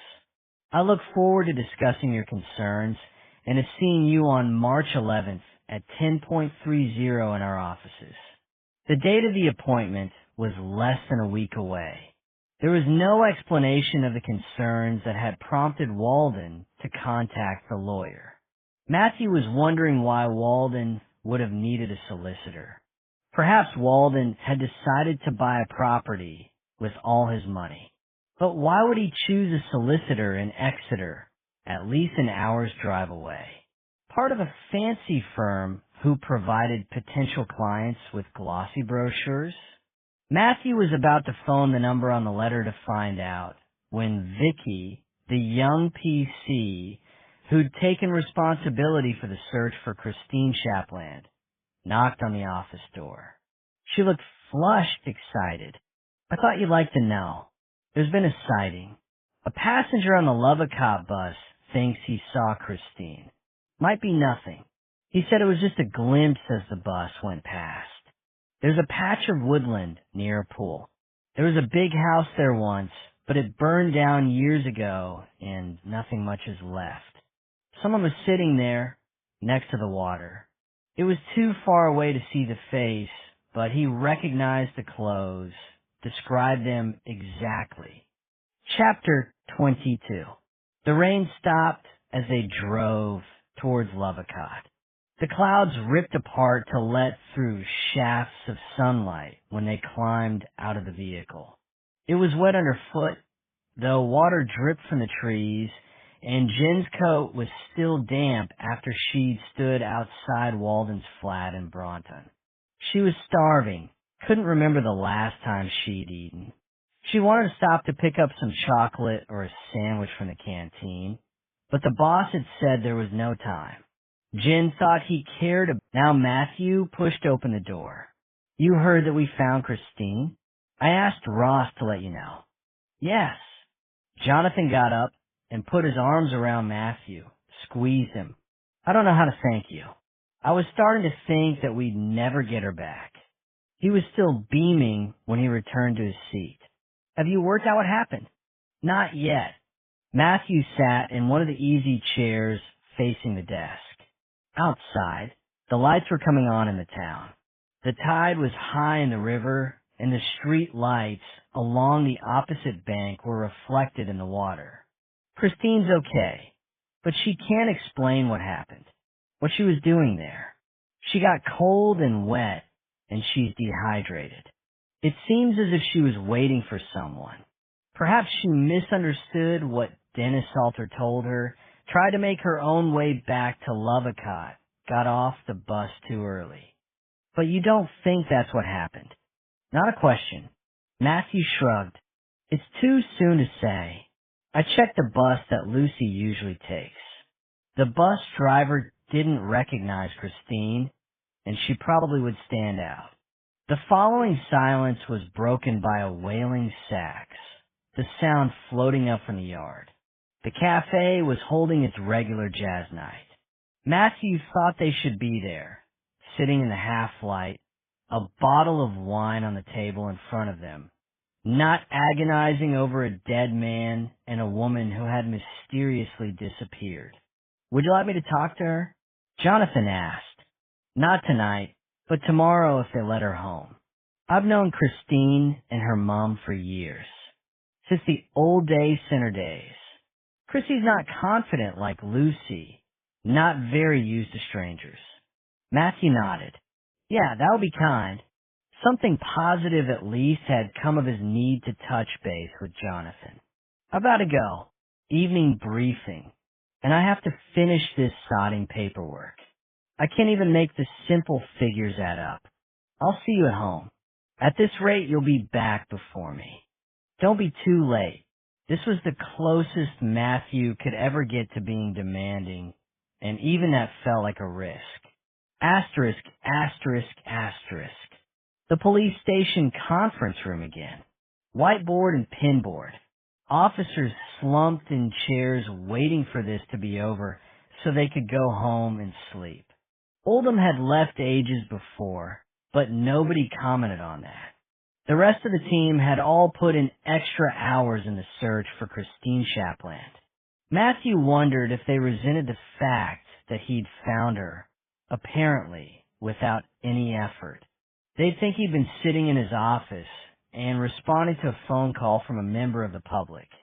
They'd been out in the drizzle all day, knocking on doors, searching the footpaths around the marsh and the creek.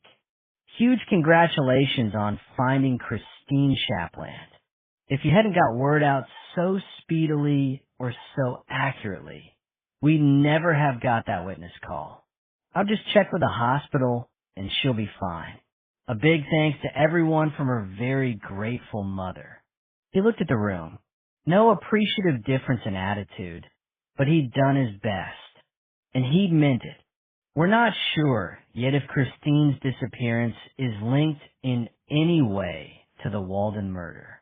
It seems a coincidence, especially as Walden had been seen making overtures to another learning disabled woman, Lucy, who lives in Lovecott, in the days before his death. And that Christine's home is very close to where his body was found. But there's no evidence that Walden knew Christine, so we should keep an open mind. We've moved forward considerably today, though, so let's sum up what we've learned so far and plan out actions for tomorrow. Then we can finish in time at least for you to get the last hour before closing in the pub. A weak cheer from the back row. We've discovered that Walden had a place to live other than 20 Hope Street. A flat in Braunton. We have Jen Rafferty to thank for this.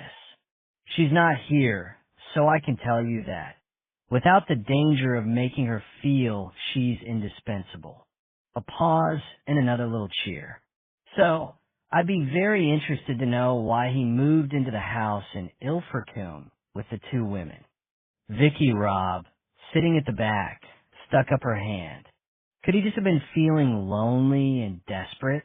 Maybe having suicidal thoughts and thinking he needed company to keep himself safe. Matthew thought about that. He'd been viewing this from his own perspective.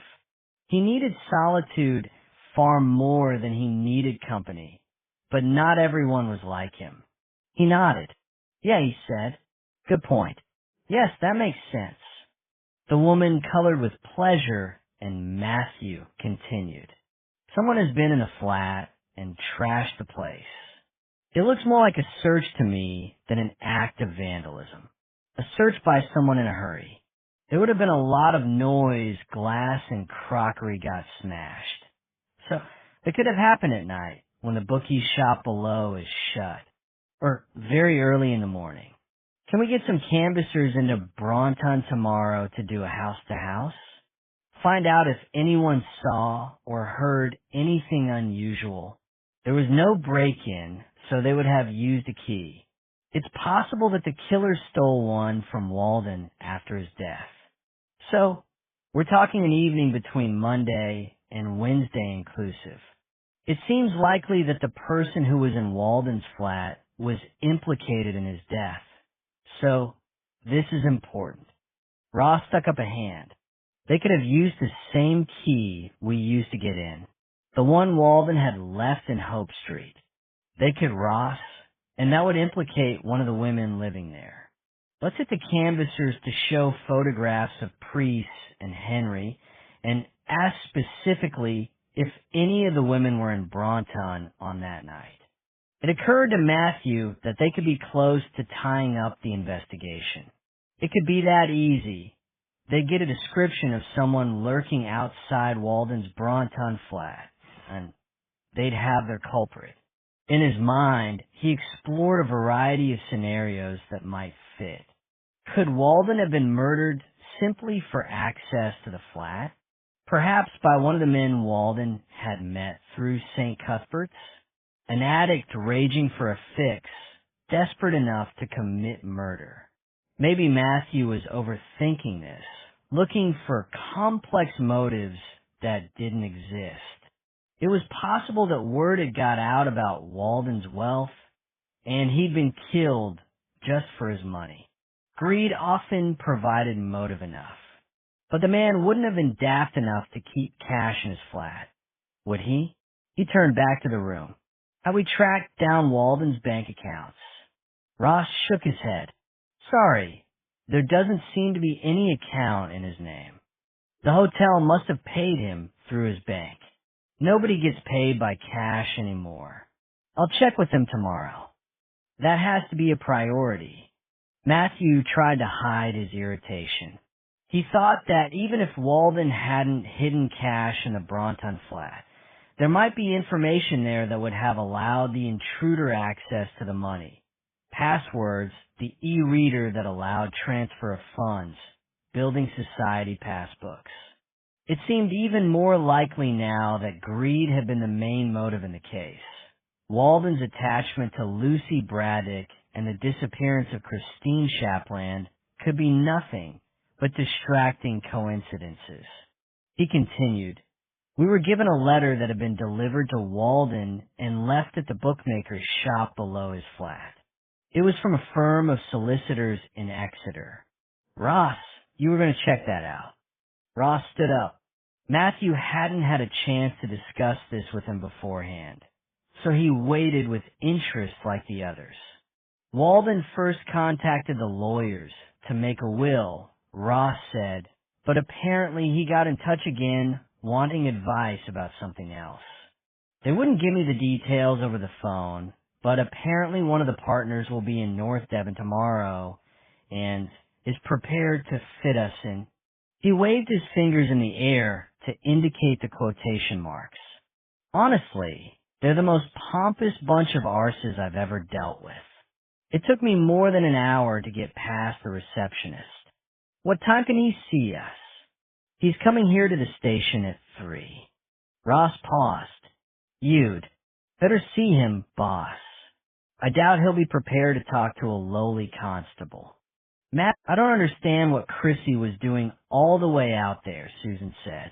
It's not so far from your Grace and Dennis's place. Dorothy Vinn was furthest away from Jen, and her face was in shadow, but her voice was clear. Not as the crow flies.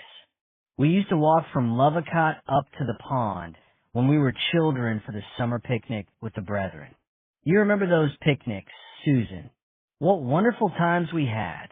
There was the three-legged race and hide and seek, and our mothers had all baked. The fields were covered in buttercups and clover, all pink and yellow. She paused as if lost in her memory, before continuing more sharply. It's hardly any distance. Even the little ones kept up. What are you saying? That Dennis did take her back to their house after all? And Chrissy ran off? That would make him a liar. There was a silence that dragged on so long that it became uncomfortable. In the end, it was broken again by Susan. Grace won't hear a word said against him. Grace is a loyal wife, Dorothy agreed. There was another pause before she continued. Matthew says you shouldn't let Chrissy back there. Not until the investigation into the dead man is over. I won't, Susan said. There was no hesitation this time, and her voice was fierce. I won't be letting her out of my sight, whoever wants to care for her. She'll be staying with me from now on. That was when Jen decided she could leave the women to it.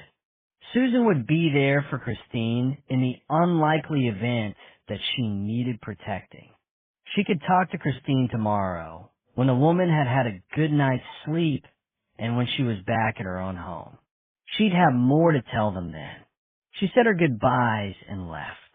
It wasn't until she got home that she remembered seeing Colin Marston marching into the woodyard when she was there that morning handing out the flyers about the missing woman. It was midnight, too late to call Matthew Venn now. It would save until the morning. Chapter 26. Another morning, and Matthew was preparing for another briefing.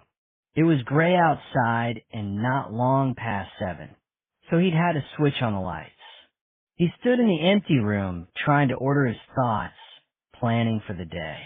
The priority was to find out what had happened to Christine Shapland. At the moment, they couldn't eliminate her disappearance from the murder investigation because of the Woodyard connection. That was distracting, so it was important to know if the woman had wandered away or had been taken, and if she'd had any real involvement with Walden. He felt the weight of responsibility for all that was going on and worried again that he might be the wrong man for the job. The stress was growing. Tension made his muscles ache and shorten his temper. Soon it would be an effort to keep it under control. The team started to arrive early, keen, sniffing the possibility of a result. Matthew wasn't so sure. Optimism had never been his default setting. Ross was laughing and joking with a colleague. Jen slipped in at the back at the last minute. She looked tired, a bit disheveled.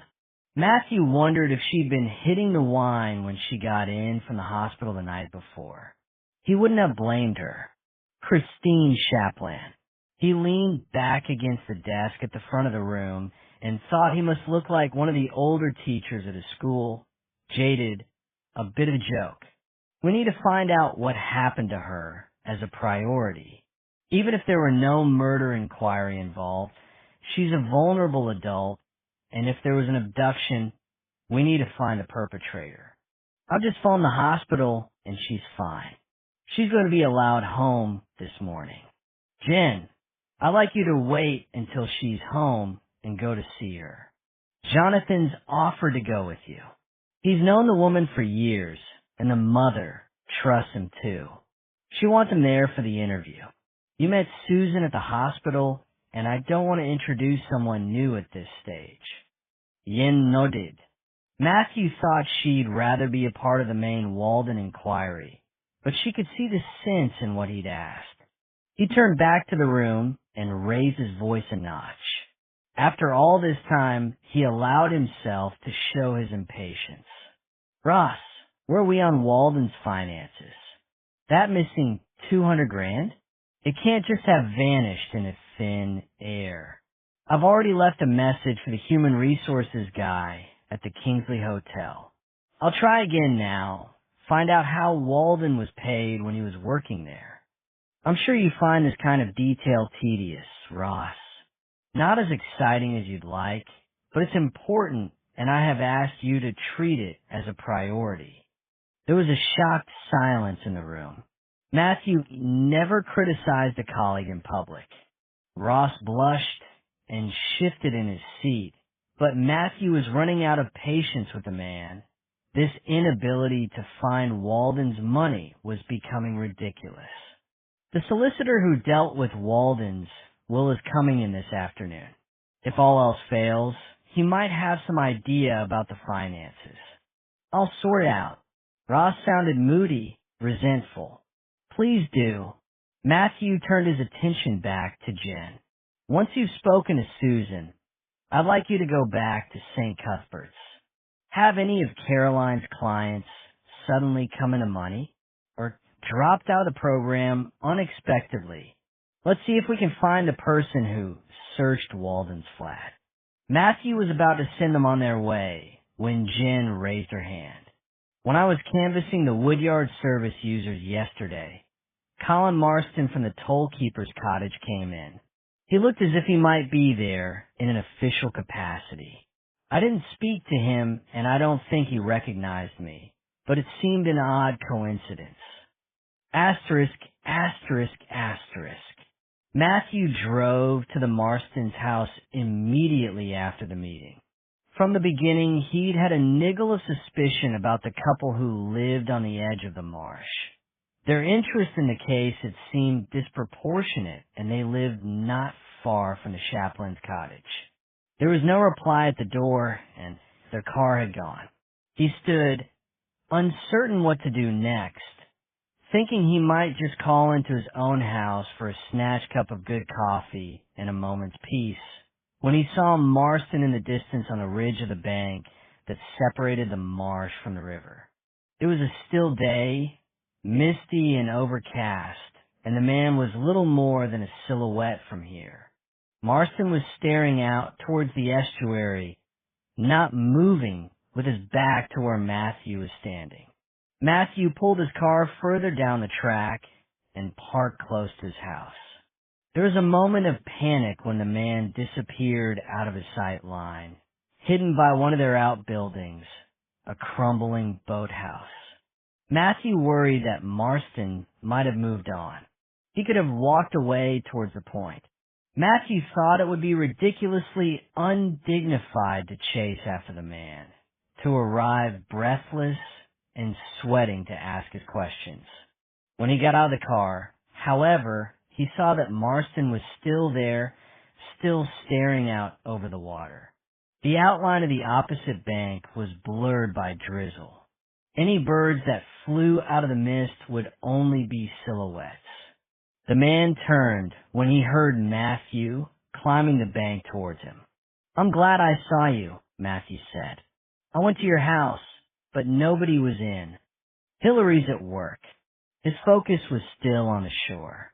"That's okay. It was you I wanted to talk to." "Oh." Now the man gave Matthew his full attention. "You were at the Woodyard Center yesterday morning." "Yes, that's right. I'm there every Thursday, unless we decide to do a field trip, but those are only once a month." "What is it you do there?" "I teach a course of the U3A, the University of the Third Age. Natural history, mostly ornithology, but I've become more interested in botany recently, so I can cover that too." Marston paused. "I'm rather enjoying it. Sharing my knowledge, to interested beginners. I only started at Christmas. The original tutor was taken ill, and I was asked to take over." Matthew could picture him at the front of class, showing his images of birds, explaining plumage details and distribution a little pompous get. ING the validation for his hobby that he never Chapter 27.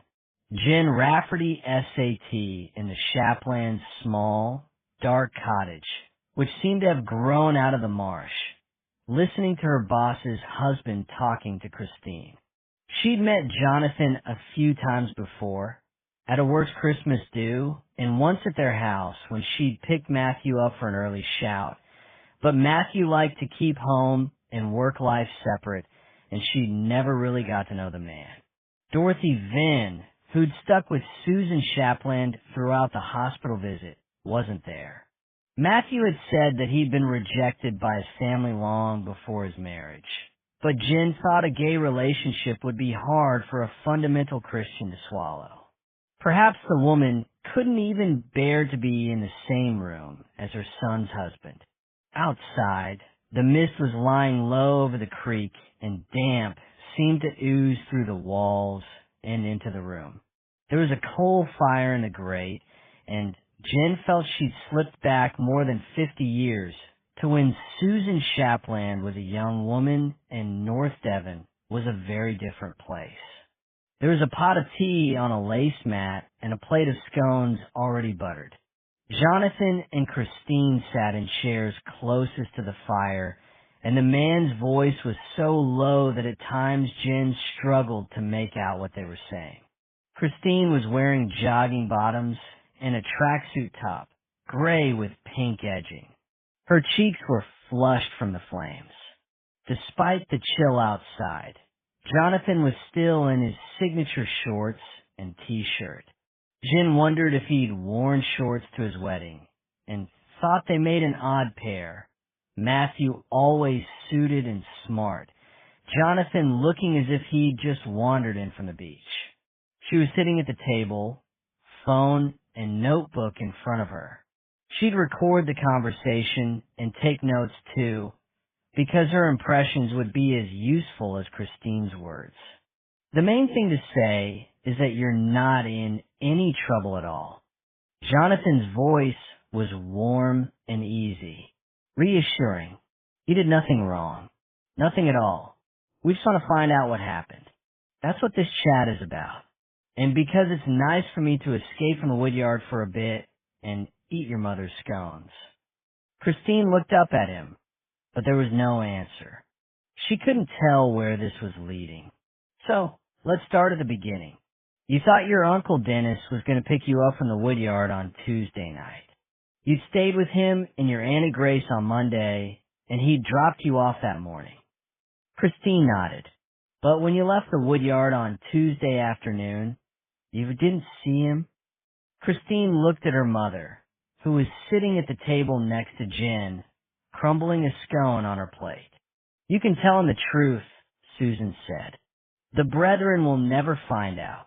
Jen saw that it mattered even now what the brethren thought of her.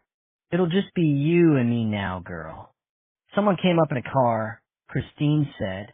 They told me they'd give me a lift back to Lovecott. That had all been organized. Was that a man or a woman, Chrissy? Jonathan asked.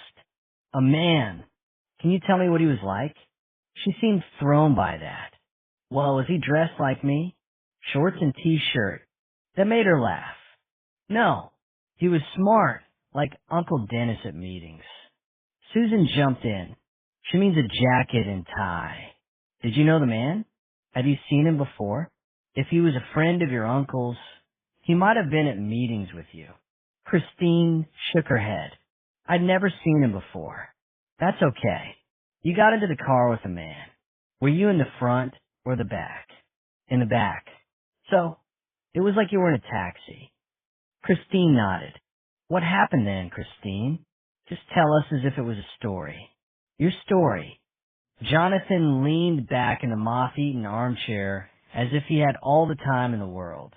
Outside, the mist still lay over the water. It could have been a winter's evening. There was the white flash of a swan taking off from the creek, the sound of wing beats. We got to a house, Christine said. Her speech wasn't quite clear, and Jen struggled to make out the words. But Jonathan knew exactly what she was saying. Your uncle and Andy's house. No, not a big house like that. A cottage then like this. All the rooms on one floor. Jonathan asked. Jen thought he had the patience of a saint. No way would she have been able to prize this information from the woman.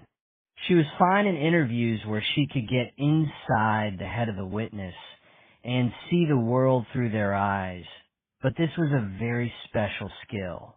All the rooms were on one floor, Christine said, but we had to go up some stairs to get there. So it was a flat? A nod. Was it a big building with lots of floors, lots of flats? No, just one flat over a shop. Walden's flat, Jen thought. They took her to Walden's flat. They knew he wouldn't be there because he was already dead.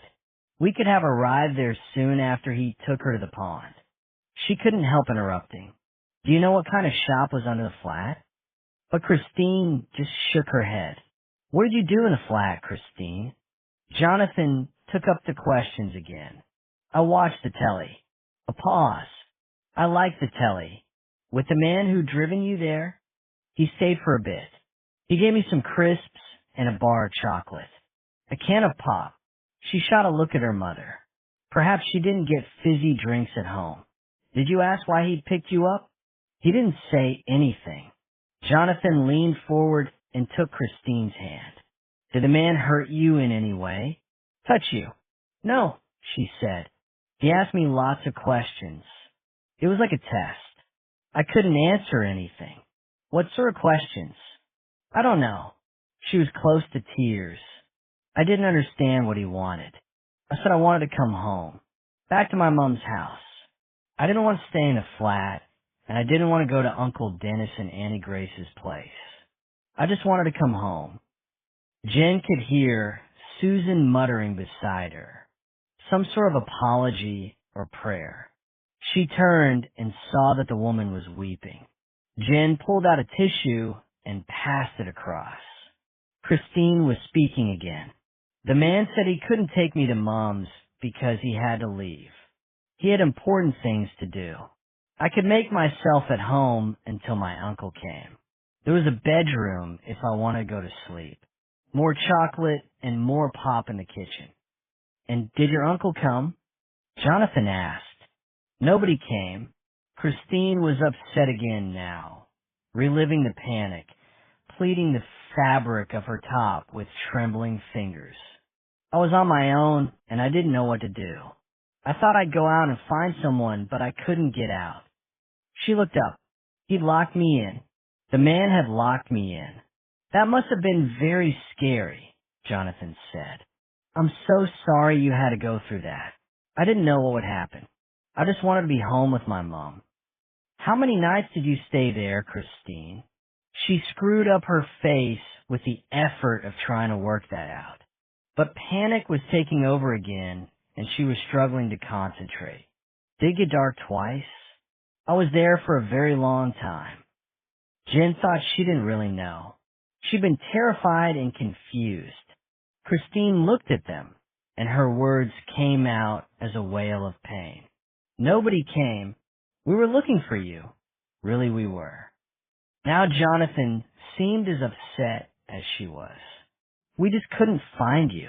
I ran out of chocolate and pop, and there was nothing to eat. There were people in the street below, men smoking and laughing, and I shouted too. Them, but I couldn't get the window open, so they didn't hear me. What happened next? The man came back. She was staring out at them, wanting them to understand now what she had been through. Were there people in the street when he came? No, she said. The street was quiet, empty. It was still dark, so it was probably early in the morning. Now, Jonathan seemed to be speaking to himself. And what did he do? He took me into the car, and we went driving again, and then we went for a walk. What could you see on your walk? Could you see anything? Cows, she said. I don't like cows. What else? There were flowers. Yellow flowers. Then we came to some water, and he said I should wait there. Somebody would come for me. She looked over to Jen.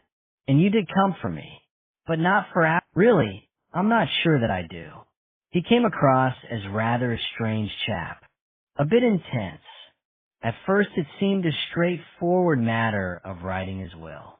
He had no living relatives, and he was considering a charitable donation. Do you know where he thought he might leave his money? To the Woodyard Center. I looked it up. It's run by a charitable trust. You're quite right. If he didn't have huge assets, it would have made more sense for him to consult a firm of local solicitors. I did suggest that and thought he'd taken my advice because I didn't hear from him for a while. Then he called back and asked if he could come to see me. He was insistent and told me it was urgent. He said that he was having second thoughts about the will and that there was another related matter that he thought I could help with. Kramer looked up and smiled. I explained our fee structure, thinking that might put him off. We do tend to charge a bit above the going rate. I suppose at that stage I had him down as a bit of a fantasist. North Devon seems to attract the weirdos, don't you think? Present company excluded, of course. What kind of fantasist? There was nothing specific, but I sensed a paranoia. He came across as the sort who might be into odd conspiracy theories. Kramer looked up sharply. But just because one's paranoid, it doesn't mean they're not out to get you. Isn't that the saying, Inspector? It seems that I misjudged the man, because somebody was certainly out to get him, and they clearly succeeded. There was a moment of silence. The image Matthew had created of Simon Walden seemed even more insubstantial, slippery, shifting with every conversation about him. There's nothing else you can tell me about your conversation? Nothing that might help me to understand why he was so anxious to see you? What had made him paranoid? Any detail would be useful. I'm sorry, Inspector. Nothing about the conversation. I was rather irritated that he demanded to speak directly to me without making the appointment through my secretary. It seemed that the paranoia had spread to his being reluctant to speak frankly on the telephone. Or perhaps Mr. Walden was phoning in a place where he might be overheard or interrupted. There was some background noise. What kind of background noise? Kramer shook his head, an indication of frustration. He would like to have helped. I'm sorry, Inspector. A murmur of voices. He could have been in the street or in a room. Beyond that, I couldn't tell. Matthew was about to let the man go, to thank him for his time and let him get back to his friends in the golf club, to catch up with them for gin and professional gossip, when Kramer put an envelope on the table. He had a sly grin, as if he was hoping to astonish and please. There is this, though. It arrived at the office on Tuesday morning, the day after Walden's body was found on the beach at Crow Point. He must have posted it on the morning of his death. It had already been opened.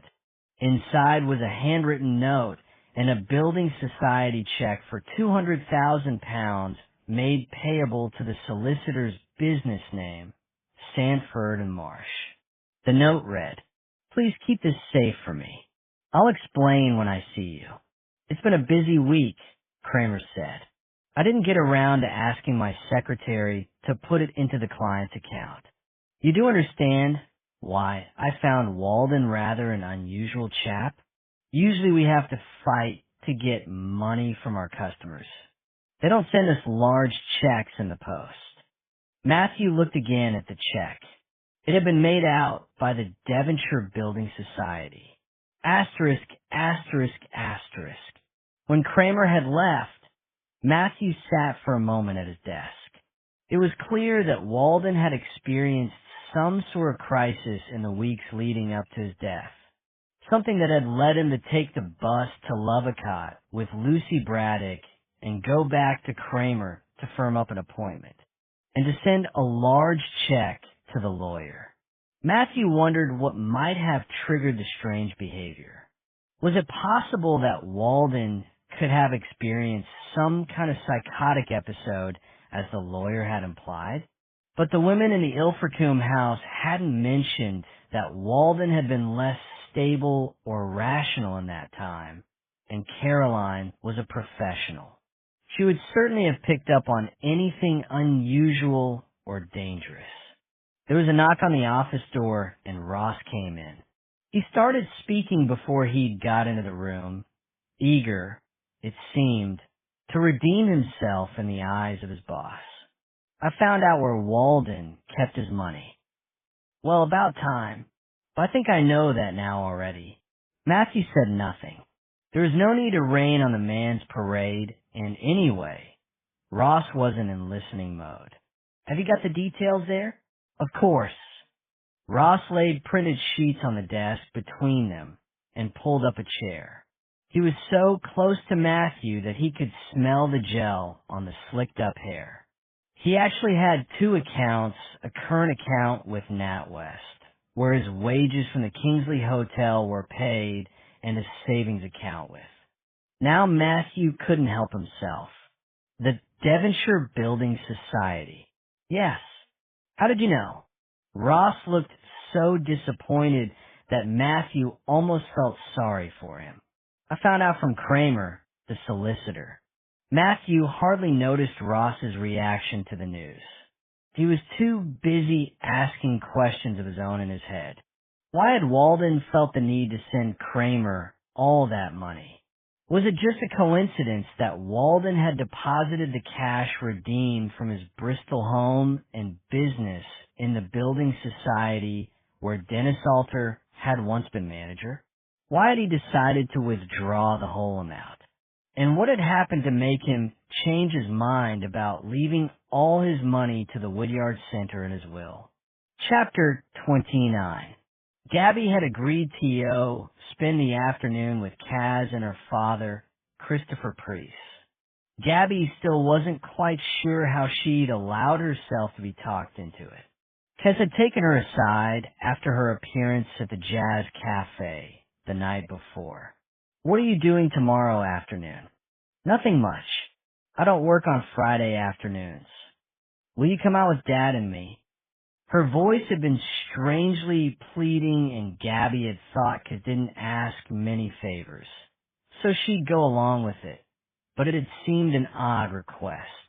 He's suggesting a walk, Kaz said. A bar meal afterwards. Don't you want some time on your own with him? They'd looked across at Christopher, who was standing at the bar, buying drinks for them all. Gabby had thought she wouldn't mind the man as a father.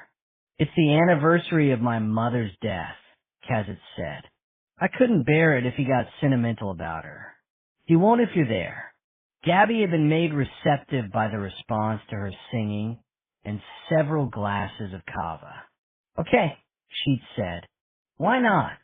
She thought that at the very least she'd get a free meal. Now, in a quiet house, drinking coffee together before leaving to meet the man, Kaz started talking about her mother's death for the first time in any detail. Gabby just listened. I was away from home, Kaz said. A retreat for the weekend with the church youth group. We'd all left our phones behind. It was part of the deal. The guy running the center came to my room and told me my mother was dead. No other details. Not how she died.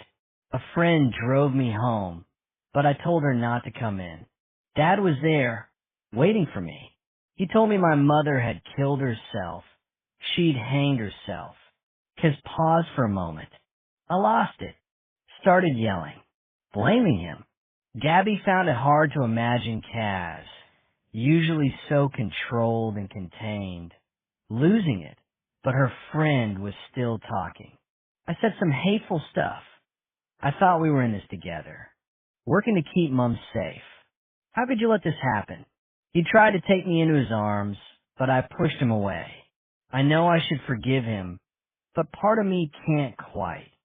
She looked up at Gabby, her eyes very big behind her glasses. It's 10 years, so perhaps we should make our peace. but I don't want to be on M. Why own with him? Not on this particular day. Do you understand? Gabby wasn't quite sure that she did understand. Weren't Chris before that? Again, it sounded as if he was about to confess to something. This whole conversation had the air of a confession. I wanted to meet him before he moved into number 20.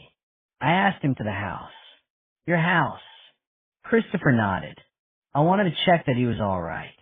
He could have been a murderer, a madman. Oh, Dad, I'm grown up. You didn't need to do that. No, I realize that now. A pause, and there was another moment of apparent honesty. But I couldn't bear to lose you too. Asterisk, asterisk, asterisk. Later, they were in a thatched pub in a village just inland from the coast. There was a small campsite in an orchard across the road, and in the summer, it would be heaving. Because it was still cheap, it attracted young people marking the end of exams, graduation, freedom. Gabby had brought a group of art school friends here soon after she'd started at the Woodyard.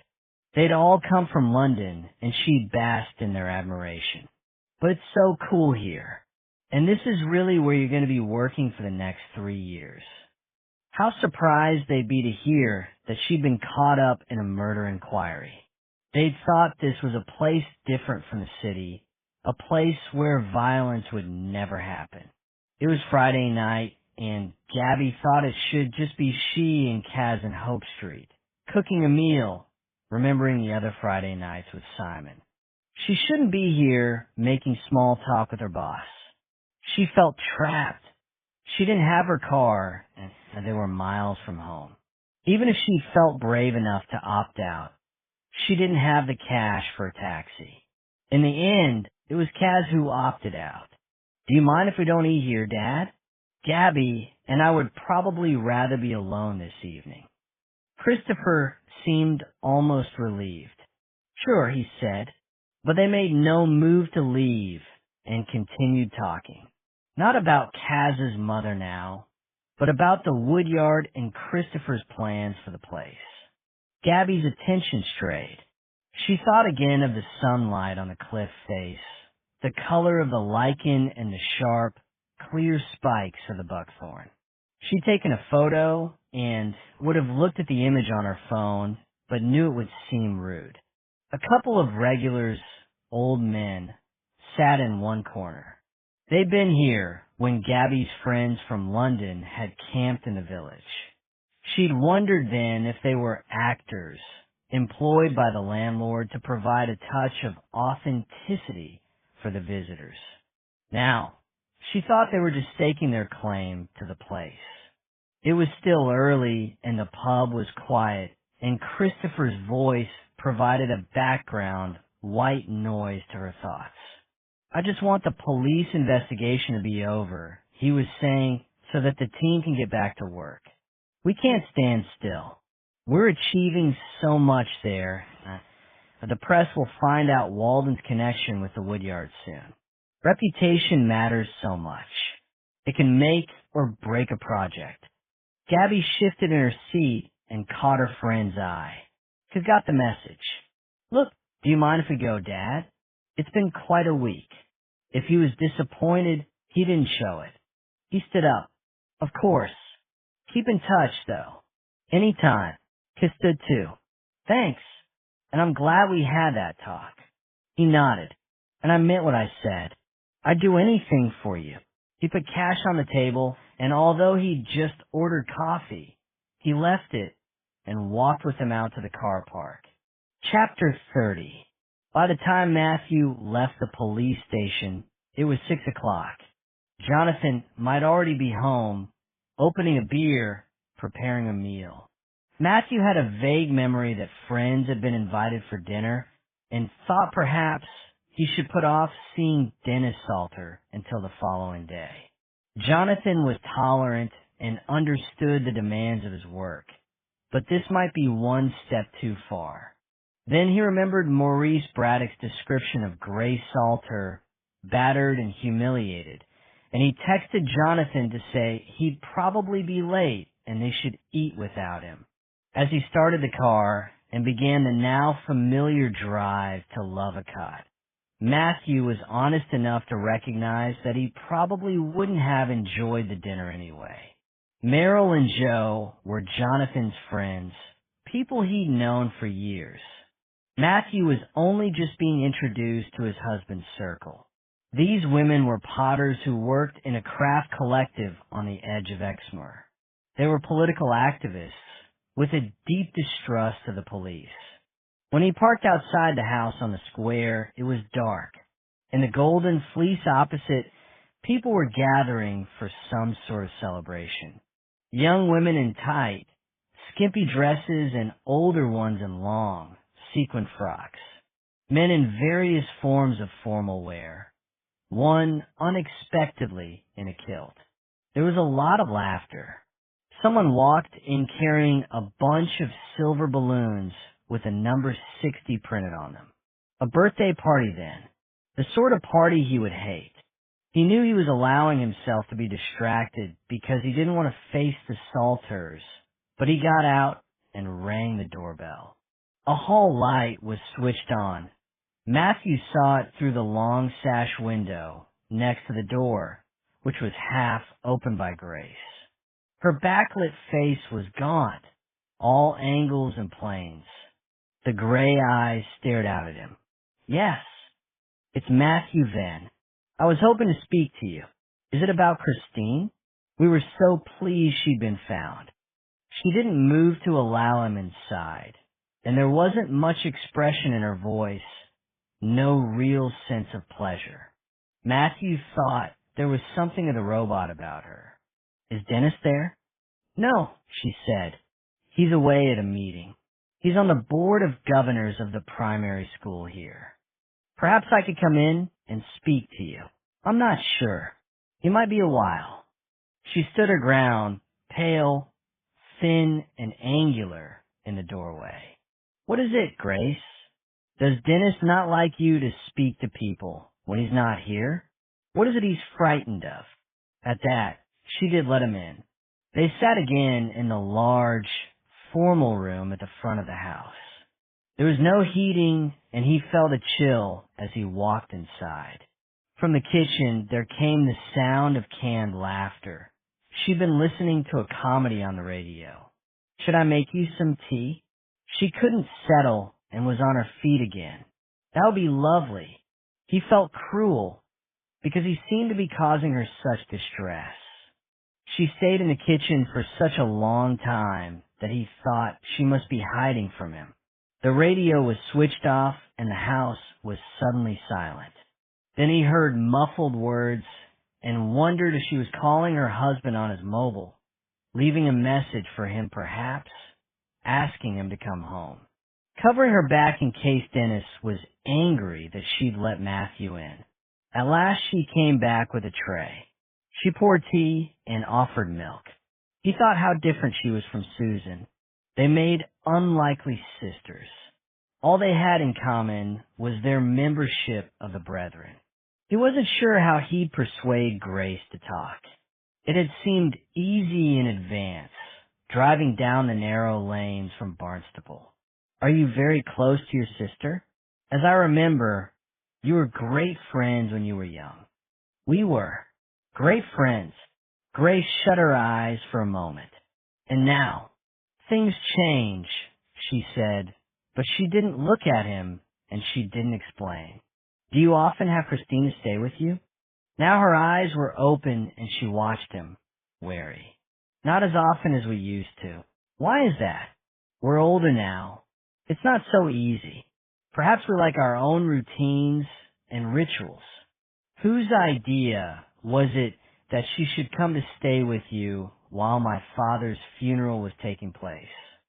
Matthew paused. I would have thought you would both have wanted to be there. Dennis was a good friend to him. Dennis was there, Grace said. I was happy to stay with Christine. It wasn't one of her woodyard days. I knew Susan would want to be with Dorothy. So, it was your idea to invite her here.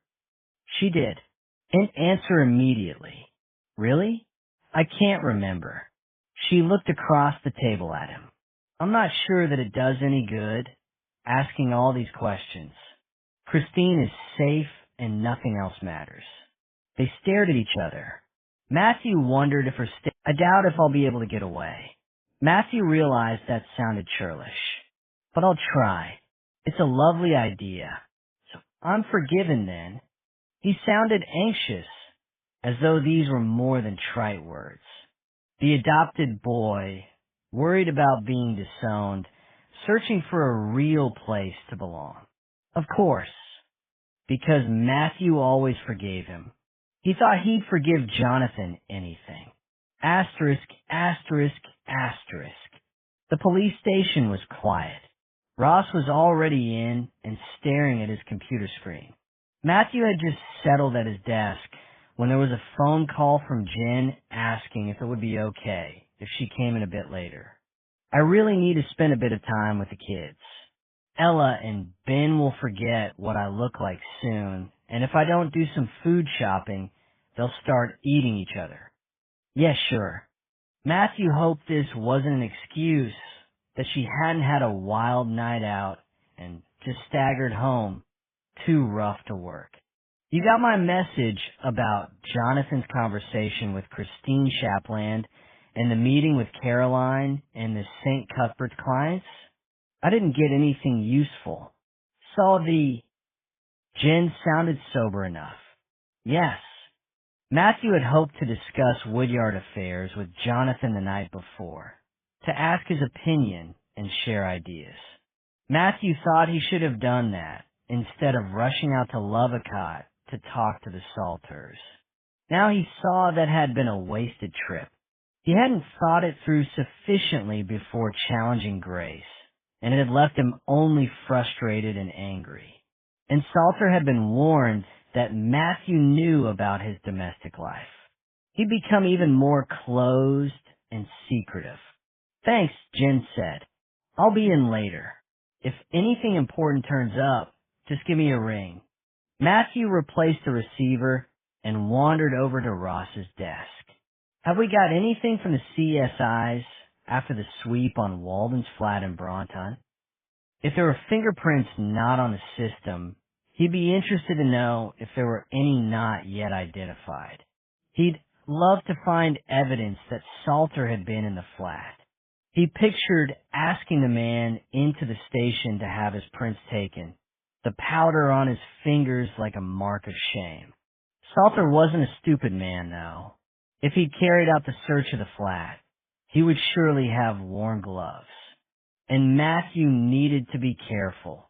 His antipathy towards the man was clouding his judgment. He had no real evidence that Salter had been abusive or that he was involved in any way in Walden's death.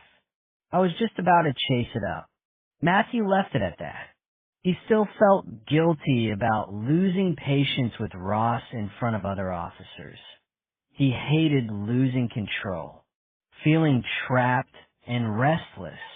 He went back to his glass corner of the open plan space. He wished he could find a more tangible link between Dennis Salter and Simon Walden. There was no evidence even that the men had met. Salter's sly insinuation that Jonathan might be involved somehow with the investigation, that Matthew was in a position to protect his husband, made him think again that he should withdraw from the case, but also made him angry.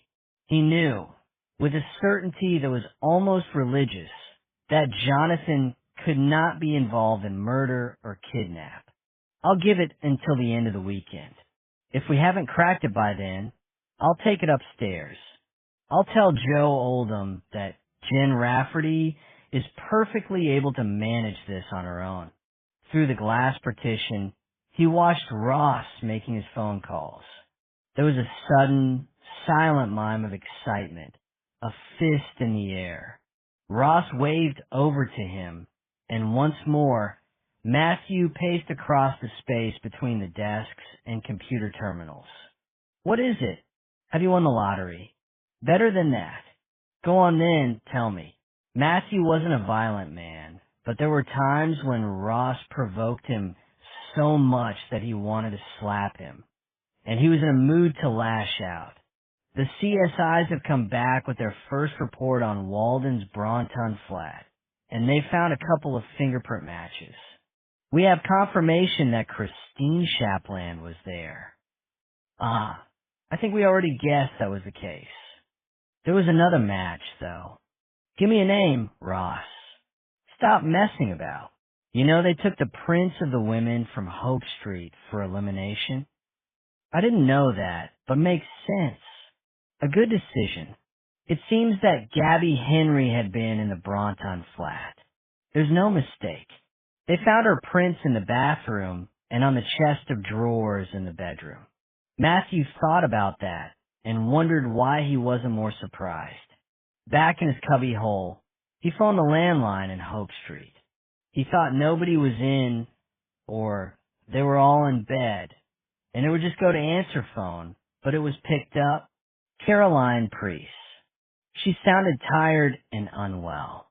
This is Matthew Venn. Could I speak to Gabby? She's not here, Inspector.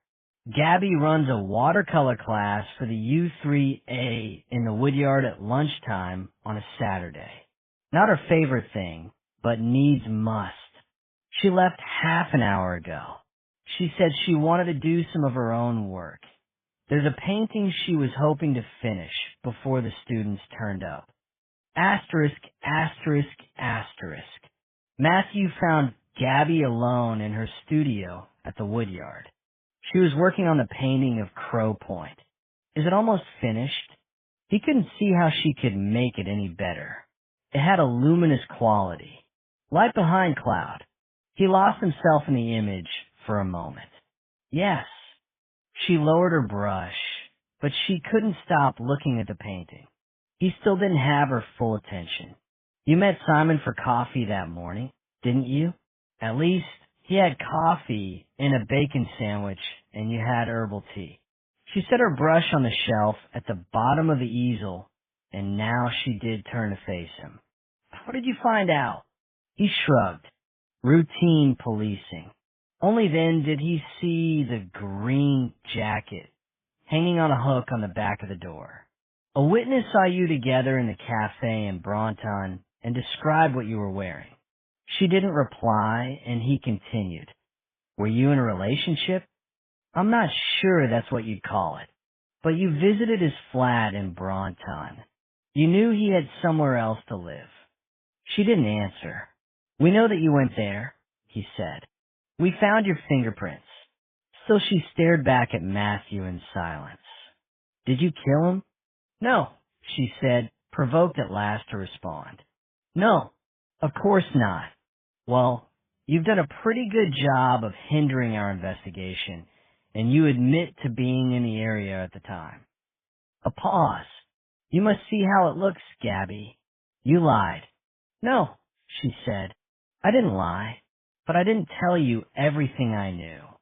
They stood, still staring at each other. I should take you to the police station, he said. Caution you. Question you with a solicitor present. She pushed her hair away from her face. He saw she had a small smudge of paint on her cheek. It was green, the same shade as her coat. Please don't. I need this residency. I know I whine about it, but without it I'd never survive. They can't sack you for helping the police with their inquiries. We're not talking about Jonathan here. He's cool. We're talking the board of trustees. Local business people, mostly men, and politicians, again mostly men, they don't see the point of art. They'd rather rent out this space as a craft workshop to someone who wants to make cheap tat for the tourists. That way they could charge a fee. They're just looking for an excuse to get rid of me. They have been since I first arrived. Matthew pulled out a chair and took a seat. How long have you got before your students turn up? An hour. Make me some coffee then, and we'll talk. They sat, the smell of the coffee OV, overlaid with the smell of paint, tups, and chalk dust. Why did you lie about Walden? Why pretend that you disliked him? I told you I didn't lie. I did dislike him at first. That wasn't a pretense. I hated him in the house. His disturbing presence. His brooding. She rubbed paint-stained fingers around the rim of her mug. But you found him in the car on the way into town. He tried to talk to Lucy about Christine Shapland. You see, mate, you've got to be careful. She was lucky. They found her just in time. But there are bad people out there. So, you know all the rules, don't you? You don't go with anyone, even if it's someone you know. You stick close to me. But he could tell that Lucy wasn't really listening. She was nodding away to the music on the car radio. She loved radio too. It was sunny again, breezy. He'd washed both their sheets before they set off. Maggie had changed sheets every week, but he didn't bother so often. Today, though, had been a perfect drying day, and Lucy had helped him hang them out. They'd struggled to pin them on the line. The wind had caught the wet cotton, twisting it out of shape, almost wrapping around Lucy like a shroud, before they could get the pegs fixed. Look at us loose. Were we like? Two crocs. Because he didn't like to admit it, but his arthritis was playing up, pulling at his shoulder and causing pain in his hip. His doctor had said they could put him on the list for a new hip, but Maurice had said it wasn't worth it. He'd look after Lucy if he was in hospital. He parked in one of the little side streets he knew, and they walked together towards the town center, slowly, because Lucy never walked quickly and because he was still getting that stabbing pain. They went for coffee first. They'd drive to the big supermarket on the edge of the town for the main shop on their way home. There was a cafe that looked out over the river where the bus station had been before it had moved, and they sat there at their favorite table. Maurice wondered if all old people did this, if they saw the shadows of the past wherever they went, past places and past people. He still thought of Lucy as a teenager. Then he thought he'd rather dream about the past than the future, because he didn't know what would happen to Lucy when he died. He'd need to sort it out. He'd promised Maggie that he would, but he didn't know where to start. When all this business at the woodyard was over, he'd talk to Jonathan and see what he suggested. Lucy's I was caught by the chocolate cake in the glass cabinet, and he'd bought her a slice. He thought she deserved it. Her friend going missing. The man she knew from the bus having been murdered. And anyway, he could deny her nothing. The cafe was getting busy. Lucy smiled and waved at everyone as they came in as if they were old friends. Back out in the street, they wandered past the shops. Lucy liked looking at the clothes. Maurice thought she was like one of those birds that were attracted by bright and shiny things. She loved deep colors and wild patterns. Occasionally, they bumped into people they knew and stopped to chat. They were near the end of the high street on their way back to the car when Maurice saw Pam, the woman who used to work in the butcher shop where he'd spent his working life. Again, he found himself slipping back into the past, sharing memories and anecdotes. Pam was elderly now, a widow, but just as fierce and funny. She kept in touch with most of his colleagues and brought them up to date. Some had died, some were in care homes, some were fighting fit and full of life. It's just a lottery. What happens to us, isn't it? She said. Look at you, Maggie. She was always the healthy one. You'd have thought she'd go on forever. That was when he realized that Lucy was missing. He turned, expecting to see her staring into nearby shop windows, thinking that she'd come back to him with a wish list, that wheedling voice. Dad, look at that scarf, those shoes. But there was no sign of her. She must have wandered farther away, bored listening to the two friends talking about people she'd never met. Maurice had lost track of time. Where's Lucy? It was hard not to blame Pam for distracting him, though he knew he was really the one to blame. Did you see where she went? Pam shook her head. She'd been as much caught up in the conversation as him, as lonely, perhaps, as he was. Maurice felt himself breathless with panic. "You stay here in case she comes back. I'll look for her. All right, my lover." Her voice easy and indulgent. "You know she'll be around somewhere. What can happen to her here?" In that moment, Maurice thought he hated the woman. She had no idea of the danger Lucy could be in. He moved as fast as he could down the street, pushing open shop doors, shouting to the people inside, not caring that he looked like some sort of madman. Then there she was. He saw the dark hair and the purple cardigan. She was staring into the window of a jeweler's, lusting no doubt over a silver pendant or a ring with a colored stone.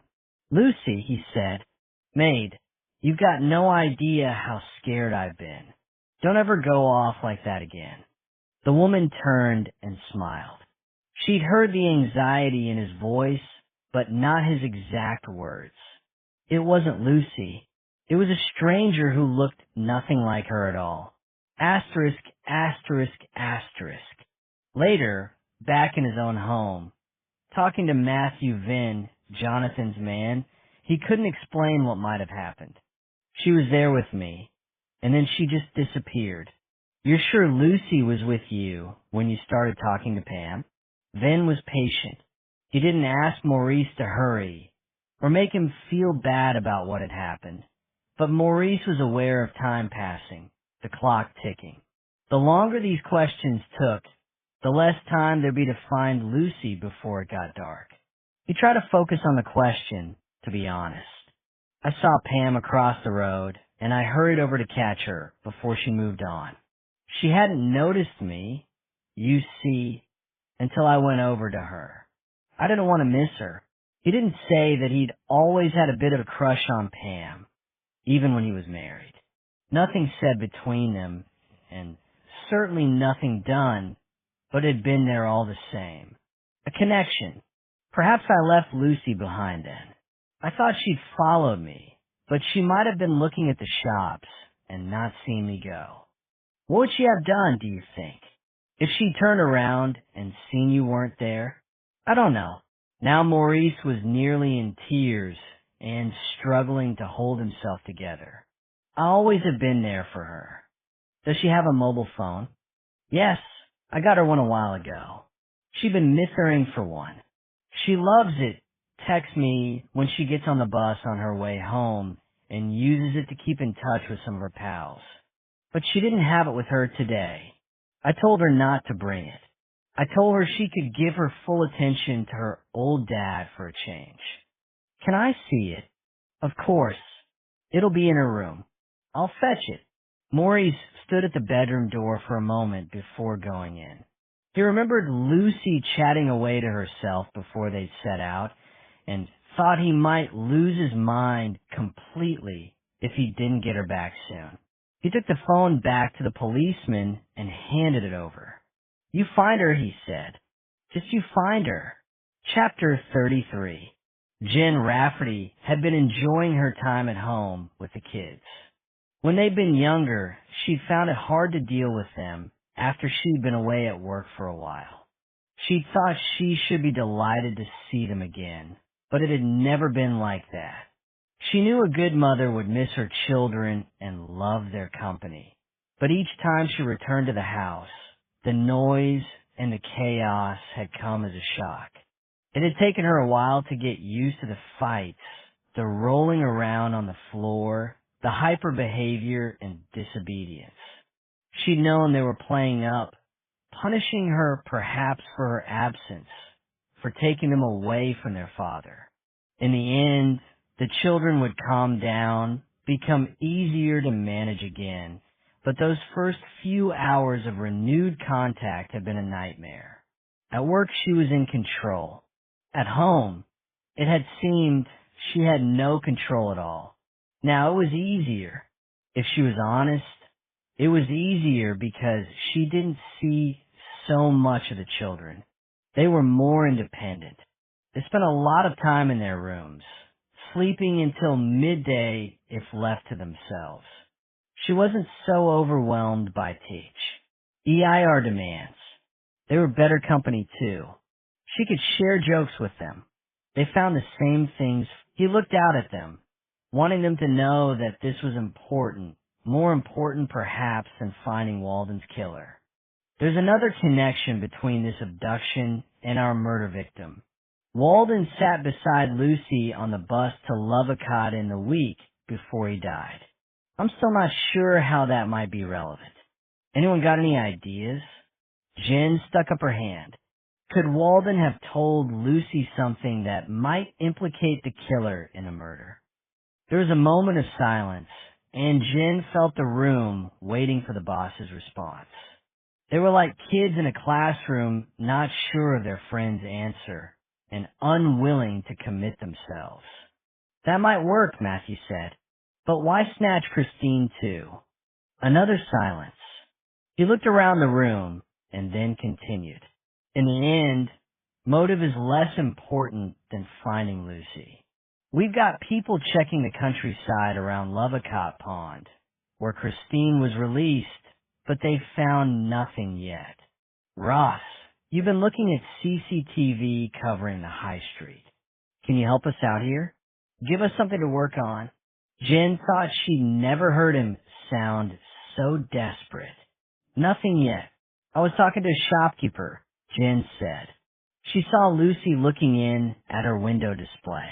Apparently, someone tripped on the pavement.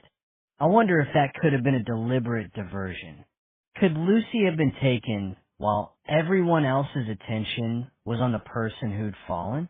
Or if it was someone Lucy knew, perhaps she could have been persuaded to help them to a nearby car. Matthew nodded. Can you see if there's a CCTV recording of the accident, Ross? At least it's somewhere to start. He paused.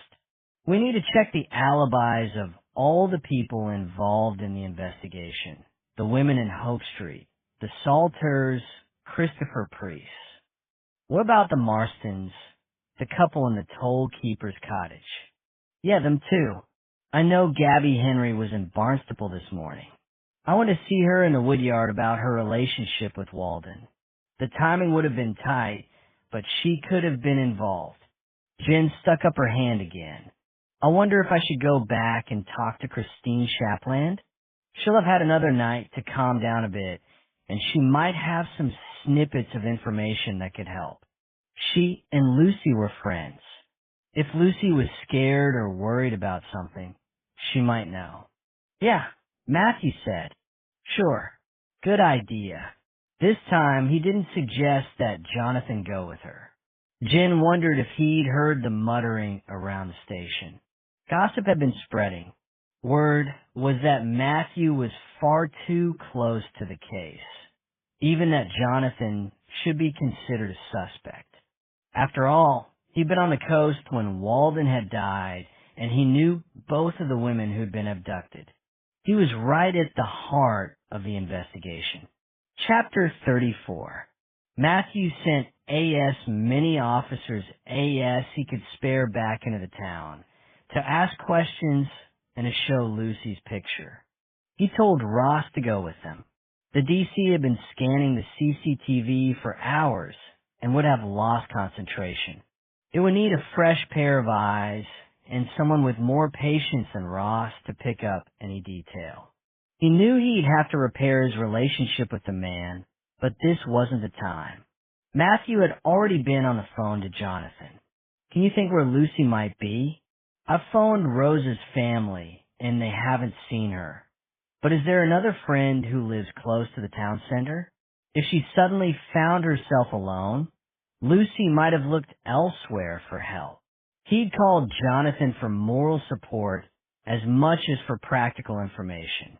He couldn't believe in the coincidence of Lucy disappearing too. He didn't expect her to be at a friend's house waiting to be found. Jonathan had always been there for him, ready with sympathy and encouragement in the middle of difficult cases. But this time, he'd been the person who needed to provide the support. Even over the phone, He could sense Jonathan's shock, his horror. "This can't be seen as your fault," Matthew said. "It had nothing to do with the woodyard. Lucy was out with her father. It's not about that. She's brilliant, funny, and confident, and I've known her for years."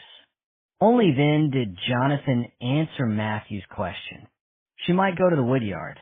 That might be your safe place. I'll go there now, get all the staff out. We'll start a search." He was always better when he had something positive to do.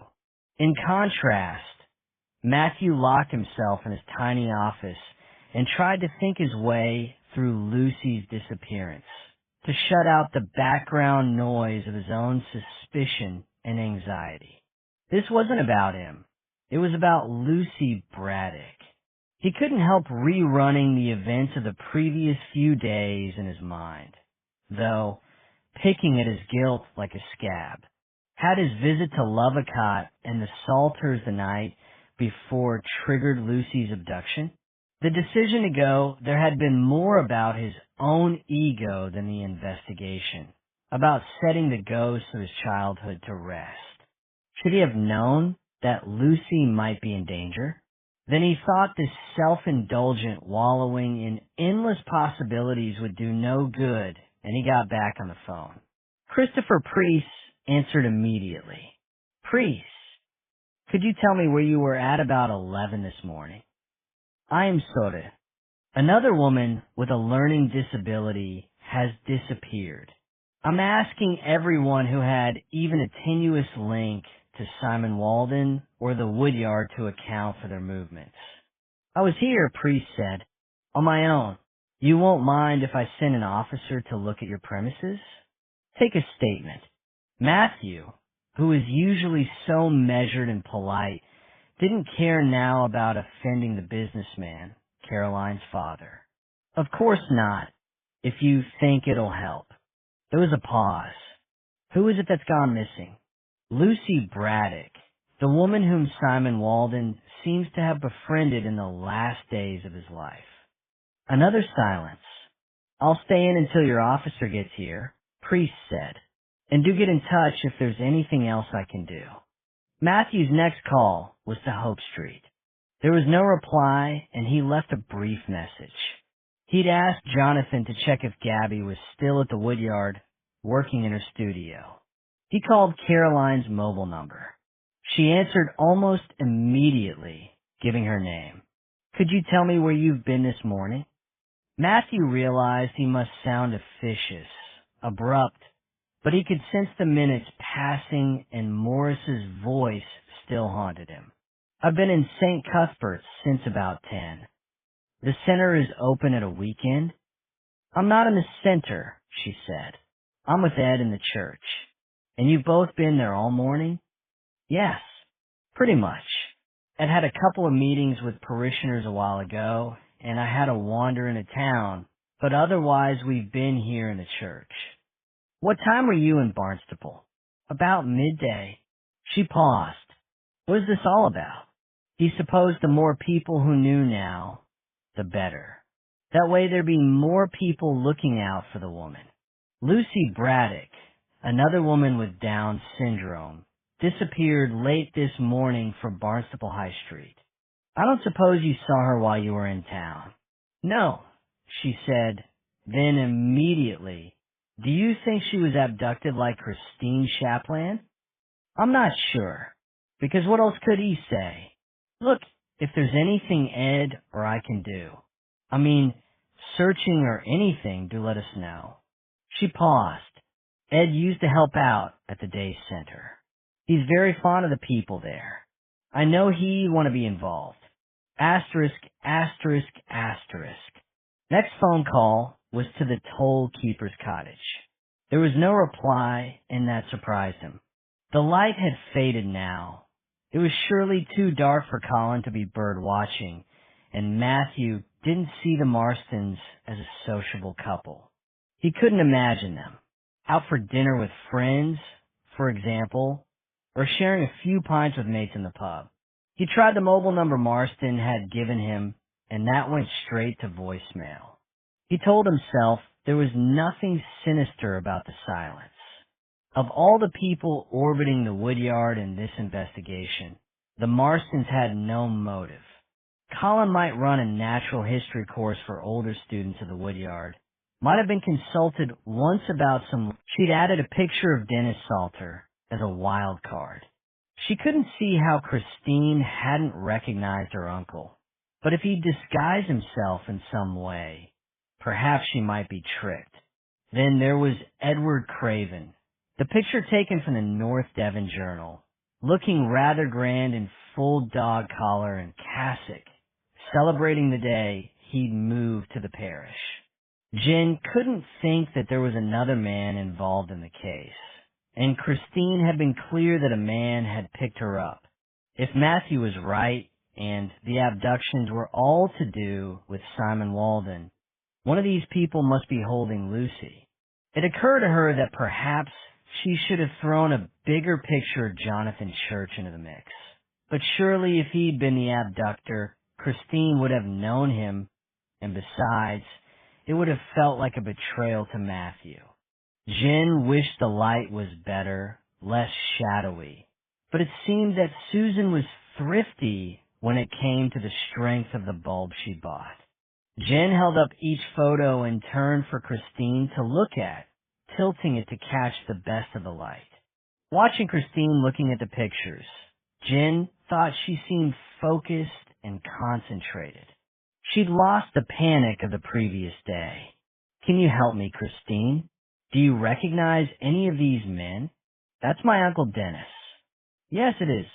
"Well done." Christine beamed at the praise. Susan shot a look toward Jen. "What's he doing there?" Jen smiled. "I just wanted to see what your daughter's memory for faces was like. She's always been good at pictures." Susan was appeased. "Is there anyone here you recognize?" Susan pointed to Priest. "He's a big cheese of the woodyard. Loads of money and on the board. A generous man. Without him, the place wouldn't have been set up." Her fat finger moved across the table, and the vicar came and helped out in the day center a few times when he first moved down here. She sniffed. "I haven't seen him recently, though." "You get a lot of that. Do-gooders, thinking they're going to change the lives of our people, then getting bored and moving on to other things." She looked up. "Nothing happens quickly with people like Christine and Lucy. You need to be patient to work with them." "Anyone else?" "I don't think so. What about you, Christine? Can you see the man who drove the car that picked you up outside the woodyard and took you to the flat? The man who asked you all the questions?" Christine looked again at the pictures, and then she shook her head. She seemed upset that she hadn't been able to help. "I am sorry, Kropka." "No need to be sorry, my love. You're doing just great." Jen paused to choose her words carefully. "You're a good friend of Lucy's. Did she ever talk to you about another friend?" "A man called Simon Walden. She met him on the bus some nights on her way home." There was silence. Complete silence. The main road was too far away for there to be traffic noise. Lucy said she was going to help him. Christine said, "In something important." "What was that, my love? How is Lucy going to help him?" Christine shook her head. "She didn't tell me. She said it was a secret." "Lucy didn't give you any idea at all?" "It might help us to find her." Christine looked up. She said she was going to help him to save the woodyard. She shivered, although the room was very warm. Susan came up and put her arm around her. "She's been shivering all day. It must be the shock after all she's been through. Here you are, my lover. Let me get you a card eye. We'll keep you cozy." She pulled a knitted jacket from the back of her chair and wrapped it around her daughter as if it was a blanket. Jen looked at the cardigan. It was purple. Maurice had said Lucy had been wearing a purple cardigan when she'd gone missing. "Doesn't Lucy Braddock have a cardigan a bit like this?" "Yes," Susan said. "Exactly the same. We all went on an outing to Plymouth with the woodyard just before Christmas to do a bit of shopping, and they've both got one. Did Christine have it on when she was snatched from the center? Jen tried to remember what the woman had been wearing when they'd found her at Lovacott Pond. Her clothes had been wet thin, patched with mud, almost unrecognizable, but surely she'd been wearing this. Yes, I was going to bin it, but Chrissy loves it so much. They said they were like twins, her and Lucy. So, in the end, I put it straight in the machine, and it came out like new. It's not real wool, see, so no damage in a hottish wash. Jen left them sitting together, warm and snug, and went to sit in her car to phone Matthew. Asterisk, asterisk, asterisk. I think it could have been a case of mistaken identity. The car driver had been told to pick up a woman with Down syndrome, wearing a purple cardigan from the center, and got Christine, not Lucy. He said to Christine that he'd been told to give her a lift back to Lovacott. Both women would have been going there. But Christine doesn't look much like Lucy. Lucy's hair is longer. From behind, though, wrapped up in the purple cardigan, it might not be possible to tell them apart. Then Christine was sitting in the back of the car, and the driver would just have glimpsed her in the mirror.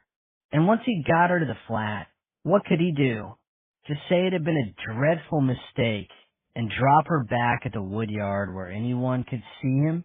Perhaps he thought she'd have the same information as Lucy, and he asked his questions anyway. It was quite dark outside now. No moon, no streetlights. Then he got frustrated, took her to Lovacott where she was heading originally, and dumped her by the pond, said Matthew. I suppose it makes a kind of sense, but that implies that more than one person is involved in this. Someone giving the orders and someone carrying them out. I asked Christine about Lucy's friendship with Walden. Lucy told her that together they were going to save the woodyard. Matthew didn't answer immediately. I'm going to withdraw from the case. I should have done that from the beginning. There was always a conflict of interest, and the woodyard is obviously at the heart of it. I'll contact management in the morning. From tomorrow you'll be in charge. Temporarily at least, until they decide what to do next. Jen didn't know what to say. She had mixed feelings. She'd never headed up such an important case, and it had been her ambition since she'd joined the service. But this was Matthew. Why don't you tell me what really happened? Why Rosa doesn't go to the woodyard anymore? You met her, the woman said. That's how she's always been. Affectionate. Loving. She'll hold the hand of a stranger. When she was a girl, she'd climb onto the knee of anyone who smiled at her. We tried to teach her that wasn't a good thing to do, that she should sit with her legs together if she was wearing a skirt, that not everyone wanted to be cuddled, but she didn't understand. How could she? She was innocent. Matthew didn't speak. When the day center moved to the woodyard, we thought she'd be safe. The same staff went with them. We liked Jonathan. He wasn't so hands-on, but he was still in charge. Another period of silence. There was a visitor, someone who came and took advantage of her. Took advantage of her because she was so trusting.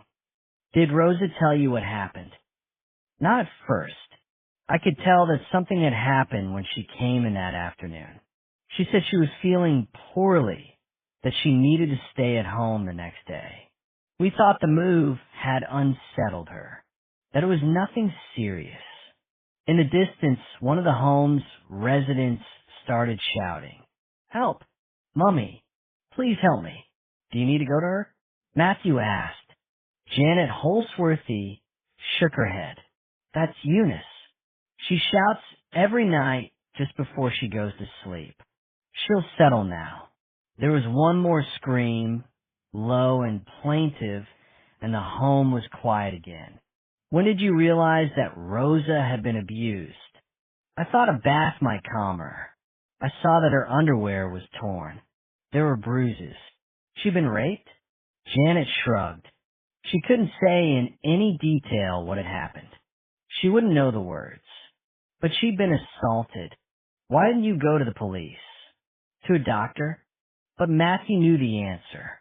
This was delicate, personal. They wouldn't want to tell the story to a stranger. You could have told Jonathan. You knew him. Matthew tried to keep the emotion out of his voice. Jonathan wasn't there. He'd been away for 3 weeks on honeymoon. I wanted the big boss. Something had to be done. The big boss. The head of the trustees. Christopher Priest. She paused. I phoned him first. He asked me to his house. He said it would be best to talk there. Matthew pictured her standing outside the house by the park, nervous, but expecting sympathy that something would be done. When I got there, it wasn't just him, Janet said. He said it was such a serious allegation that he had to consult his colleagues. There were 3 of them. 3 men. Who else was there? Matthew could only imagine how intimidating that must have been.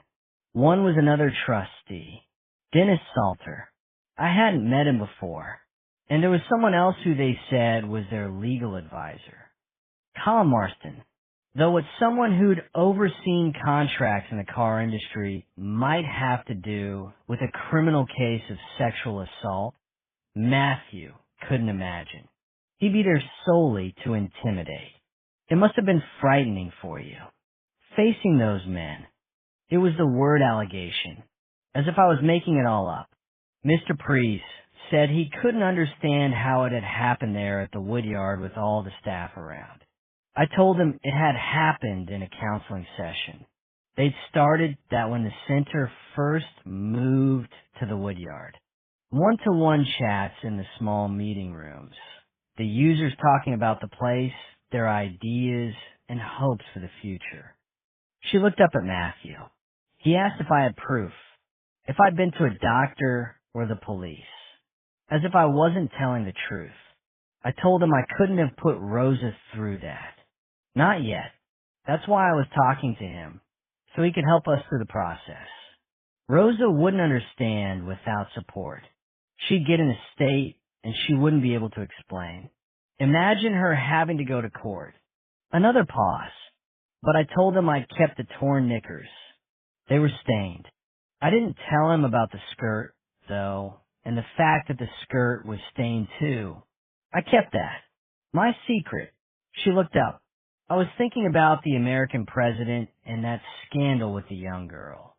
It was a skirt that proved she was telling the truth. I didn't trust them, you see. There'd be DNA, wouldn't there, on both of them? There would. I don't think they were expecting that I'd have proof. What happened, Janet? Why didn't you pursue it? She stared up at him, and he saw she was crying. Because they bought me off. They gave me money to keep quiet. It was a dreadful time.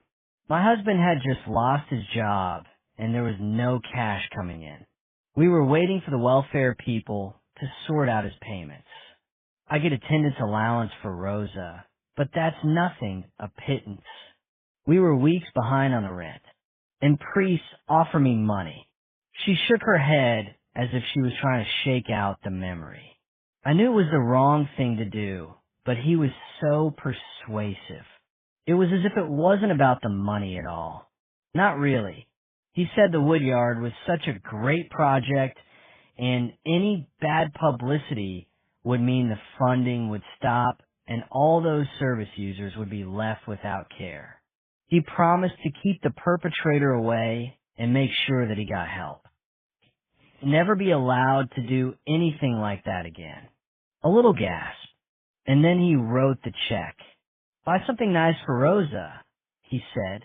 Take her away for a break, a weekend. It wasn't huge, but it was enough to pay back the rent that we owed. It was enough to keep us going. Another pause. That's why I didn't tell you about Rosa when you came looking for Chrissy Southcombe. I was still ashamed at taking their money. They told me when I took it that it was a kind of contract.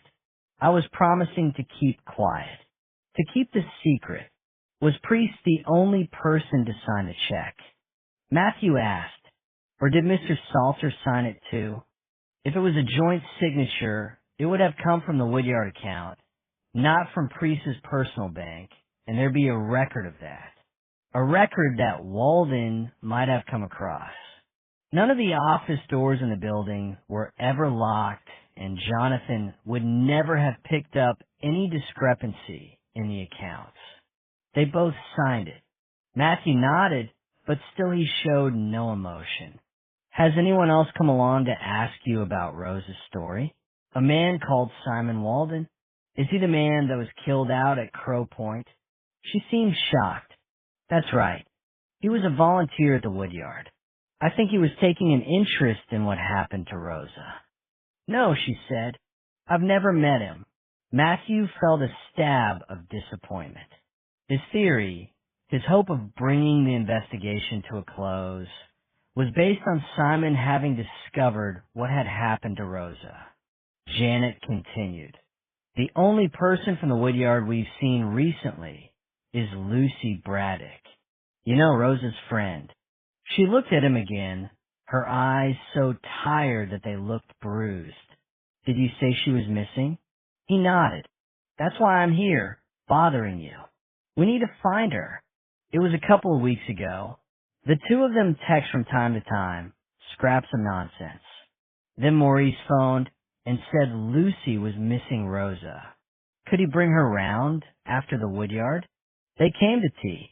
It was lovely to catch up, and the girls got on as well as they always had. They disappeared upstairs, and we didn't see them until it was time for me to go to work. Matthew thought for a moment. Could Lucy have taken a skirt with her? Because I think Rosa must have told her what happened. Perhaps just after the abuse took place. Perhaps Lucy saw that Rosa was upset. And if Lucy had confided in Walden, he might have asked her to help him find evidence. This could have been his great campaign, the secret that they shared. I don't know. The skirt was in a plastic bag in my wardrobe. Janet was thinking, I haven't checked if it's there. Not recently. A pause. The girls were in my room, though, that day. I heard their footsteps through the ceiling, and I shouted up to them not to be cheeky monkeys. I thought they were trying on my clothes. Rosa likes to do that. To dress up in my things, my high-heeled shoes. She comes down with her face plastered with makeup. She looked at Matthew. Shall I phone my husband and ask him to check? If it's not too difficult for him. The detectives walked back towards the toll gate in silence, using the torches they'd brought from the station until their eyes got used to the gloom. An owl, flying low over the marsh, was caught in the beam.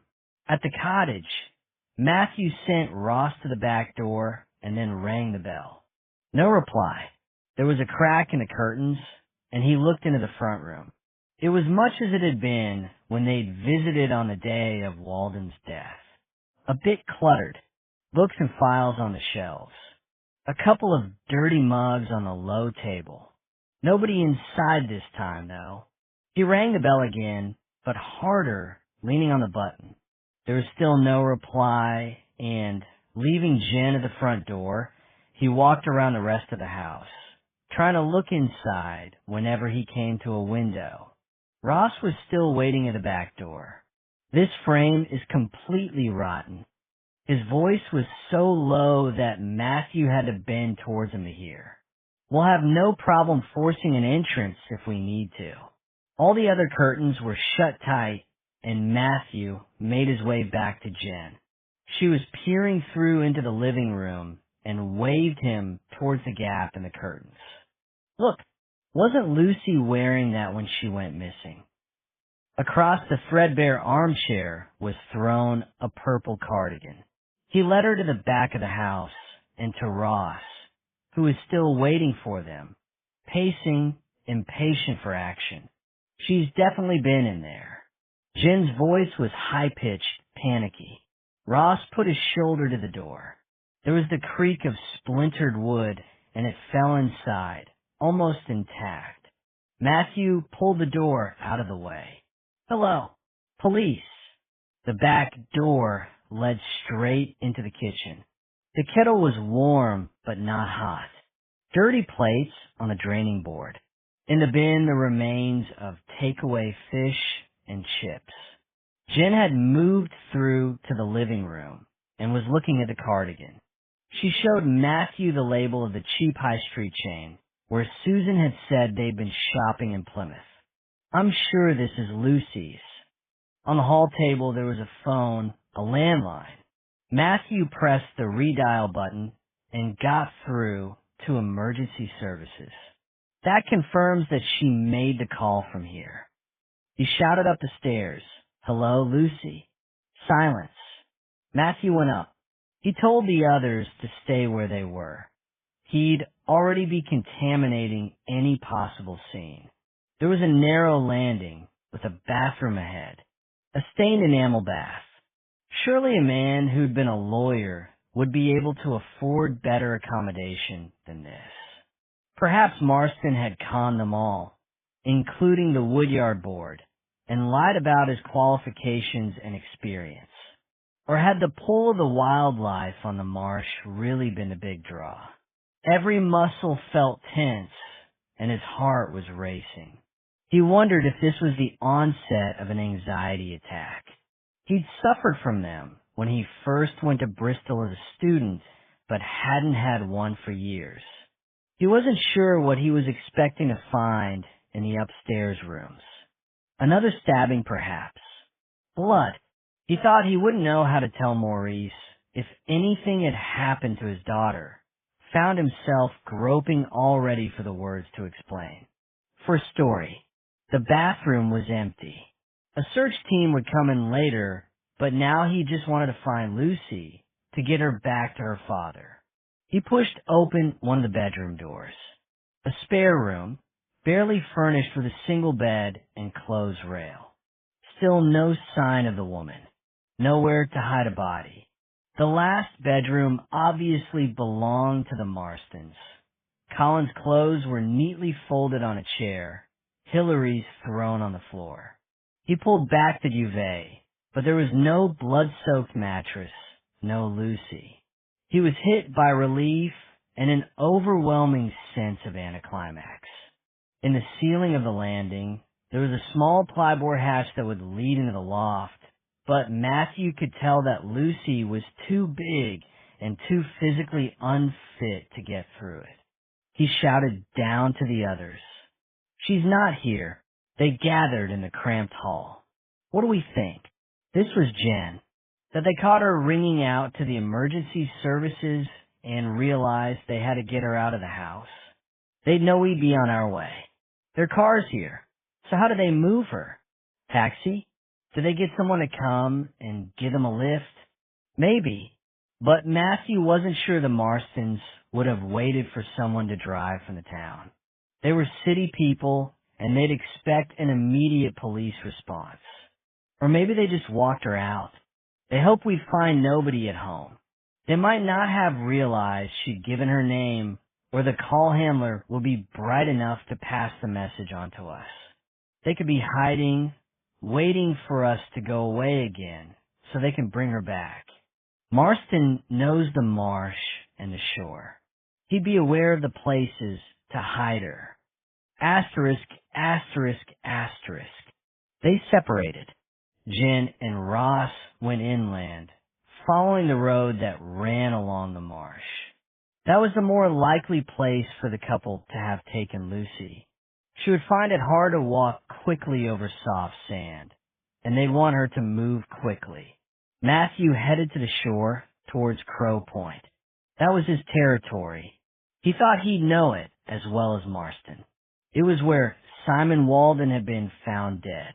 There was a half moon, covered most of the time by cloud, misty, hardly giving any light. Matthew climbed the bank of dunes. Home lay to his right, brightly lit. He thought he could smell wood smoke. Jonathan would have lit the log burner, would be waiting, restless and anxious. On the far bank of the river, a string of lights marked In's toe, and beyond the mouth of the Torridge more lights. Biddeford and Appledore, the map of his patch.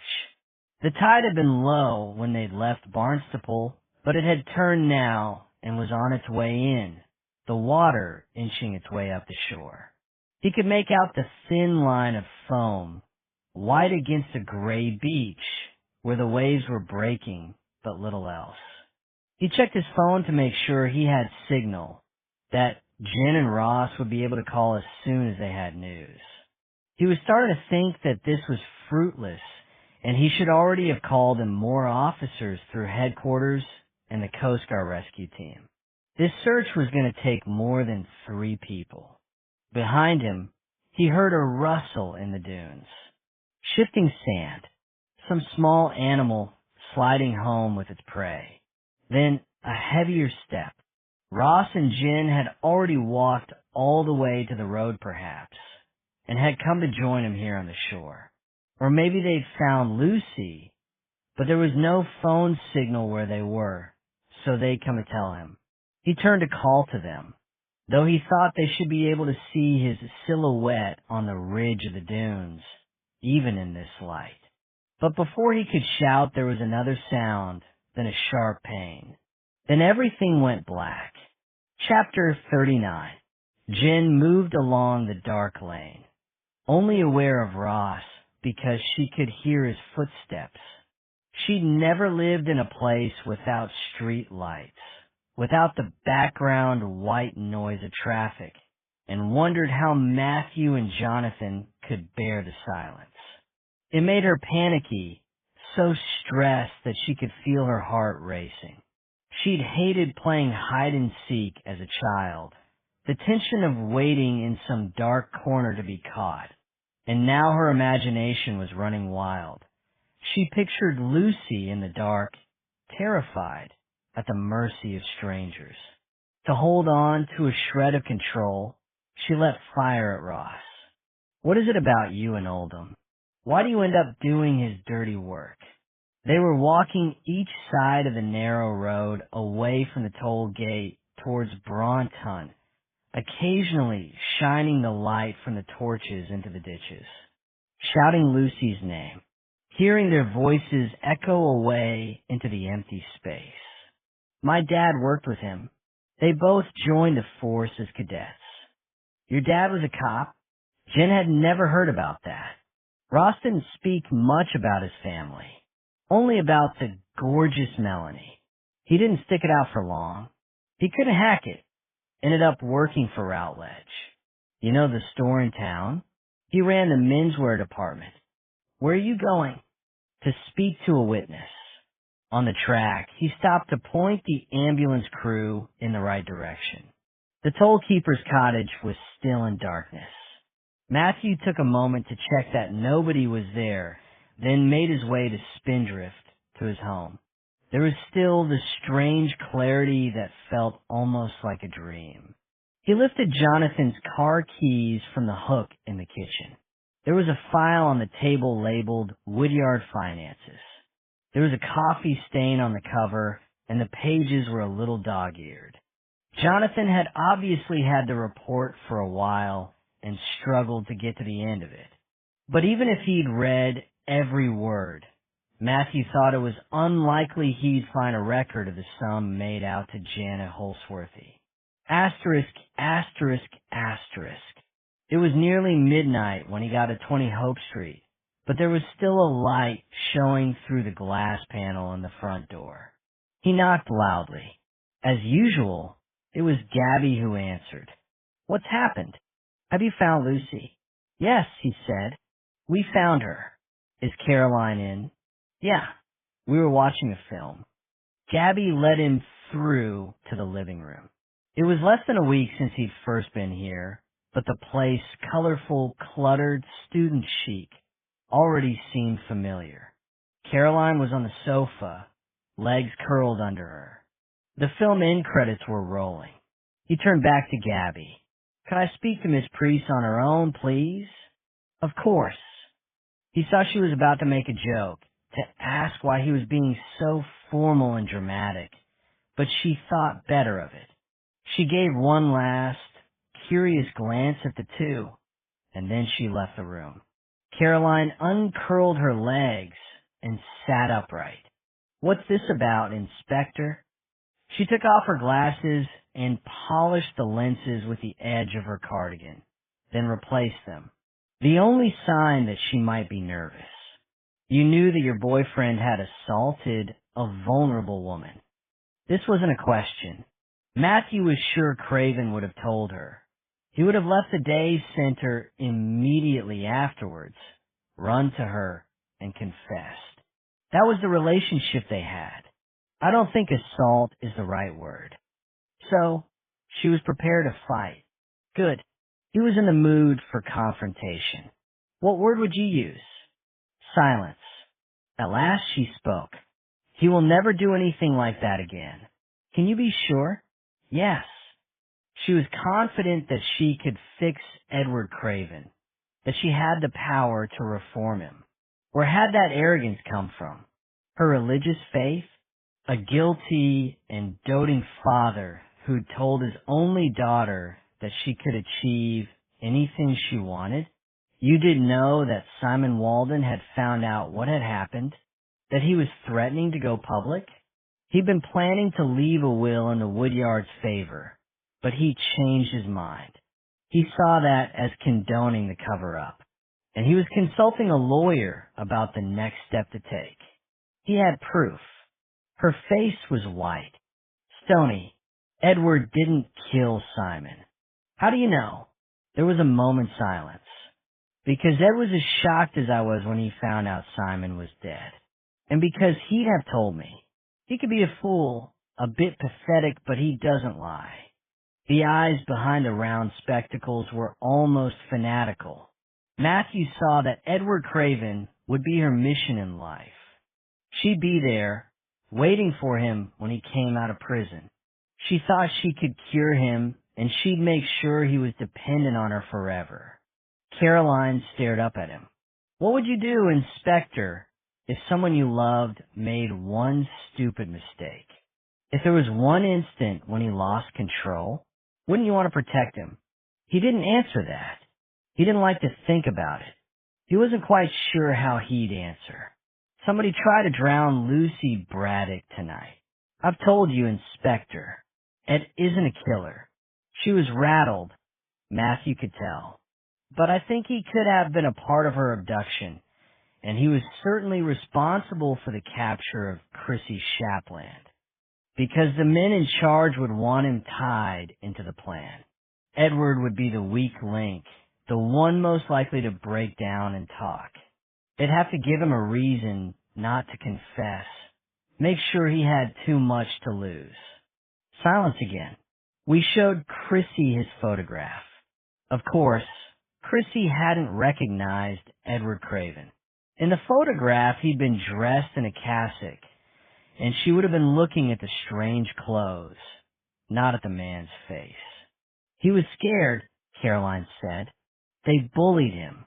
They said it was vital to find the evidence Simon had been holding, the evidence that could lead to Edward's arrest. They told him that Lucy was the key to finding it. He'd already assaulted a woman with a learning disability, but they put another in danger. Perhaps it was the blow to his head, but Matthew felt his mind fizzing with rage, not just about Craven and the person who'd knocked him out on the dune, but the group of powerful men who'd been so thoughtless about the results of their actions. She wasn't in danger. Caroline was almost shouting now. Matthew ignored her and continued talking. "Edward picked up the wrong woman, though, didn't he?" She nodded. Matthew thought part of her despised the man's incompetence. She continued quickly. "He let Christine go, though, and then he phoned the police and pretended to have seen her from the Lovecott bus. He knew that you'd find her. After holding her for 2 nights, scaring her witless, and putting her mother through hours of misery. And this morning, did he take Lucy?" "No. He was in the church office, having meetings with parishioners, just as he told you. You can check with them. He'll be at the police station now, and he'll be charged with rape and abduction." Matthew stood up. He wasn't even sure why he'd come to the house in Hope Street. Perhaps because this was where the investigation had started. Because he felt that Caroline should be forced to take some responsibility for the events that had rolled out. If she persuaded her boyfriend to admit to the assault on Rosa immediately after it had happened, a man would still be alive. "I'll come with you." She was on her feet too, scrambling for her bag. "No," he said. "I think you've done quite enough damage already. Don't you?" Asterisk, asterisk, asterisk. When Matthew returned to the police station, Edward Craven was being interviewed. He'd been held in a cell until Ross and Jen had returned. "Jen's talking to him now," Ross said. "She got a lift from the hospital. Maurice is there and Jonathan's still with Lucy." Apparently, Craven seemed almost pleased to see the arresting officer, like it was a weight from his mind, or an albatross falling from his neck. "Is Priest still here?" "Yes. He's called a fancy solicitor." Ross paused. All these respectable people, he could scarcely get his head around it. He'd been brought up to believe that respectable people could do no wrong. It's the respectable ones who have most to lose. That's why they got tangled up in the conspiracy to hide what happened.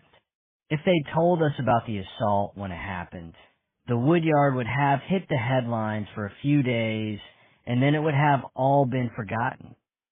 It's a bloody shame you and Jonathan were away when Rosa Holsworthy was assaulted. I know, because Jonathan wouldn't have cared about the Woodyard's reputation. He'd have been only concerned to protect the people in his care. A phone rang. Ross answered. British Transport Police have picked up the Marstons. They were at St. David's Station in Exeter, waiting for the first train north. They'll hold them in Exeter overnight. Do we know how they got to Exeter? Taxi, according to the guy I spoke to. We need to talk to the driver, find out what time he picked them up. It's possible that they gave up the use of their house, but I don't see that they can have played any part in the abduction or attempted murder of Lucy Braddock. Marston might have been proud to be consulted in the role of legal advisor, but he wasn't so emotionally involved in the success of the Woodyard that he'd think it was worth killing for. I think Walden's murder, so close to their home, seriously freaked the couple out. That's why they had such a morbid curiosity about what went on there, why they tried to be so helpful. No. Craven was spluttering in his panic. No, I didn't know who the flat belonged to. I was just following orders. I didn't know that Walden had anything to do with Rosa. As far as I knew, he was a homeless man with mental health problems. Someone who turned up drunk to the church and whom we'd helped. Someone Caroline had taken pity on. Another of her lame ducks. Someone like you. Jen thought about that. But really, you had nothing in common with Simon Walden. He was on the side of the angels. Someone searched Walden's flat after you dropped Christine at Lovecott. Was that you? No. Now he was crying.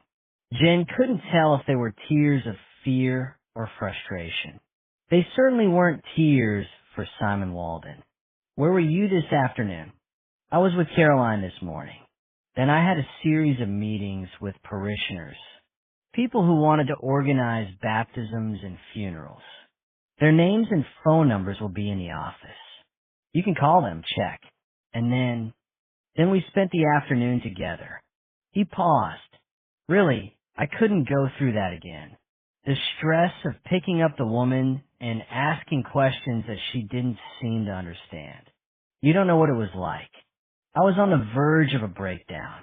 I still dream about it, and I expect she does too. Someone tried to kill Lucy Braddock this evening, Jen said. That wasn't me. He screamed the words, and she saw that he was unraveling, that his control and his reason were slipping away.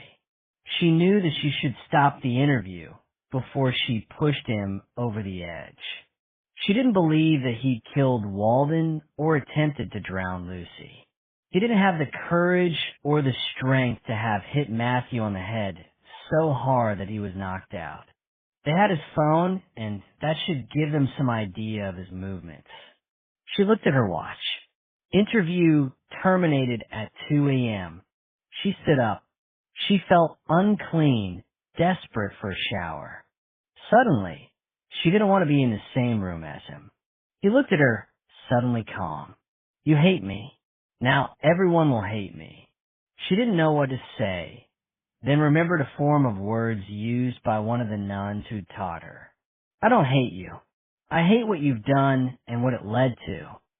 She left the room and didn't look back. Chapter 42. On the way to Lovecott, Matthew was still wired, fizzing. It was the end of the case, the shock of survival. There was no light at the front of the grand house on the square at Lovecott, but when Matthew leaned on the bell and Dennis Salter answered the door, he was fully clothed. "I expect you're surprised to see me," Matthew said. "I should be dead. I'm sorry, but I don't know what you're talking about." Imperious. Dennis had always put on a good show. If Matthew was alive, he must know that Lucy would be safe too. Did Salter think she'd be so cowed she wouldn't speak? Or that the authorities would take no notice of the evidence of a woman with a learning disability? And it had been so dark on the beach, he'd known Matthew wouldn't have been able to identify the man who'd hit him, that he'd have no proof. "You're up late," he said. "I've been visiting the sick.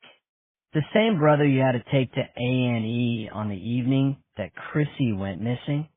I've explained that Chrissy's abduction had nothing to do with me. Really, Matthew, this is verging on harassment. Have you seen the time?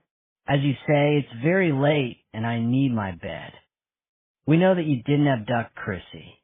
That's one reason for the visit. To explain what happened." Dennis looked at him warily.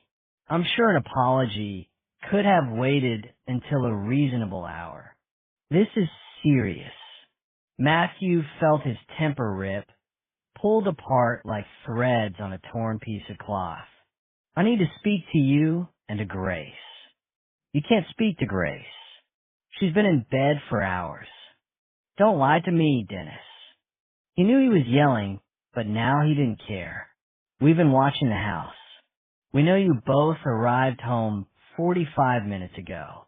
Now are you going to let me and my colleague in, or shall I continue shouting so we wake all the neighbors?" Dennis Salter stood aside and let them in. Grace was standing at the bottom of the stairs watching. "Shall we all go into the kitchen?" Matthew said, taking charge, taking over their territory. "We'll be more comfortable there, and this might take a while. This time of night, we could probably all use some coffee to stay awake." He pushed ahead of Dennis and through to the back of the house. It was as he remembered, a table covered with a green oilcloth, a couple of easy chairs, and at the other end the kitchen proper with a stove and sink. The window was curtained, but he knew it looked out over a small walled garden, with a gate into an alley beyond. He sat at the table and nodded for Dennis and Grace to take the armchairs. Occasionally, after meetings, his father and Dennis Salter had drunk small tots of whiskey here. His father had liked Salter, admired him. They'd been friends. That idea made Matthew feel ill. "Stick the kettle on, Ross."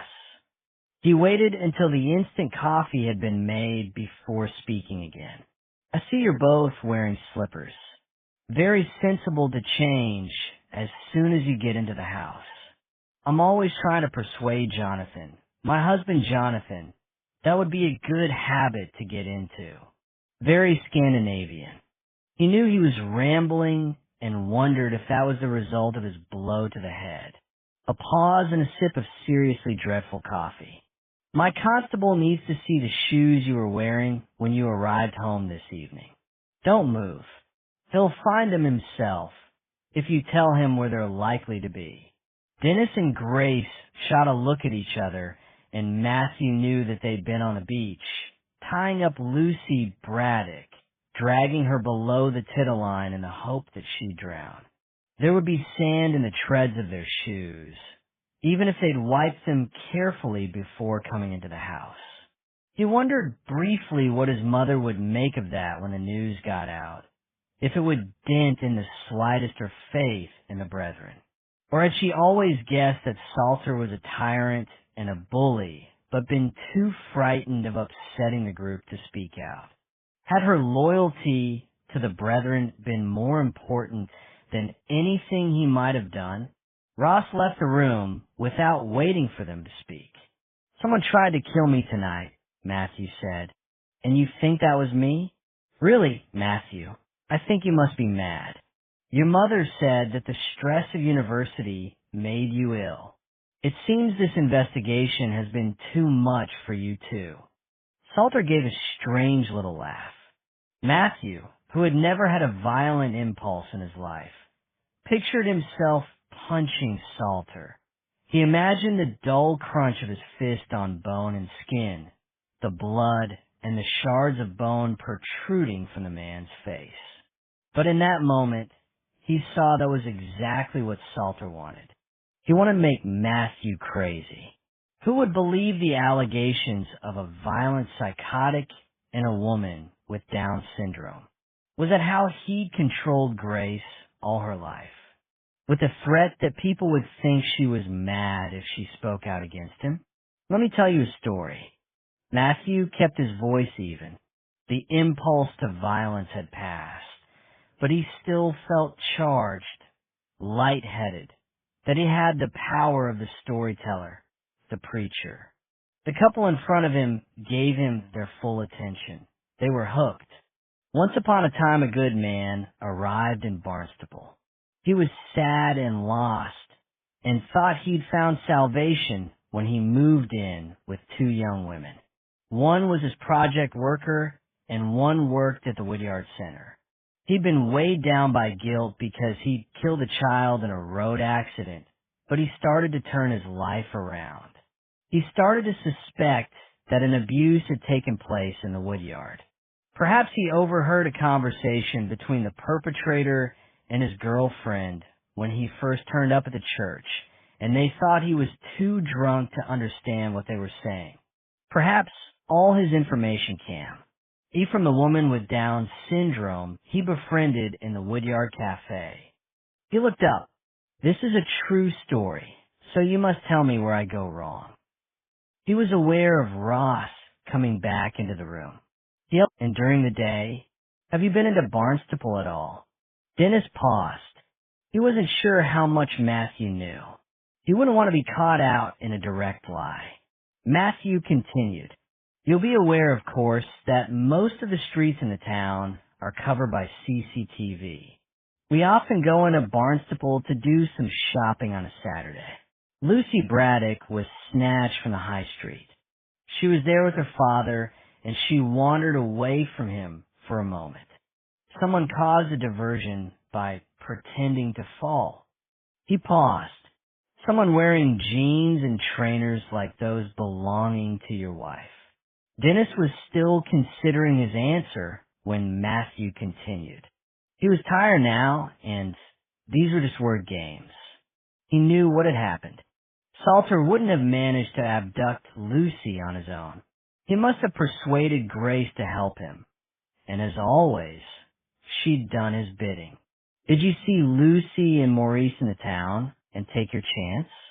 Or did you know they'd be there? Because that's what they do most Saturdays, and you must know them. You've lived for years in the same village." Dennis stared ahead. In a neighboring garden, a dog barked. "How did you get the Marstons to help you?" Matthew was in full flow now. Nothing would stop him. "Did you promise Colin a seat on the board at the Woodyard? The post of paid administrator?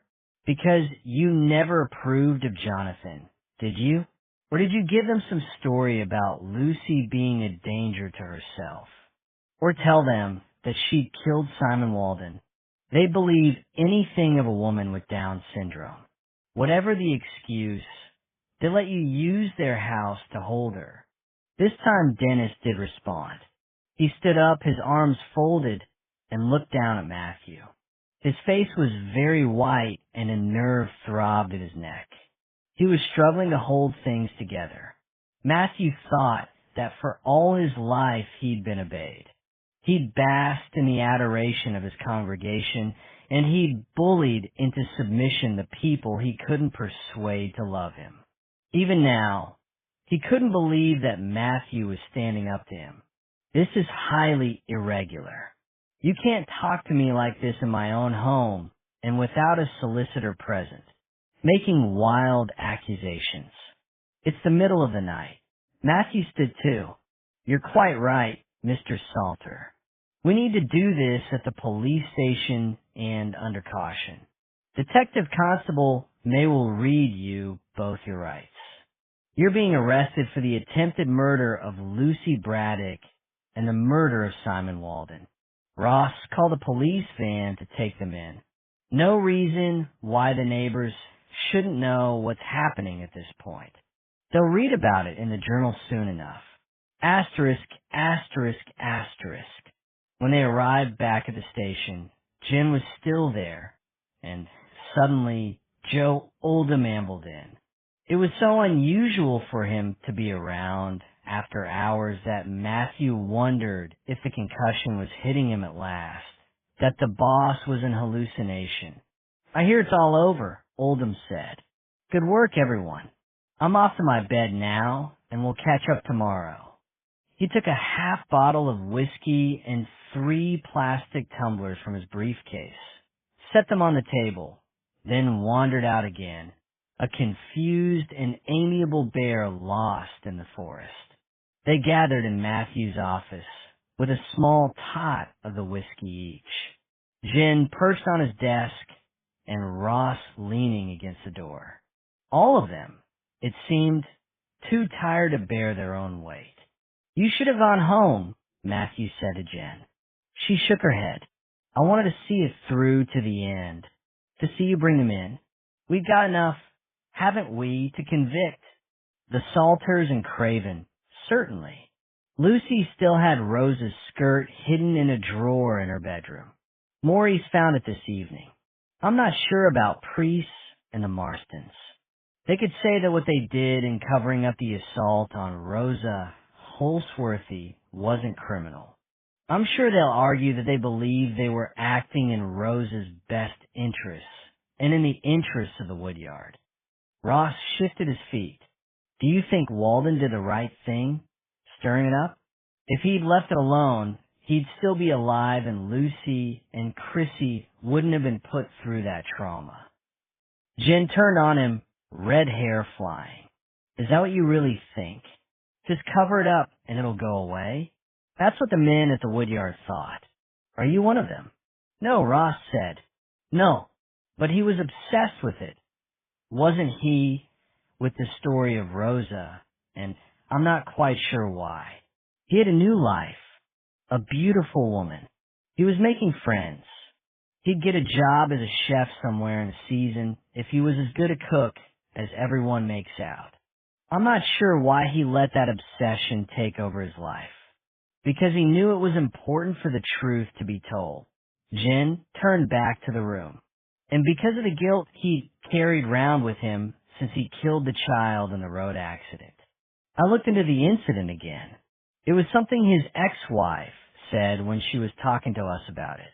A child like that. So helpless. And the ambiguous response of the parents when they learned of Walden's death. She paused. The child had brain damage. She was severely learning disabled, and she only had months to live. It was personal for him. He was already obsessed. Chapter 43. When Matthew arrived home, it was morning. A still spring day. Jonathan had stayed up, waiting for him as he'd promised, but he was asleep in the rocking chair in the living room, the fire out and the curtains drawn. There was a glass on the floor beside him, but otherwise the house was tidy, the kitchen clear. Jonathan didn't mind mess. but he knew Matthew hated coming home to it. Matthew drew the curtains and let in the light. Jonathan stirred. He looked up at Matthew. Is it over? Yes, Matthew said. It's over. I was thinking we might visit my parents later, Jonathan said. Get away from the coast for a bit. Have a walk on the moor. Blow away the cobwebs. Matthew kept his voice light. Jonathan seldom made the trip to the farm, and when he did, they were duty calls, birthdays, and the run-up to Christmas. Build some bridges, Jonathan said. Seeing Maurice and Lucy together, I thought I should make more effort. Matthew knew what was coming next and got him first. Perhaps I should invite my mother to Sunday lunch someday. It seems like the right time to ask her. There was a moment of silence. Outside, the waves broke on the shore and the gulls cried.